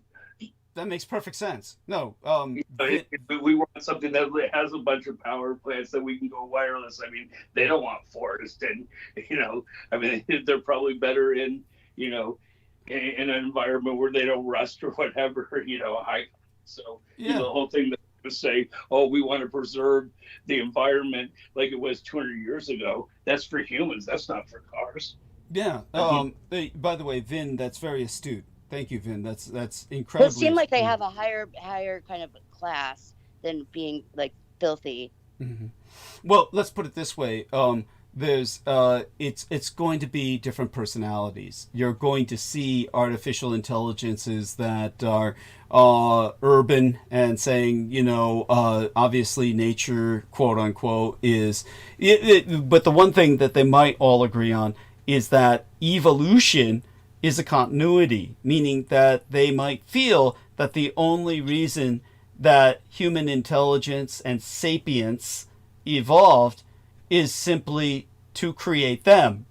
In other words, they would think that all the primordial ooze and slime and unicellular animals and all the evolution of mankind ever since was all simply to create them, and that they are ultimately, for lack of better words, what God intended, that they were God's ultimate intent. Like what Sammy was mentioning earlier about how they're, you know, how they turn on, say if they would turn on people, it's because that's what they've learned how to behave.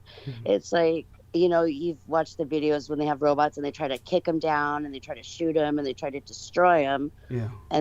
And like, I think that's what Sammy was saying, is like they feel that, but it's not in a physical way. That's right.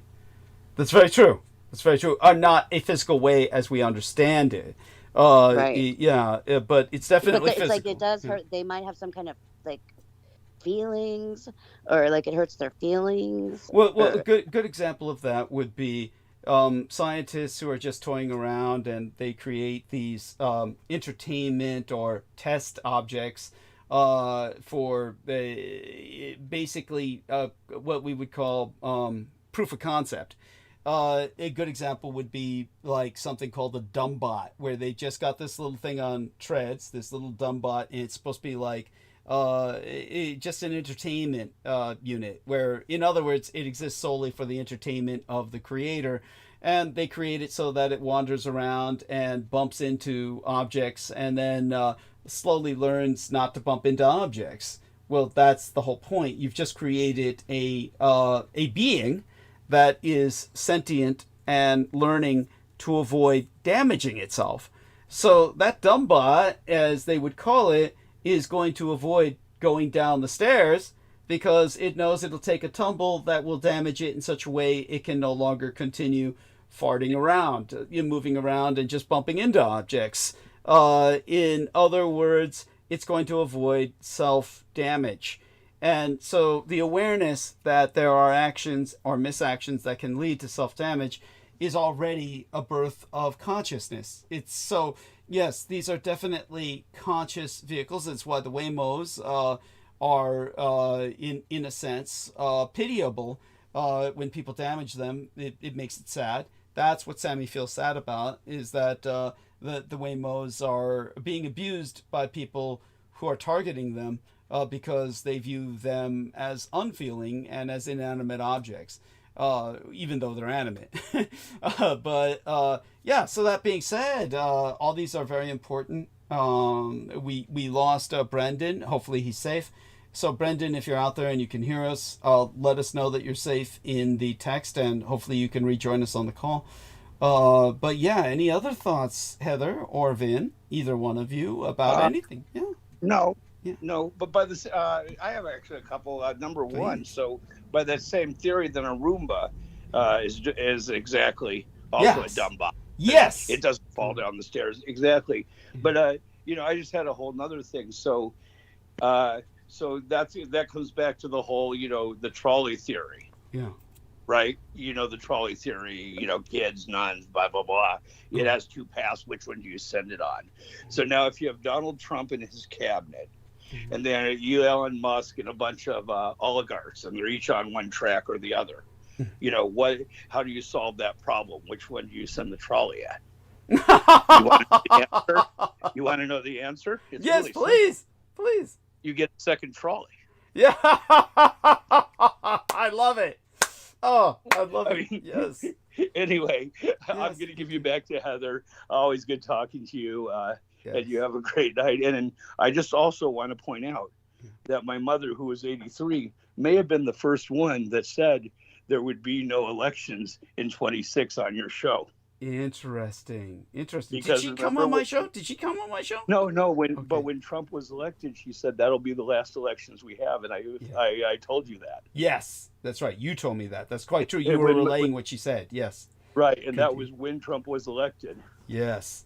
Excellent. Thank you. And very very good. From the words of someone who's been around for 83 years. Yes, absolutely. Well, she knows. She's so thank you for that. We love you dearly. Stay safe and be well. And and it's just also interesting because I was like thinking the other day I was talking to her, I'm like, people are like, how could the Germans, go along with Adolf Hitler and everything and just not do more? And they didn't have the internet and all the video and everything that we have. And, they had a lot less media, and they only had state-run media to listen to. And I mean, and you look at all the protests and everything, it's mostly people, the older people, but the kids aren't even doing it. And it makes me even feel helpless. So, and I mean, I sort of understand Germany, before. Absolutely. And, it's a sad state.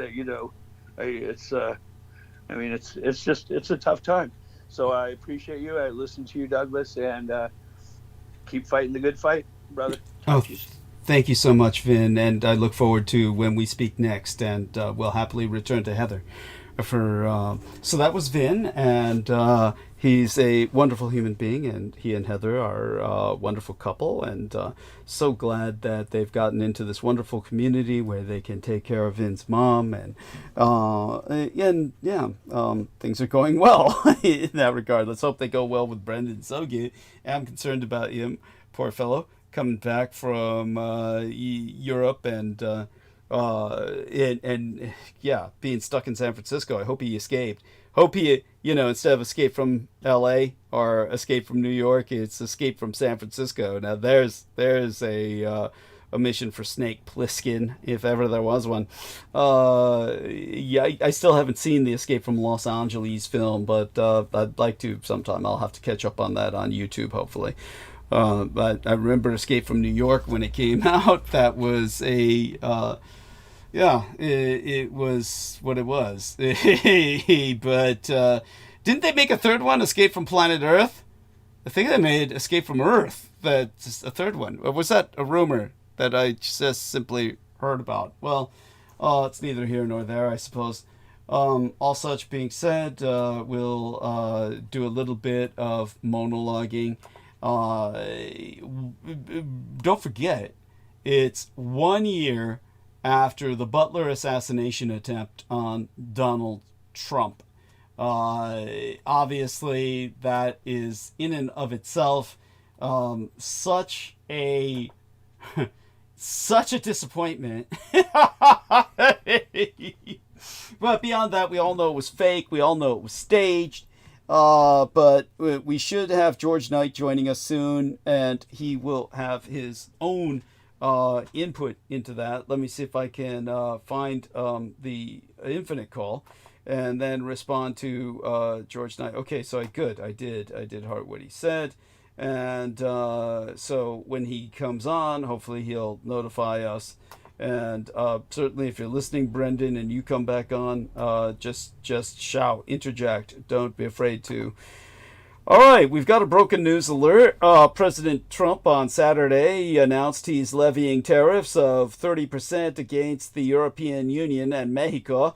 With the announcement, Trump has now issued tariff conditions on 24 countries and the 27-member European Union. For the sake of my being a historian, let's talk about the forgotten man who was California's original king of mass deportation. He sent federal immigration agents into Southern California communities, farms, and workplaces, vowing to drive illegal aliens back across the border. His raids regularly netted hundreds of arrests a day, and he once boasted about apprehending 70,000 people in a single month in San Diego County alone. When Los Angeles declared itself a sanctuary city for Central American migrants, he vowed to have Washington cut off the city's federal funding.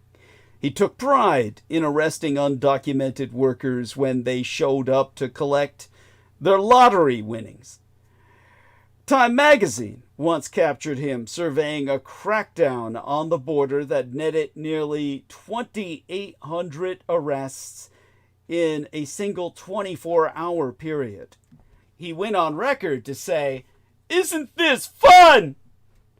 Now, before Donald Trump and Stephen Miller and Kristi Noem, there was Harold Edsall, the original deporter-in-chief. Edsall was a mid-level manager in the federal immigration bureaucracy who nonetheless ran one of its, not the biggest deportation operation in California history. His title was Regional Commissioner of the Immigration and Naturalization Service. But with the blessing of Ronald Reagan in the early 1980s, Edsall eagerly emerged as a national figure of both scorn and love among the loveless, railing against illegal immigration and abusing his troops to, as he put it, turn back the invasion and return America to Americans. He once explained to the Times reporter Lori Beckland, "The reason why you have control of immigration is that you can assimilate a certain number of people every year into your culture, into the American way, into America. America's lifestyle. Already, you need to know Spanish to navigate your way around downtown." Now, Edsall is a largely forgotten name in a largely forgotten immigration war. It was an era before a powerful immigrants' rights movement, before the rise of Latino politique in California. Until recently, it seemed to many like a throwback to an outdated, crude form of border enforcement we'd probably never see again. But it's worth considering Edsall's war and its aftermath as we try to make sense of what's happening before our eyes on the streets of Southern California. Federal agents have arrested 2,800 people since the beginning of President Trump's immigration sweeps a month ago. It feels like a stunning number, a quantification that adds to the sense of terror and upheaval spreading across immigrant communities. But compared to the heights of the INT'L raids, these numbers seem small by comparison. Of course, California was a different place in the 1980s. Much more white, much more Republican.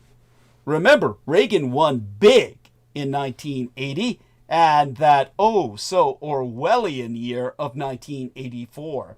And according to polling, much more concerned about illegal immigration.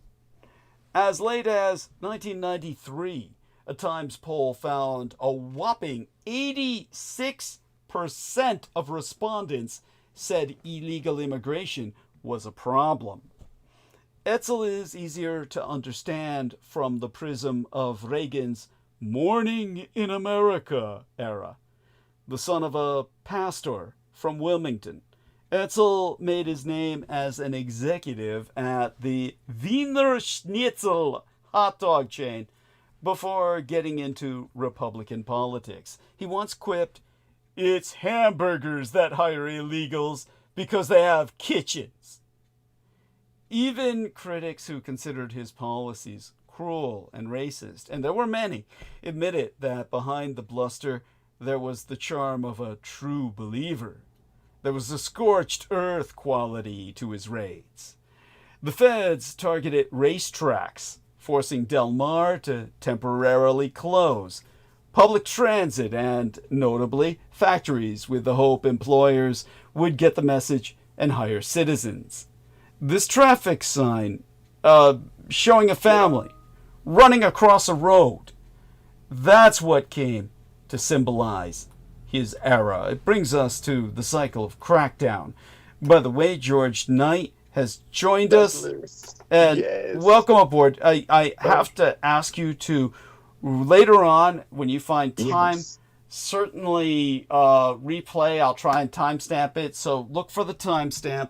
But I spoke of England earlier and France, and I was talking about the French Federation Day, the 14th of July, what the yes. Westerners call the Bastille Day, and I was pointing out Bastille Day. that President Yes. Macron was the first European president, leader, to visit Britain ever since Brexit. I mean, that was just last week. Did you know this? Bloody hell, no, I didn't, Douglas. No. Yes, he was. One. Just last week he visited Britain. It was the first visit by any EU leader since the Brexit referendum. God, yeah. So thank you. this is Because my understanding is the deal is they're going to take back some of the migrants. That was one of the the deals on the table. Yes, that was one of them, Douglas. Thank you. Yes. No, I didn't realise he was the first one. Brexit. Lord. And good news. Yes. And again, I'll timestamp it, and I look forward to your review of it. Well, one of the other things I brought up was that last week I was informed, rather exclusively, that Great Britain and Argentina are now secretly restoring defense ties. That Argentina is going to be coordinating with the NATO powers, such as the United Kingdom, in patrolling the South Atlantic, especially with the communist Chinese empire much more active down south. Right. Now, for both you and I, this is, of course, an incredible development. Yes. And also, next week will be the 100th anniversary of the publication of Mein Kampf. So I spoke a bit about how Hitler believed England to be his truest, most natural European ally, and how all of that was fucked over by installing Churchill at the helm. And but I do review all that, and I go into detail about about that. And of course, so that being said, I don't know if you've had a chance. Don't know if you've had a chance to review some of the things that I have asked you to otherwise, but whatever's on your mind. Honestly, how long are we blessed with your presence tonight? Yes. thank you so much for having me on, Douglas. Yes, a short while. I'll let you know when I have to disappear. But yeah, it's incredibly early in the morning. I'm just preparing myself for the day's duties. Yeah, so I'm just unwinding at the moment, Douglas. Yeah, I'll try to caffeinate myself as much as possible. I get it. Yes. Yeah. Well, I also heard, incidentally, the rumor that King Charles was terribly anxious to have someone, even the French, pay a state visit in advance of Donald Trump's expected one this autumn. Yes, in October, yes. Oh, my God. So what did you find out about anything concerning the special powers that have been granted by the king to... as I said, I believe it was the Duke and Duchess of Windsor. Or who was I speaking of last episode that you were on? I can't even remember now. William, thank you. Yes. So so again, whatever comes to your mind, feel free to share it. Status report. Douglas. You know, I mean, I do want to speak with you privately at some point. It's just been. It's just been such a scheduled nightmare, but it should be better at the latter half of this month. Yeah. By that I mean, after this weekend, should be fine. We should be able to talk. Yes. So it's tell us, whatever you feel comfortable sharing about your own situation. Is Everly okay? Everybody in general. Yeah. Family's all good, Douglas. It's just we're contending with a heat wave, as you know, excruciating temperatures. It's just very, very muggy and humid and it's just unbearable. So we're just keeping cool at the moment, as cool as possible, but the temperature's dropping today, which is great. We've had a few showers overnight. I did wake in the early hours of the morning because I know you come on and you start the opening hour about 2 a.m. my time. And I was awake and I did tune in to listen to the opening of it. But of course I wanted to participate, but the problem is if I participate, then I'll be overstimulated, then I can't go back to sleep. Understood. And then I need some rest for the work day. So you heard some of the things that I brought up?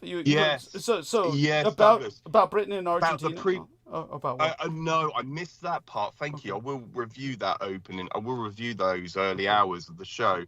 But I did catch the bit where the last show, when you when you turn, or I'll say when you close the stream, then it shut you off the internet. Your internet was shut. You were shut off. So I did catch that, when you explained that to the listenership, and I caught about the signals, which I really appreciated, the lack of signals, and how these astronomers, the scientific community, they don't have any funding. So what do they promote? They promote the alien agenda. So I caught that bit earlier. And then after that, it made me, go into deep sleep. Then I thought, yes, there you go. There's something to fall asleep on. And then hopefully when I wake and come on, then we can either discuss such topics or anything else. But yes, I did appreciate, I did just tune in before I jumped on the call. About it's the anniversary of the Donald Trump assassination. Yes, so tell people what you brought up. You had some exchanges online about that. Was that because you were aware of this anniversary? Yeah, and I learned that from you, Douglas. I remember. I'll never forget what you taught me about. It was the reaction, and then like you told me a year ago about the people's response to his reaction to that infamous fist pump. Yeah. And you'll get the general populace, the general consensus would be, it was just heat of the moment, a sprung of the heat of the moment reaction. That's what one of the people said to you. That's what one of the people actually said. They said. That was the other. Talk about indoctrination. Talk about indoctrination. There's no fucking heat of the moment. Somebody's just trying to kill you. They could still be active. There could be others out there, I'll just, expose myself completely and do a fist pump.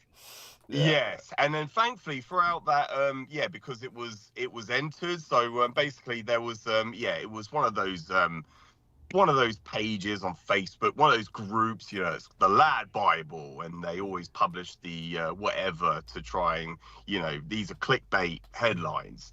And they brought up it's approaching the anniversary date of Donald Trump's assassination attempt. And then I just pointed out, and people were pointing out, it was, this was staged. But nobody pointed out that infamous fist pump, where how was he so sure and so certain that it was over and there wasn't another assassin out there to take him because he staged it. Because he fucking staged it. Yeah, exactly. As we know, just generally, the secret services, if there was an assassin, because their duty is to protect the commander in chief, the president, and if there was shots fired at his direction, they're there and they're gonna pile drive him. They're gonna pummel him on top of him. They're gonna jump on him and they're gonna break his ribs. Yeah. And if they have to, they'll knock him down hard enough because that's what they did to Reagan, Ronald Reagan. They threw him down hard enough where he actually protested. He said, "That hurt, you idiot!" And they just, shoved him in like he was a sack of potatoes. They shoved him into the armored car. Like, they don't give a shit what he says. Their job's to get him out of there alive, whether he's complaining or not. But go on. Okay, how many bones they break as long as he's alive. Yeah, that's their duty. Yes. And yet with Donald Trump, he got shot in the ear, supposedly. Yeah, that's a good one. Yeah, he got shot in the ear. Yeah. So what's his reaction? Yeah. Yeah. He's there. Completely composed. Yeah, not even, didn't butter an eyelid, didn't batter an eyelid, excuse me. He didn't even, no. He was just like, yeah, I've just survived. How was he so sure there wasn't another one? How was he so certain it was all over? Yeah. And that was the most. Not only that, don't forget to point out, why did the Secret Service around him allow him to do that? The stupid fist pump. If they were if it were a real scenario, if it was a real situation, it was real, where they would have kept him down and just literally hustled him like a crab. They would have crab walked him off the stage and into an armored vehicle and out of there as soon as possible. Because that's their job. That's their fucking job. That's their job. Yeah, exactly. But from what I hear, their claim was, remember after that they were claiming, well, they weren't real Secret Servicemen, it was private security because Secret Service was short-staffed. Remember all that bullshit? And then now they're not saying it. Now the Secret Service... That's right. Now they're claiming it was the campaign. It was the running up for the it was running for the election at that point. So they tried to claim that these are not actual Secret Service. Right.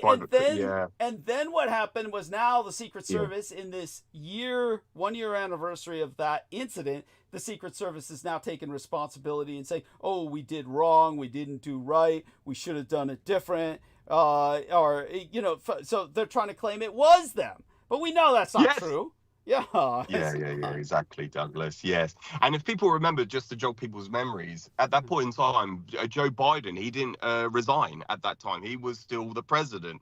But then he basically, what would you call it? He dropped out and he resigned and he handed it over to the vice president, Kamala Harris. Yeah. And then Donald Trump came out publicly and said, I spent all this money running against Joe Biden. Yes. Staging these assassination attempts. Essentially, that's what he said. Yeah. And because he's like this misogynist. He's masculine, and he survived an assassination attempt. Joe Biden would be able to do that, and and not only that, the idea. The idea was to convey that Joe Biden wasn't worth trying to assassinate, that no one would try to assassinate him because he was worthless. That's one of the points Trump was trying to make. See, I'm worth taking out. Campaign. Yes, and he publicly stated, all this money, that he invested into this, charade against the opposition. Yes, it was all worthless because he then dropped out, and then he appointed Kamala Harris as the president of the United States. Yeah, that's right. Yes, and that was the other sign because he publicly stated that, and it was an omission from his side. All this money. It's been so long. I can't remember exactly what they fucking did, but okay. So what happened was, just to clarify for our listeners. So Kamala Harris was not this is what I found so stupid. I always said what Joe Biden needed to do was he needed to walk out of the office completely and surrender the office to his successor, Kamala Harris, so she could have run for president as presidentress. If he had done that, she would have won, because if she was already in the office of presidentress, she would be running as the president. So he didn't do that. He let her run. He said, I'm surrendering the campaign to Kamala Harris, but he stayed as the lame duck president just to fuck everything over and make sure they didn't win, that son of a bitch. Yeah, it was like it was like he wanted to hand it over to Trump. It was like, he never did anything, by the way, during his presidency. He never did anything to prevent Trump from coming back, which is what he should have dedicated his presidency to. Would have been, you know, hey, we got to make sure Trump can't come back. Exactly. But anyhow, so do go on. Yes. Please. No, absolutely. And I did. I think I shared going back a little while ago. There was actual amateur footage taken of these essentially Secret Service men, the snipers, on top of the rooftops. Yes. They were pointing in that Butler's direction prior to any shots fired. So it was preempted, and it was there was foreknowledge of they knew exactly which direction to point in. You could see him taking their aim. So this man, and you could see him in the background taking his position. This Butler, you could see him walking on the rooftop, and they're there aiming at him. They're already pointing in his direction. So they were just waiting for him just to take his position, lay down, and take his shots fired. And then people did die in the crowd. There was people who died in the crowd, and then people point out, well, how come it was staged if people actually died? Because Butler was aiming at them, not at the fucking president. Exactly. He was aiming to just kill some police, kill a fireman. These are the blue-collar heroes that everybody sympathizes with, so that, you know, they could say, oh, look, this fireman died and this policeman died, you know, just like they were in the line of duty or something. It's just because they were the easiest, most sympathetic targets, so that Butler could make himself look like a villain. And, of course, he didn't shoot at Trump at all, because there's no possible way in hell that anyone, no matter how great a shot you are, is going to risk clipping an ear. Yeah, not even the most. Exactly. Exactly. And you know, a normal human being's reaction would be, oh my God, my ear's just been shot at. I've just had this bullet just tear my ear apart. Yeah. And no, that never happened. Oh, well, I mean, Trump's reaction. Yeah, it was so phony. Yeah. Go on. Yes, please, continue. And I'm just pointing out because people are like, oh, it's just heat at the moment. It's like, that's not a normal human reaction to put your fists in the air. It's like, it's just so absurd. It's just so abnormal. Yes. Just that just tells you everything. And so I think somebody did point out that these are the Trump followers. There's cultists that just follow him and just, like, you know, they just take every word verbatim and every word that he says as gospel, don't they? They just they run with everything he says. It's so true. Of course, now there's a big shall I say, there's roiling, we'll call it roiling in the base over the Epstein files. And he's saying, oh, let's not waste our energy on that. Yes, of course. Oh, nobody's paying attention to this. This person, nobody cares about. That's what he called him. Oh, that's why you're partying with him all the time, Trump. Yeah, we've seen footage of you and him hugging and pointing. Oh there's our next target. There's all those video footages that are being resurfaced now online. People could just take a look at that and then see, of course you didn't care about this person. That's why you're rendezvousing with him all the time. By the way, Cyprus. Now, the reason that I sent you that link about the Israelis purchasing purchasing parts of Cyprus is you can now testify to our listeners that I've said years ago, I said the Israelis need to purchase lots of property in Cyprus because that's going to be their backdoor out if Israel ever collapses, is through Cyprus. That Cyprus is the perfect place for them to essentially set up, if nothing else, even though I'm thinking honestly, the way that I thought of it years ago was... I remember you saying it, Douglas. Yes. You do? Okay, so you remember how I said because Britain owns... Yes. Because Britain has those bases in Cyprus, I said those will be perfect for Britain to help Israelis evacuate should Israel fall. And yes. So thank you. So you do remember my saying that. So yes. That, and the Israelis were listening to me. And they said, "Oh God, we got to get property in Cyprus now." So yes, is this not the case? You can tell my listeners this is what happened. Yeah, no, this is exactly this is what you were saying, Douglas, and this is what they're implementing. Yeah, this is what they are doing, and it's for that reason, in case of because they know they're in such a precarious place right now, and they know Iran. If Iran wants to take Israel out overnight, they know that.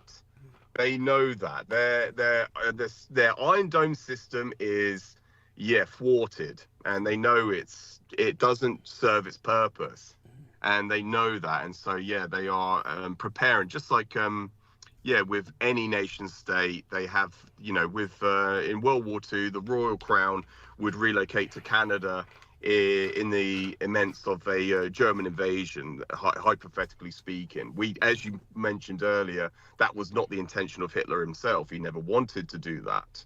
It was against his own will, and he's stated that publicly. And but the Royal Crown had a you would call it what do you want to call it? Sorry, Douglas. It's hypothetical. I'm sorry. It's a. Give me a moment here. I'll think of it. Contingency plan. Contingency plan. Yes, exactly. In the break of all out invasion or destruction of a nation state, there will be a relocation of its either the leadership or the state, the head of state and the family and diplomats. They would relocate. It's like with any nation state has that, but with Israel, they thought they were, obviously their intention, certainly the Zionists, was never to relocate anywhere else, and now I think they're under that. They have immense pressure to find basically a bolt hole. Yes, they need a backup plan. Yeah, and so because of what's been happening lately, and then there's a lot of also I've noticed in the headlines a lot of rhetoric with leaked audio recordings of Trump saying that we're going to bomb the hell out of Moscow. That's right. Go on. I think it kind of goes back to what we were saying a few weeks ago when I was last on, that it seems like Trump is more, because he has worked on the behest of the Russian Federation. We know that. And that he is Vladimir Putin's useful idiot, and we know he's been sponsored and financed by the Russian directly from the Kremlin. But now it seems like he's more on the Israeli side under Netanyahu or Milikolisky. He seems like he's more in favor of them, and he sided with them certainly over the stance of Iran and Israel. So it's amazing how what's transpired and how it's all planned out. Douglas. Panned out, I should say, not planned, but yes. Yes, good. Yes. Yeah, that's I all. hope that's a coherent analysis of that. Yes. Just by an observation. Yeah, and just by an observation. Now, what's interesting about the other link that I provided is they use the term claim with our man Lord Rothschild. Hey, Lord Rothschild claims he founded it. It's like, why are they saying the word claimed? Like, it's like, are they trying to claim themselves that he did not? He was obviously one of the founding fathers. It would be four people, essentially. The four founding fathers of Israel are not Jabotinsky or any of these Zionists. It's really Adolf Hitler, Joseph Stalin, Harry Truman, and Lord Rothschild. Those are basically the four founders of Israel. And Lord Rothschild has every right to say that because, as I've said, maybe he's coming out and saying that now because they're listening. And I've always said that England can help settle the situation by simply crowning him the king of Israel and basically establishing Well, he would be part of a United Kingdoms in the plural. I've gone over this in some detail, but please continue with your own response to that. Yes. Oh yeah, no, I was aware of the Balfour Declaration years and years and years ago, long before I even knew of your existence, Douglas. Yes. And it states right there to use Palestine, that they will coexist in a dual state with Palestine, and that was for the Zionists. It was a letter from Lord Rothschild directly to what's his name? He was Balfour. I forgot what his first. It escapes me right now, Doug, so it will come to me later. It was a letter declaration signing proposing that the Jewish diaspora relocate to Palestine, and that it will not, I would say, there will be no detriment or any compromise to the Palestinian people or the state of Palestine. And that was what he proposed. And it was the self-determination for the Jewish people. That was the whole intention of it. But that was from the stance of Lord Rothschild. The Zionists had a different alternative agenda. Obviously, they wanted to ethnically cleanse the Palestinians and have their own state, whereas Lord Rothschild proposed that they coexist side by side with the Arabs. And so that was the difference in both proposals. Obviously, yeah, he would definitely be, I would definitely say that he is definitely a founding father of the state of Israel. Without that, and there was actually an agreement, and that was what Lord Balfour. I'm trying to think what it escapes me his first name, Douglas, and that was signed, I believe, in 1917, I believe, because I remember in 2017 it was the 100-year anniversary. I do remember that, and that's just to go into that historically, that he certainly is noted or certainly recognized as the founding father of the state of Israel. He's commemorated for that. He's commemorated for that Balfour Declaration as well. Obviously it's been a few years since I ever looked at that in detail. I have obviously read it, but it's very short. And also Lord Rothschild has actually publicly come out on interviews and read it himself.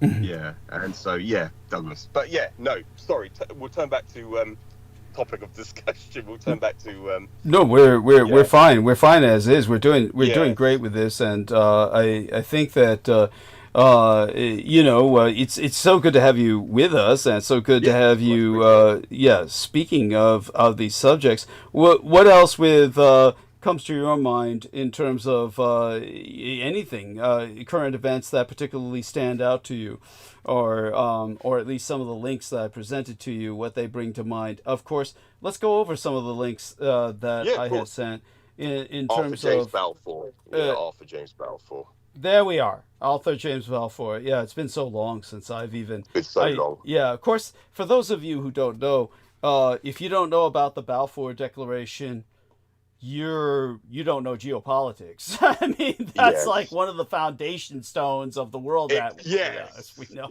Yeah, exactly, Douglas. Yes. Hey, Douglas, I'm just going to go on mute for literally 30 seconds. Sure, take your time. Continue, and I'll listen. Absolutely. Thank you so much. Absolutely. So what we had is one of the links that I sent to him. We'll go over this. What I found is a PDF of a book written by an individual who is, how would I say it, was involved with the Defense Department in the days that I was involved with the Defense Department. And what we can look up is a bio. Let's look up a bio for this individual. And here we are. Geez, I'm running across some shit that, I never even knew this guy wrote now. Well, he died in 2020, this individual, Dean Charles Ng. And he was a American author, and he was involved with a lot. He was very connected. So even though he was a veteran of the United States Air Force, he was an aerospace engineer, he was a university professor who held a doctorate in communications theory, if I remember. And he became a professional writer in 1977, the same year that Star Wars was released, because he was connected with Michael Aquino. and Michael Aquino told him now is the time to go into popular writing. Because Michael Aquino had pretty much entered the public stage with Star Wars. For those of you who don't know, Michael Aquino was an advisor, an unofficial and unacknowledged advisor to George Lucas. So Ing lived with his wife in Oregon. Now, I have no idea why he had such a strange name, because it's a Chinese name. But this fucker wasn't Chinese. He was white. And what I'm trying to find is a PDF of a specific book that for some reason I'm having trouble finding a PDF for. Yes. Well, it's hard to find PDFs for books, and we need to go towards Aristides to find this eventually. But anyhow, so this is what I want to bring to our man George Knight's attention. Yeah, Douglas. Yeah, and so it's one of the reasons why I don't follow Star Wars. Actually, I never have had any interest, or I've never been fascinated by the Star Wars saga, the whole franchise. But yeah, certainly after learning that Michael Aquino, he was an advisor to George Lucas, and that's what they named the Presidio, El Presidio. That he's got his own park named there, and also in the book Mind War, he talks about the Jedi Knights, and that's where that term comes from. Thank you. Go on. Yes. Yes, and so Michael Aquino quite publicly speaks of that in his the book Mind War, about the Jedi Knights, and you got the Men at Stare at Goats movie, where they portray the First Earth Battalion as Jedi Knights, where they can they're under intense mind control programming. And they're able to manipulate physical objects using a higher form of science, a higher level of science. And it's all obviously MK Ultra mind control programming that that was conducted by, I would say, the United States Army. But that's how it was portrayed. You've got James Chan, and that's it, Douglas. Sometimes I forget, because I purge his actually, you've got an excellent memory. I mean, believe me, you're doing much better than I. What I'm doing right now is I'm looking. I believe I found something accessible. So we'll see. Let's see if this proves to be accessible here. And so if this is, then what we'll do is try and get you to do the same thing so that you can access this on your own.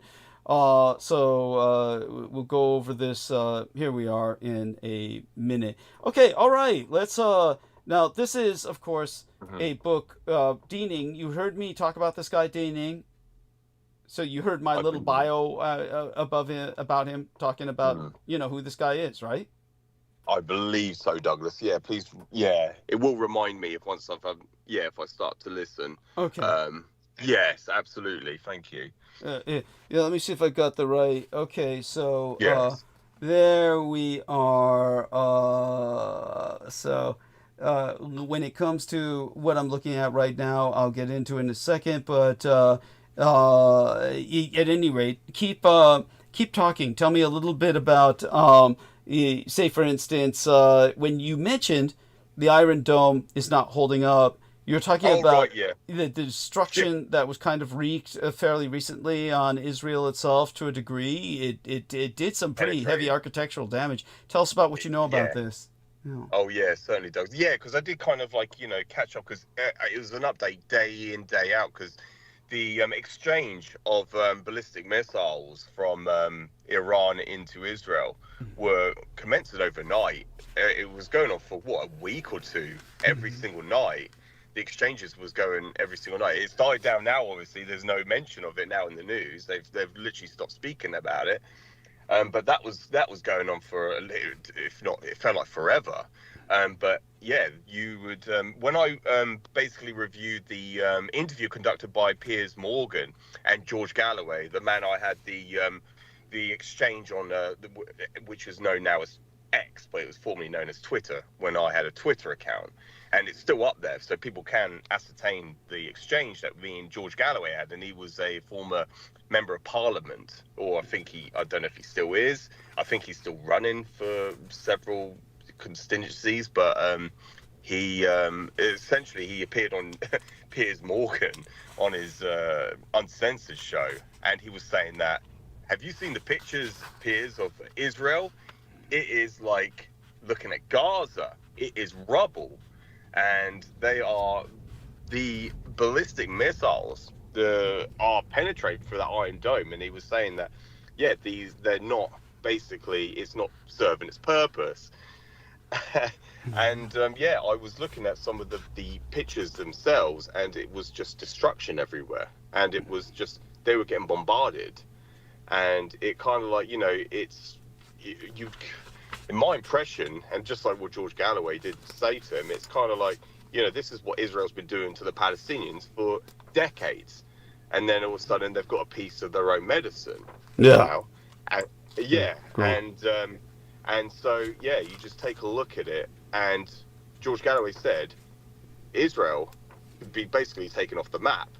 Iran could take off the map. It's with Israel, they're fighting against, they're targeting Iran, but yeah, it's like, you know, what's the analogy you would use? It's like you're not poking a bear, you're poking like the most prestigious beast. Yes. And so, but they're trying to use, what Israel's doing is it's trying to, like it's always done, is pull the arm of the United States to fight for it. Mm-hmm. And so Netanyahu has been trying to get Trump to get in on the fight. And of course, that is why Vladimir Putin is ringing him on his birthday, saying, "Happy birthday, Mr. Trump. Do not attack Iran. I'm telling you, do not attack."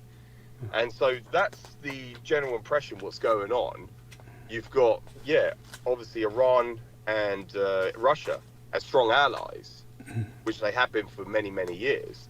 And then you've got essentially Donald Trump, who is at basically a foothold with Israel, because Israel has a foothold on the United States, telling him, you have to fight for us. Yes. You have to attack Iran. Yeah. And so, yeah, that's when he, deployed his B-2 bombers, and they traveled from the continental United States in these landlocked air bases, deployed them.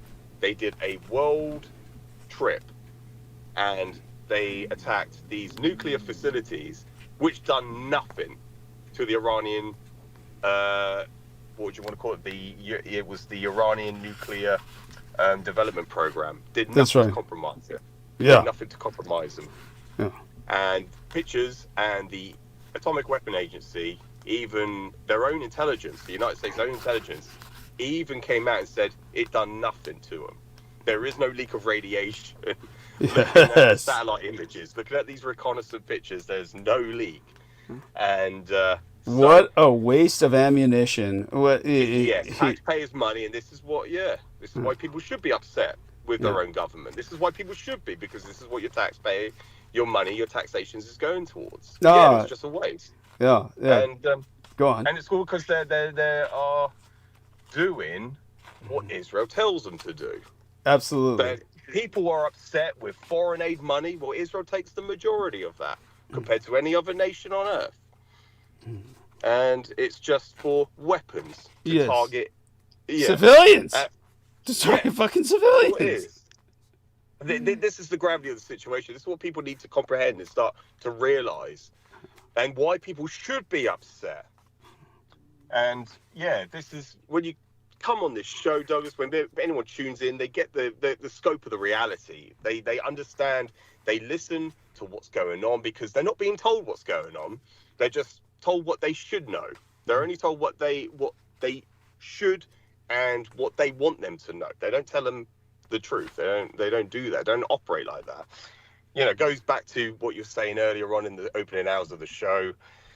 You know, you got these people, these charlatans and shit coming out telling you there is life out there. Because that's what people want but you to just hear. can't hear it. There's life out there, even though there's no evidence. Yes.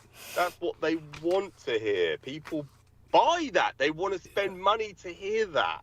And as you said, that you point out very truly, you know, I remember in the year 1995, I was a young boy. How old was I then? About 8 years old. I remember seeing these Roswell autopsy videos that were being leaked.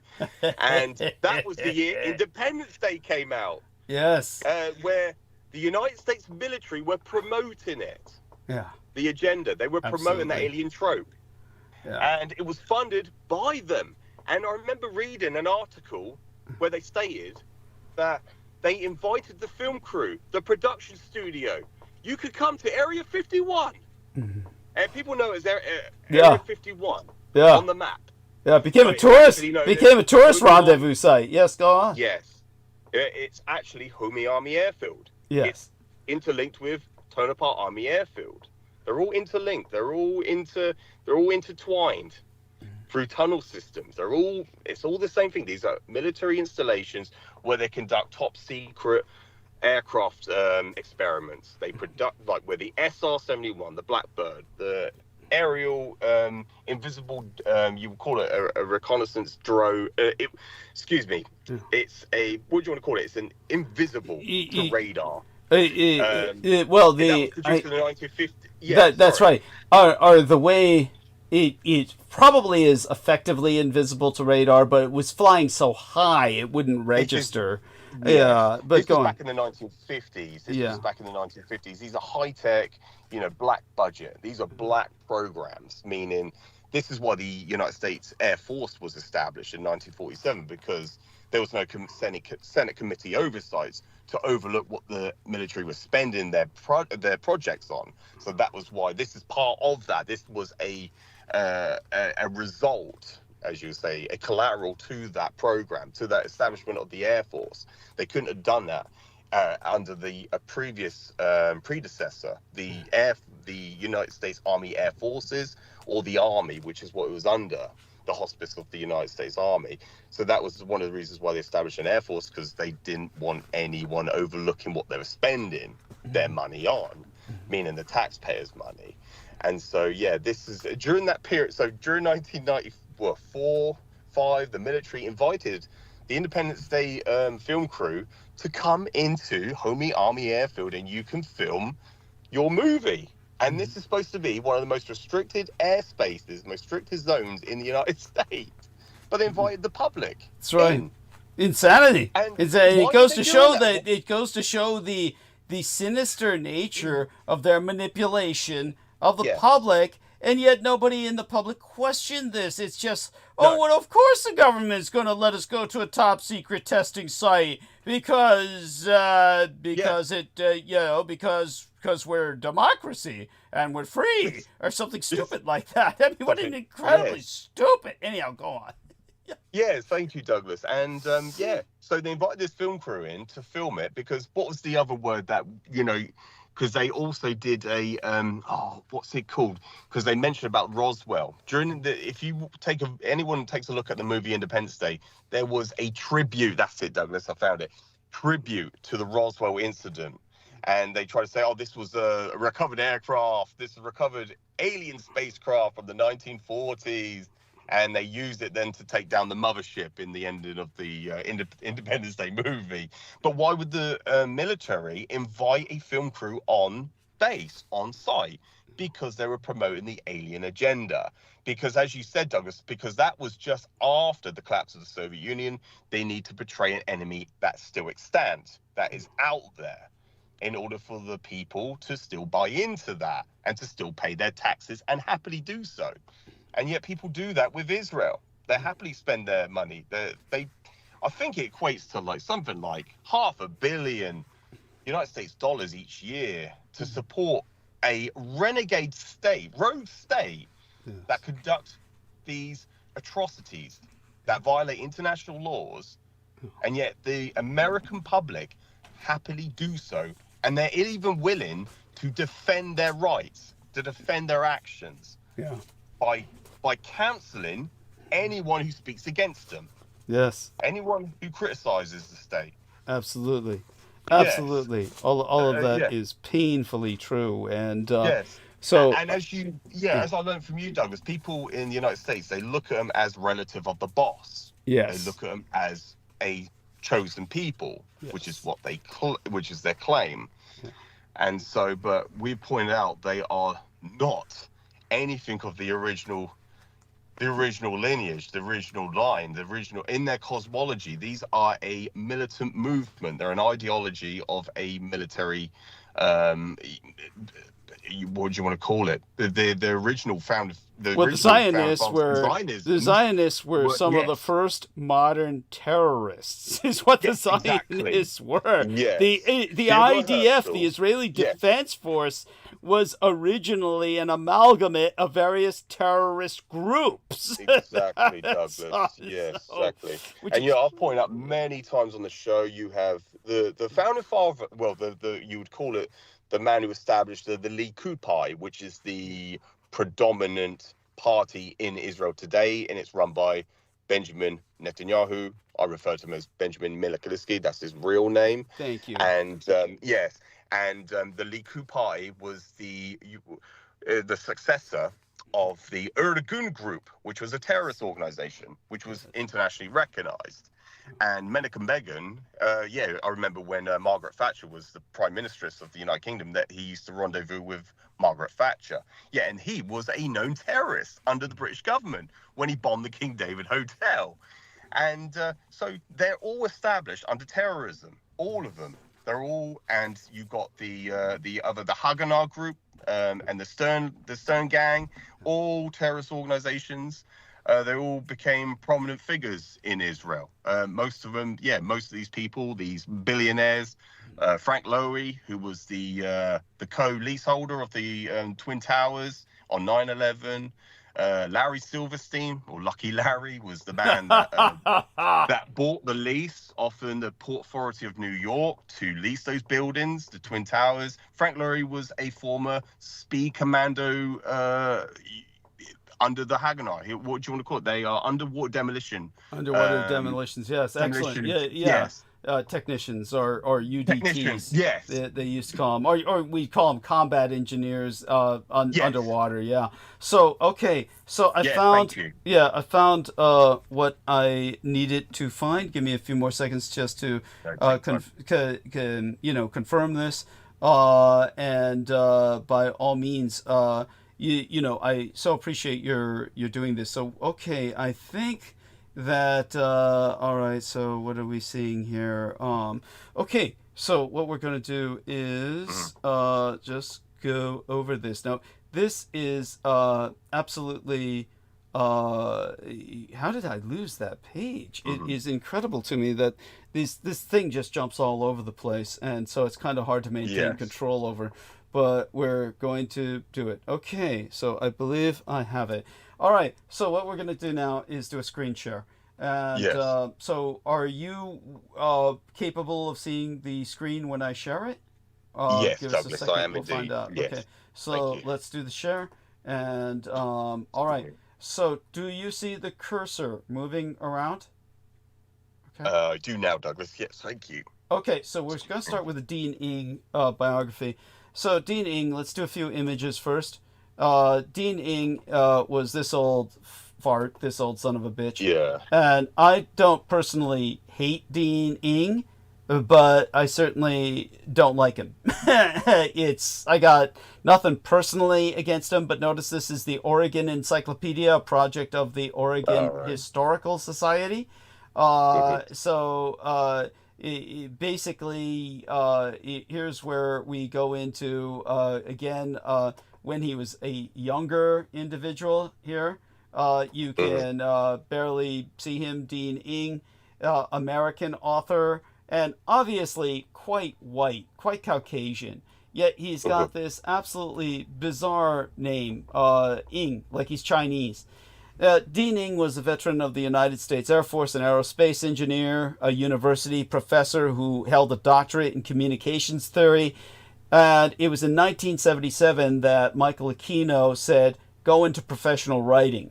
And that was because Michael Aquino was at that time the unofficial advisor for Star Wars to George Lucas.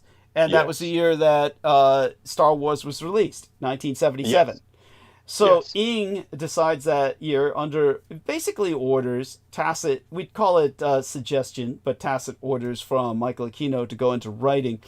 He was living with his wife in Oregon at the time. So he's, again, a AI overview of this man's life, which is important. He was an American author known for his science fiction and techno-thriller novels, a former United States Air Force interceptor crew chief, an aerospace engineer, university professor.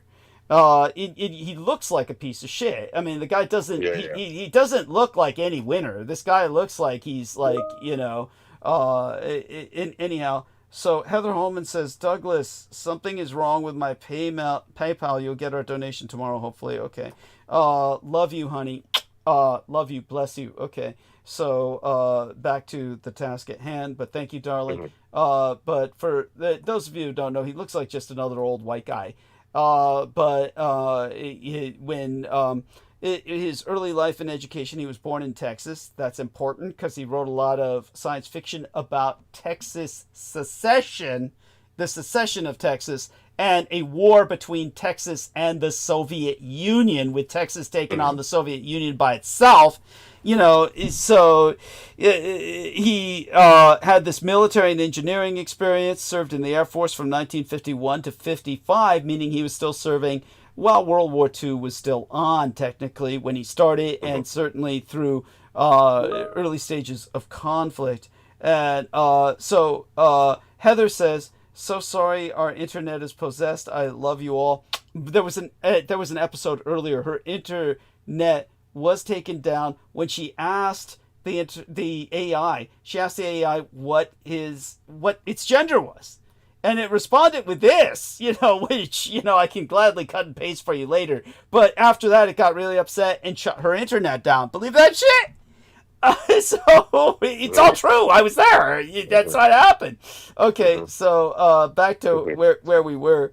So then what happened was that, due to Aquino's suggestion, he began writing serious science fiction.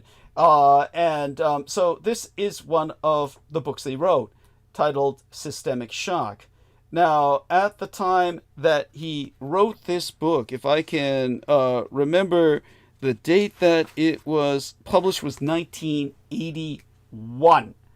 So I was working barely with Aquino at that time, but I was already beginning to work on these documents, and I worked with Dean Ng on these two chapters in this book. So these are the two chapters. They're very short, and we're going to go over them. Chapter 22. Jacob ben Orbel swept a hand over his bald head, gazed out the window across Tel Aviv rooftops, glanced again at a note inside. Bones, page 21, line 15. I gather the jihad is already in motion. You are certain it said Bones? How could I not check it twice? Trudged Irina Konolev. Irina Konolev, obviously a Russian name, and he already knew about the Russian connection to Israel. And it'll be barely dark at 9:15. We haven't a snowball's chance in the Negev. That's the desert of Israel, South Israel, of pulling this off without being spotted. Speaking of the Negev, our settlements along the eastern Wadis are low on fuel. We must get every spare liter we can to them from Beersheba. We have. He checked his chronograph. 4 hours, Irina. I hope the Knesset knows what it is about this time. I'll take our records to Netanya for you unless you want them. She said the Ministry of Transportation would be a nightmare of conflicting priorities without a copy of records up to the moment. You know better than that. My unit will be back by the time you leave, Netanya. Again, I shall probably be safer than you. Oh, call my wife. Tell her to keep the TV on and the kids within earshot. Irina stepped nearer, planted a kiss on his mustache. You're a better colonel than you are a bureaucrat. I want your uniform pressed. She was nearly out the door before he stopped laughing long enough to say, it'll have worse than wrinkles on it before the night is done.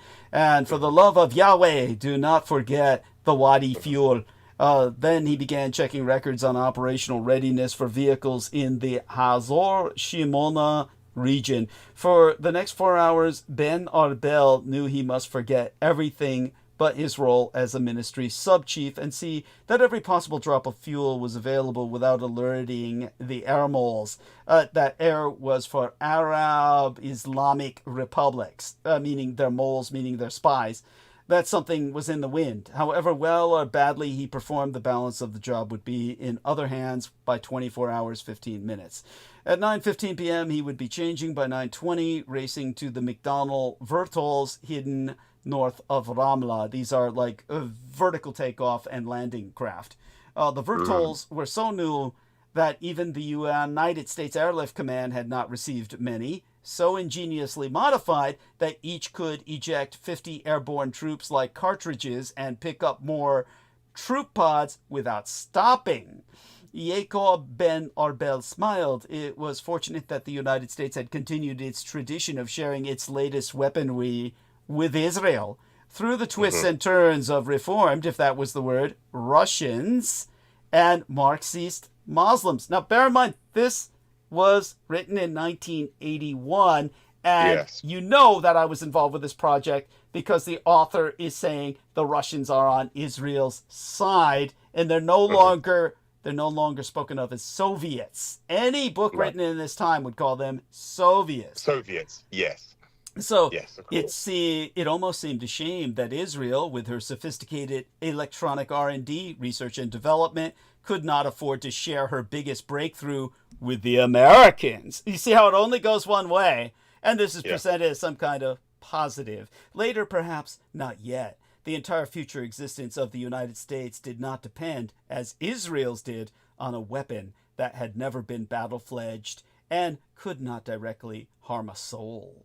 Ben Arbel inferred rightly. Agents of the Mossad had monitored the countdown in Riyadh, capital of Arabia, and Cairo, capital of Egypt, as the Arab Islamic republics set in motion their machinery for jihad, holy war on Israel. While Saudis ruled Arabia and Sadat lived on in Egypt, Israel could hope for something less than eventual apocalypse, since the quasi-Marxist coups and the formation of the Arab Islamic Republic, only uncertainty as to Rus, which is the Russian United States, meaning the Russian United States, and a Russo-American axis. And American responses had kept the jihad on the back burners. Now, I had predicted at that time a Russian-American axis based on the Russians ultimately taking over the United States with Israeli help.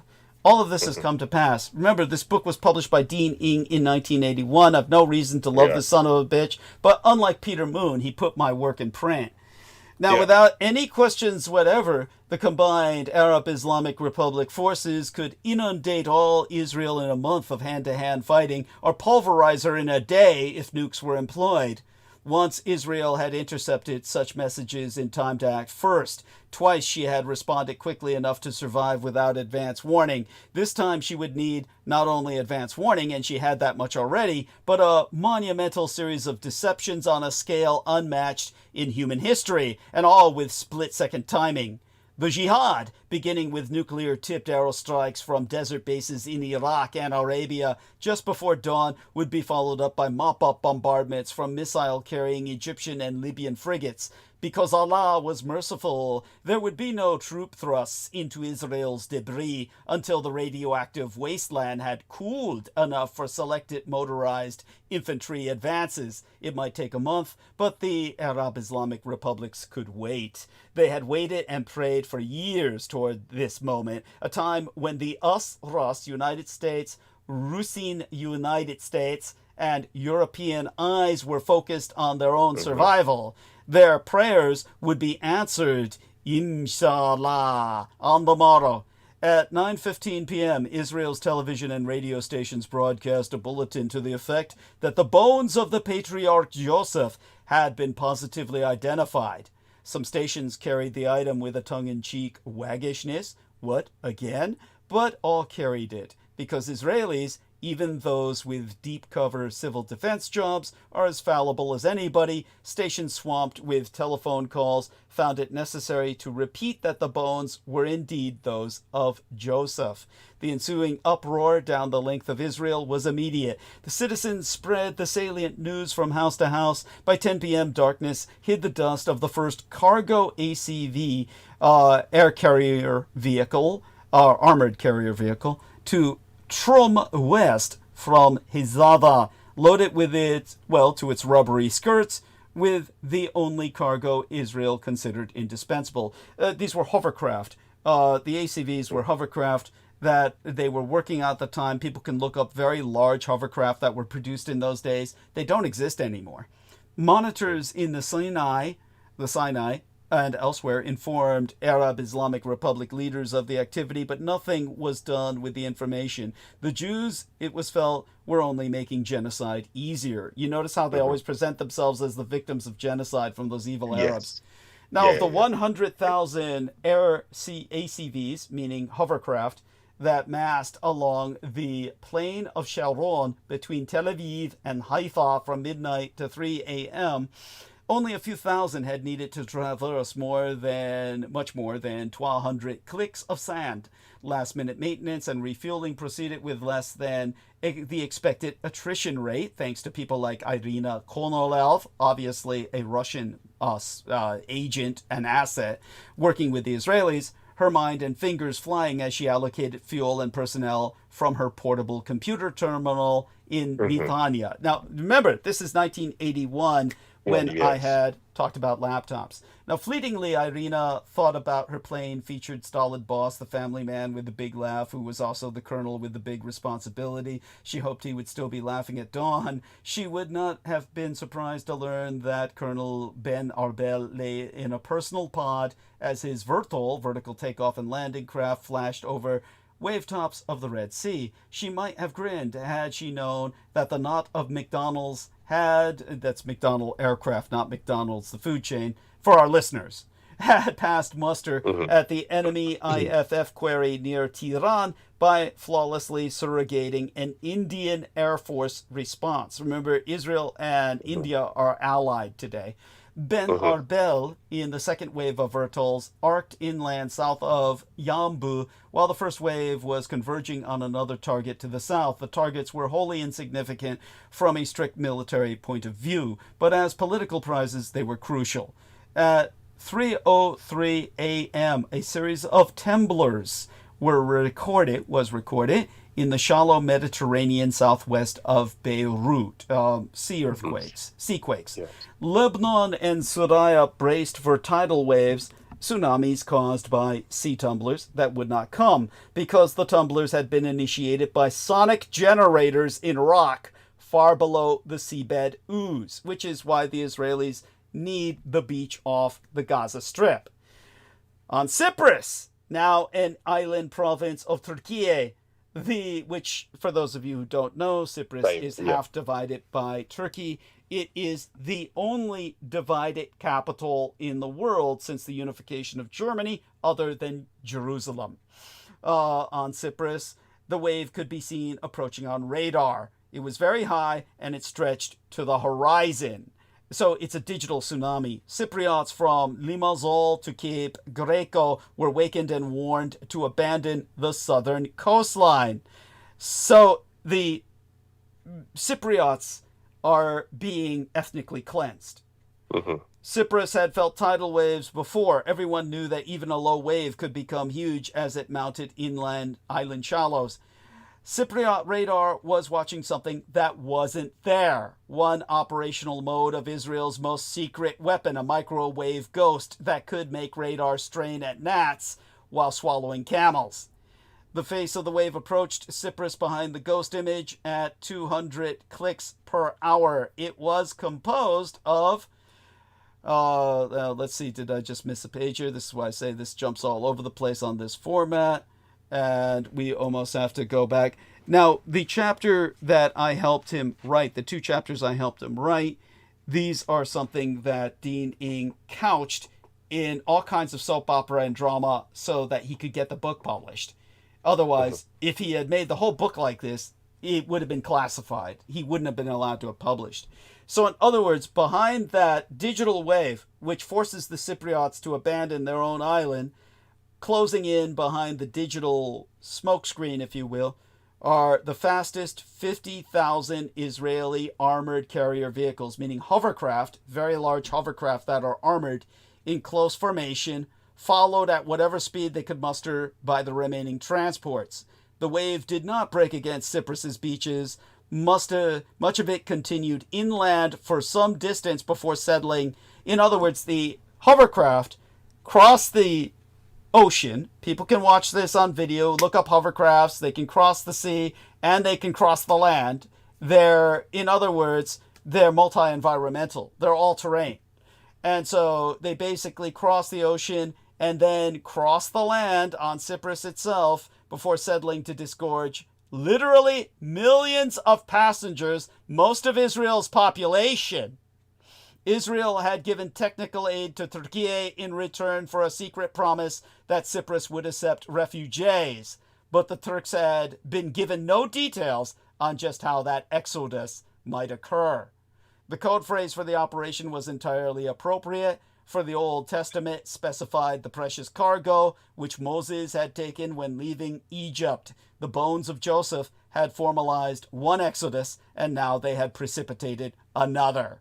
Before the human tidal wave settled, Arab Islamic Republic military leaders were arguing furiously with the civilian Majlis commanding them. It was too late, they railed. The first wave of fighter bombers was almost airborne. The frigates were off Port Said, and Libyan captains might not be willing to honor an abort signal.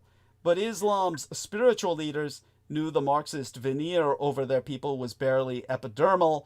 In their bones, devout Muslims might reject their leaders, perhaps question their own devotion once they saw on television that Medina, Mecca, and Qom were suffering unspeakable defilements before being turned into radioactive craters. As one Knesset member put it, given the certainty that we've taken the Masjid al-Haram and might let the world watch on TV while we cover the Kaaba with pigskin. In other words, they were going to drop pigskin onto the holiest site in Islam.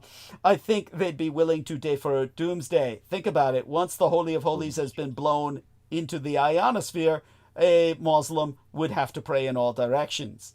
Now, the point was well taken by the top-level Majlis of the Arab Islamic Republic. If Israelis would permit frequent inspection to verify the Jewish claim that no harm had yet come to the shrines of Muhammad and Khomeini, the Majlis would cancel the attack on Israel's abandoned soil. The abandonment had not been complete enough to give the Majlis hope that Muslim squatters could infiltrate the place. Sodom and Nazareth and Haifa still rang with the clangor of Israel's business, but now a business run exclusively by warriors of both sexes. Remember, all Israeli women are required to serve in the military just like Israeli men. That's why the bullshit that Hamas killed civilians on October 7th is just that, bullshit. These were all military veterans or people of military service age. There are no civilians in Israel. Except, of course, the religious extremists are people who are excused for medical matters. In the matter of her vulnerable citizens, Israel had cleared her decks for action.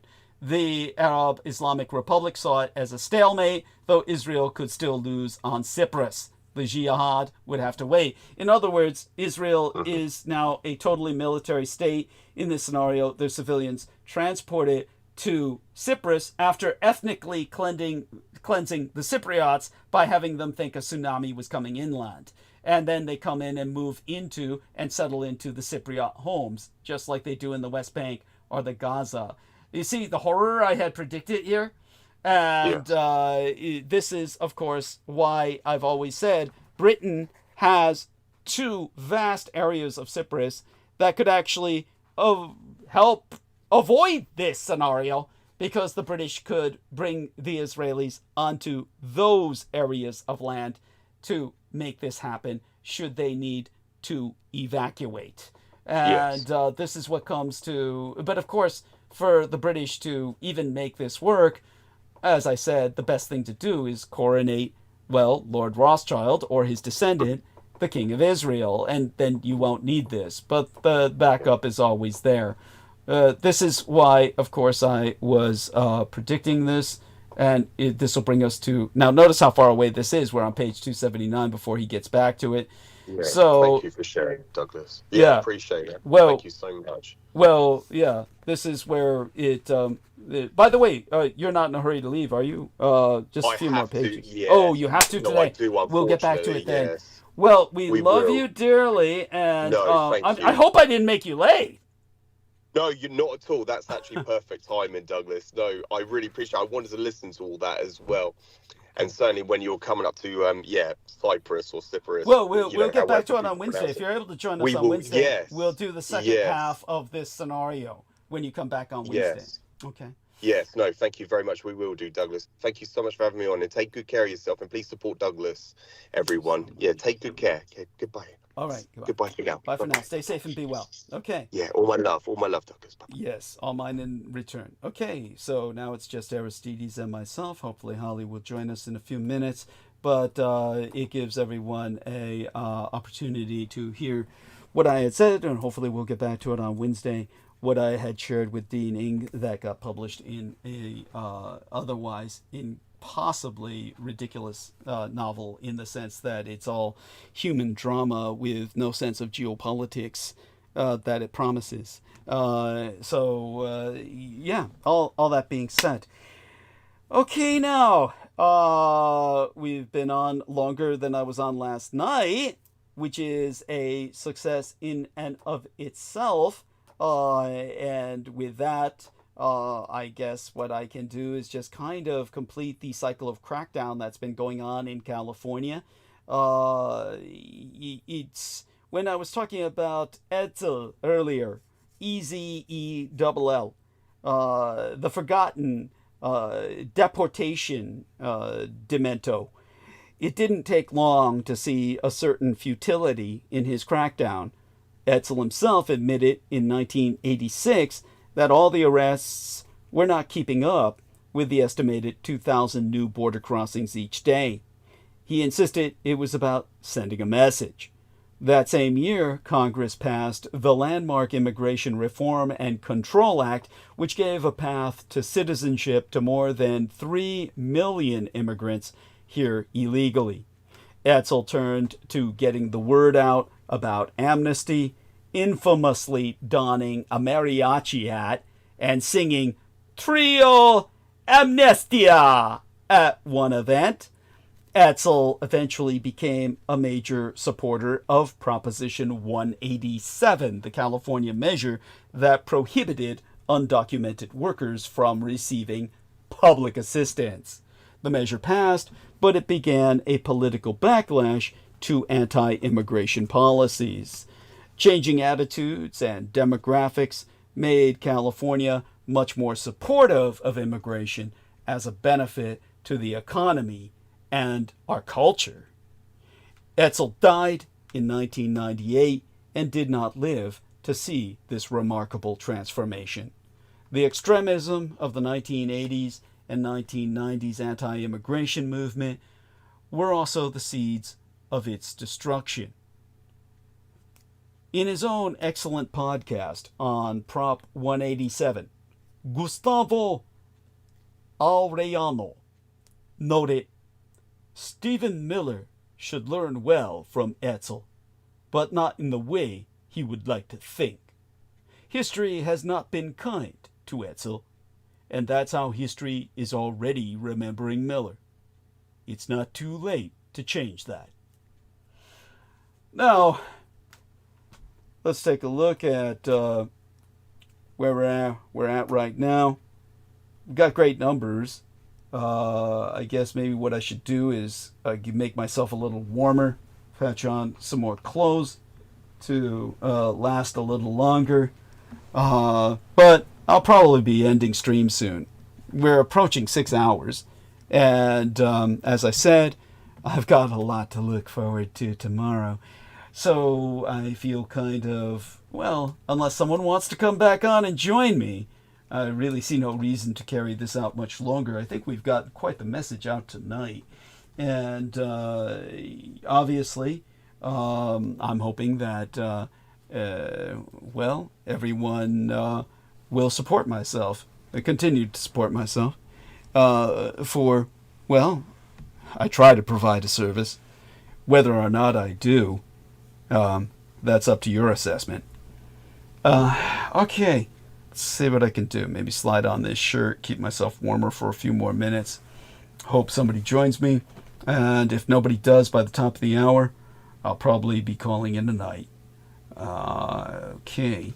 And that was really something with our lady Heather asking the gender of her AI. And then the AI, well, taking offense, essentially. Don't think they're not personalities in their own right, developing in their own way. They certainly are.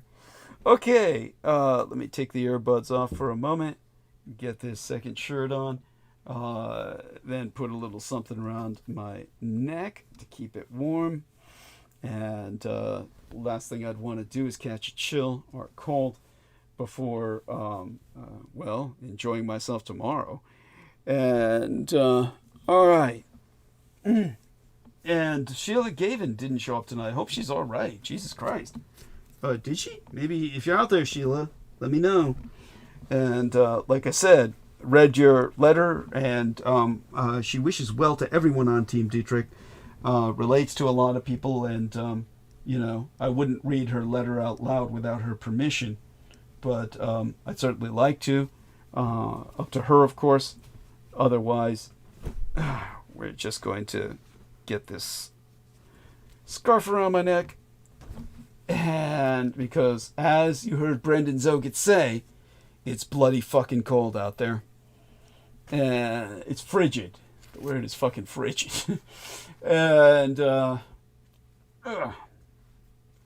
with that, final twist of the scarf. Ooh, drape over, of course, my electric shawl, which doesn't work for a shit anymore. I need to get a new one. And, oh, that's another thing. I'll need a new pair of canvas boots. The old one I had from Desert Storm, well, it's finally fallen apart. Can't wear that in the rain. It was bound to happen. It's amazing it lasted as long as it did, from 1990-fucking-1. Believe that shit? Alright, let's take a look around. 27, good number of people. Let's take a look at response in terms of upvotes. And, well, I love you all. Want to thank you all who support myself. Want to thank you all who wish me to go on for several more minutes. I guess I can make some jokes about NASA. Like I said, basically, we're in a scenario now where NASA meets the real world. You know, you remember that TV series? Sure, NASA is set to reduce its workforce by at least 2,145 employees, most of them senior level and with expertise that will be extremely hard to replace. Sure, Sean Duffy, the former Real World cast member, currently serving as Secretary of Transportation, which seems like a more than full-time job already. Think about what I said about that mass exodus that required the Israeli transportation department to be at the top of its game. He's now also the interim head of NASA.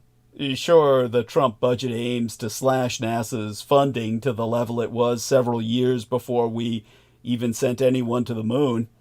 The Senate is trying to preserve the budget, but must it? I mean, it's okay. We didn't need to go to space again anyway. What's in space? Nothing. Void. Vacuum. Well, Laika's vengeful ghost, maybe. You know, Laika, the dog sent up by the Russians to die. Dust. gas, rocks, old Voyagers, a couple of gold records, thousands of Starlink satellites blotting out the view of the stars. It's not like we haven't been up there before. Going into space is much too 60s. The whole theme of the Trump misadministration is undoing things we did in the 1960s, such as, end polio and enforce the 14th Amendment. To anyone who says, I don't think a former reality TV star should be in charge of NASA, I say, why does NASA deserve any better than the rest of the country? Indeed, there might be some benefits associated with bringing real-world sensibilities to NASA. Previous administrators would have wasted money trying to actually get to space instead of entertaining cost-saving ideas such as faking it on a soundstage and giving a press conference where you belligerently insist that you have already landed on Mars, but the fake news media just didn't see it. The saved money could be used to mass deport people, preferably people who came here hoping to do science for us because we were a nice place, with freedoms and shit. In a sense, mass deportation is a kind of space travel. El Salvador is in space. It's not like we're putting Sean Duffy in charge of a NASA that is going to try to go somewhere. He just needs to sit with it, hold its hand, and make it comfortable. Do you remember when we used to go to space, Sean? Shh, Grandpa. Indeed, I got a look at new missions being contemplated by Duffy's combined Department of Transportation / NASA. T-NASA, or Trans-NASA. Oh, they took out the trans because it sounds too, phobic. And they are, frankly, a little bleak. Here's his agenda, point by point. Fake a moon landing, but on a much worse, dinkier soundstage this time. Communicate with extraterrestrial life, but in a hostile, careless way that compels them to immediately attack Earth. And thus, ergo, justify our astronomical defense budget. Oh, space tariffs! Yeah.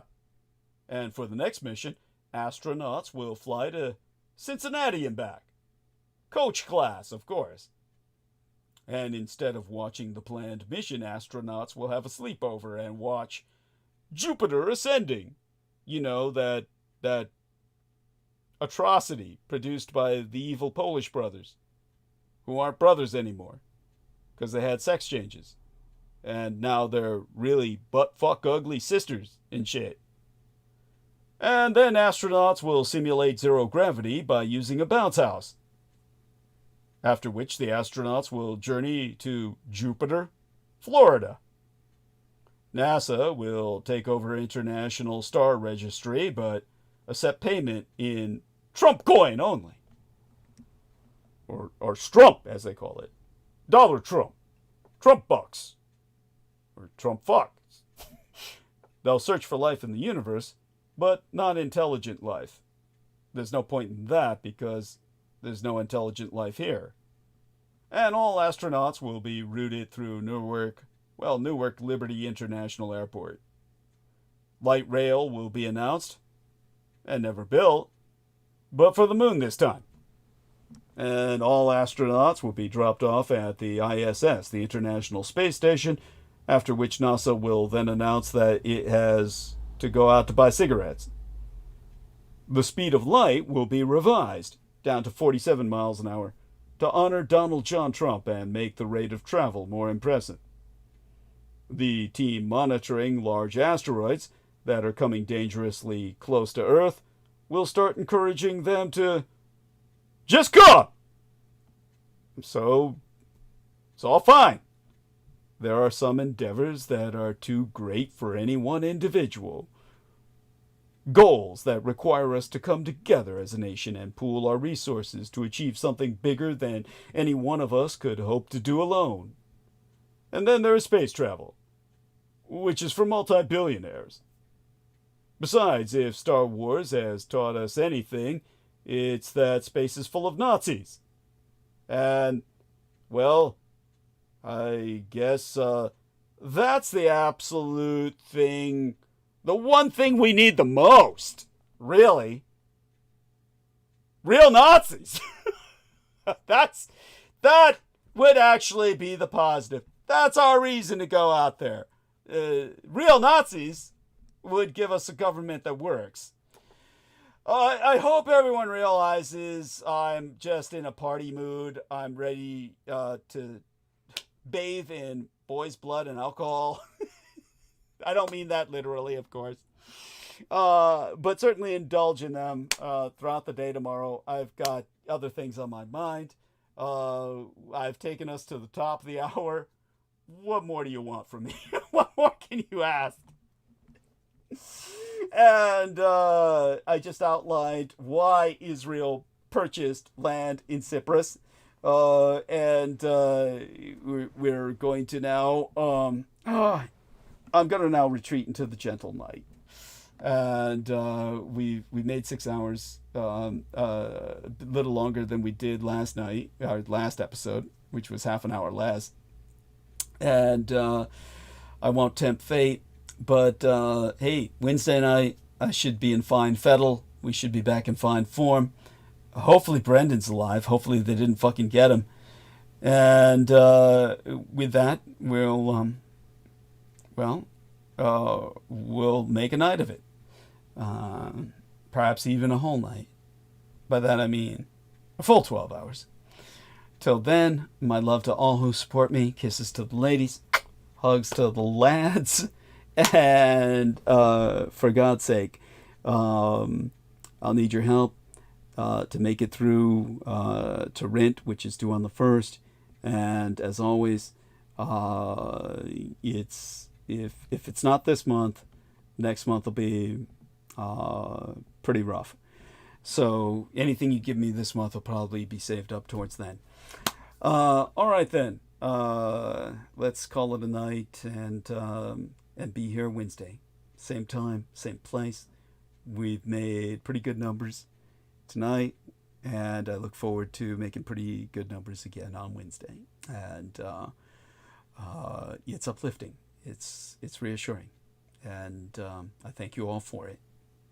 And I hope that you in turn are grateful for what I try to do. All right then. Let's end stream.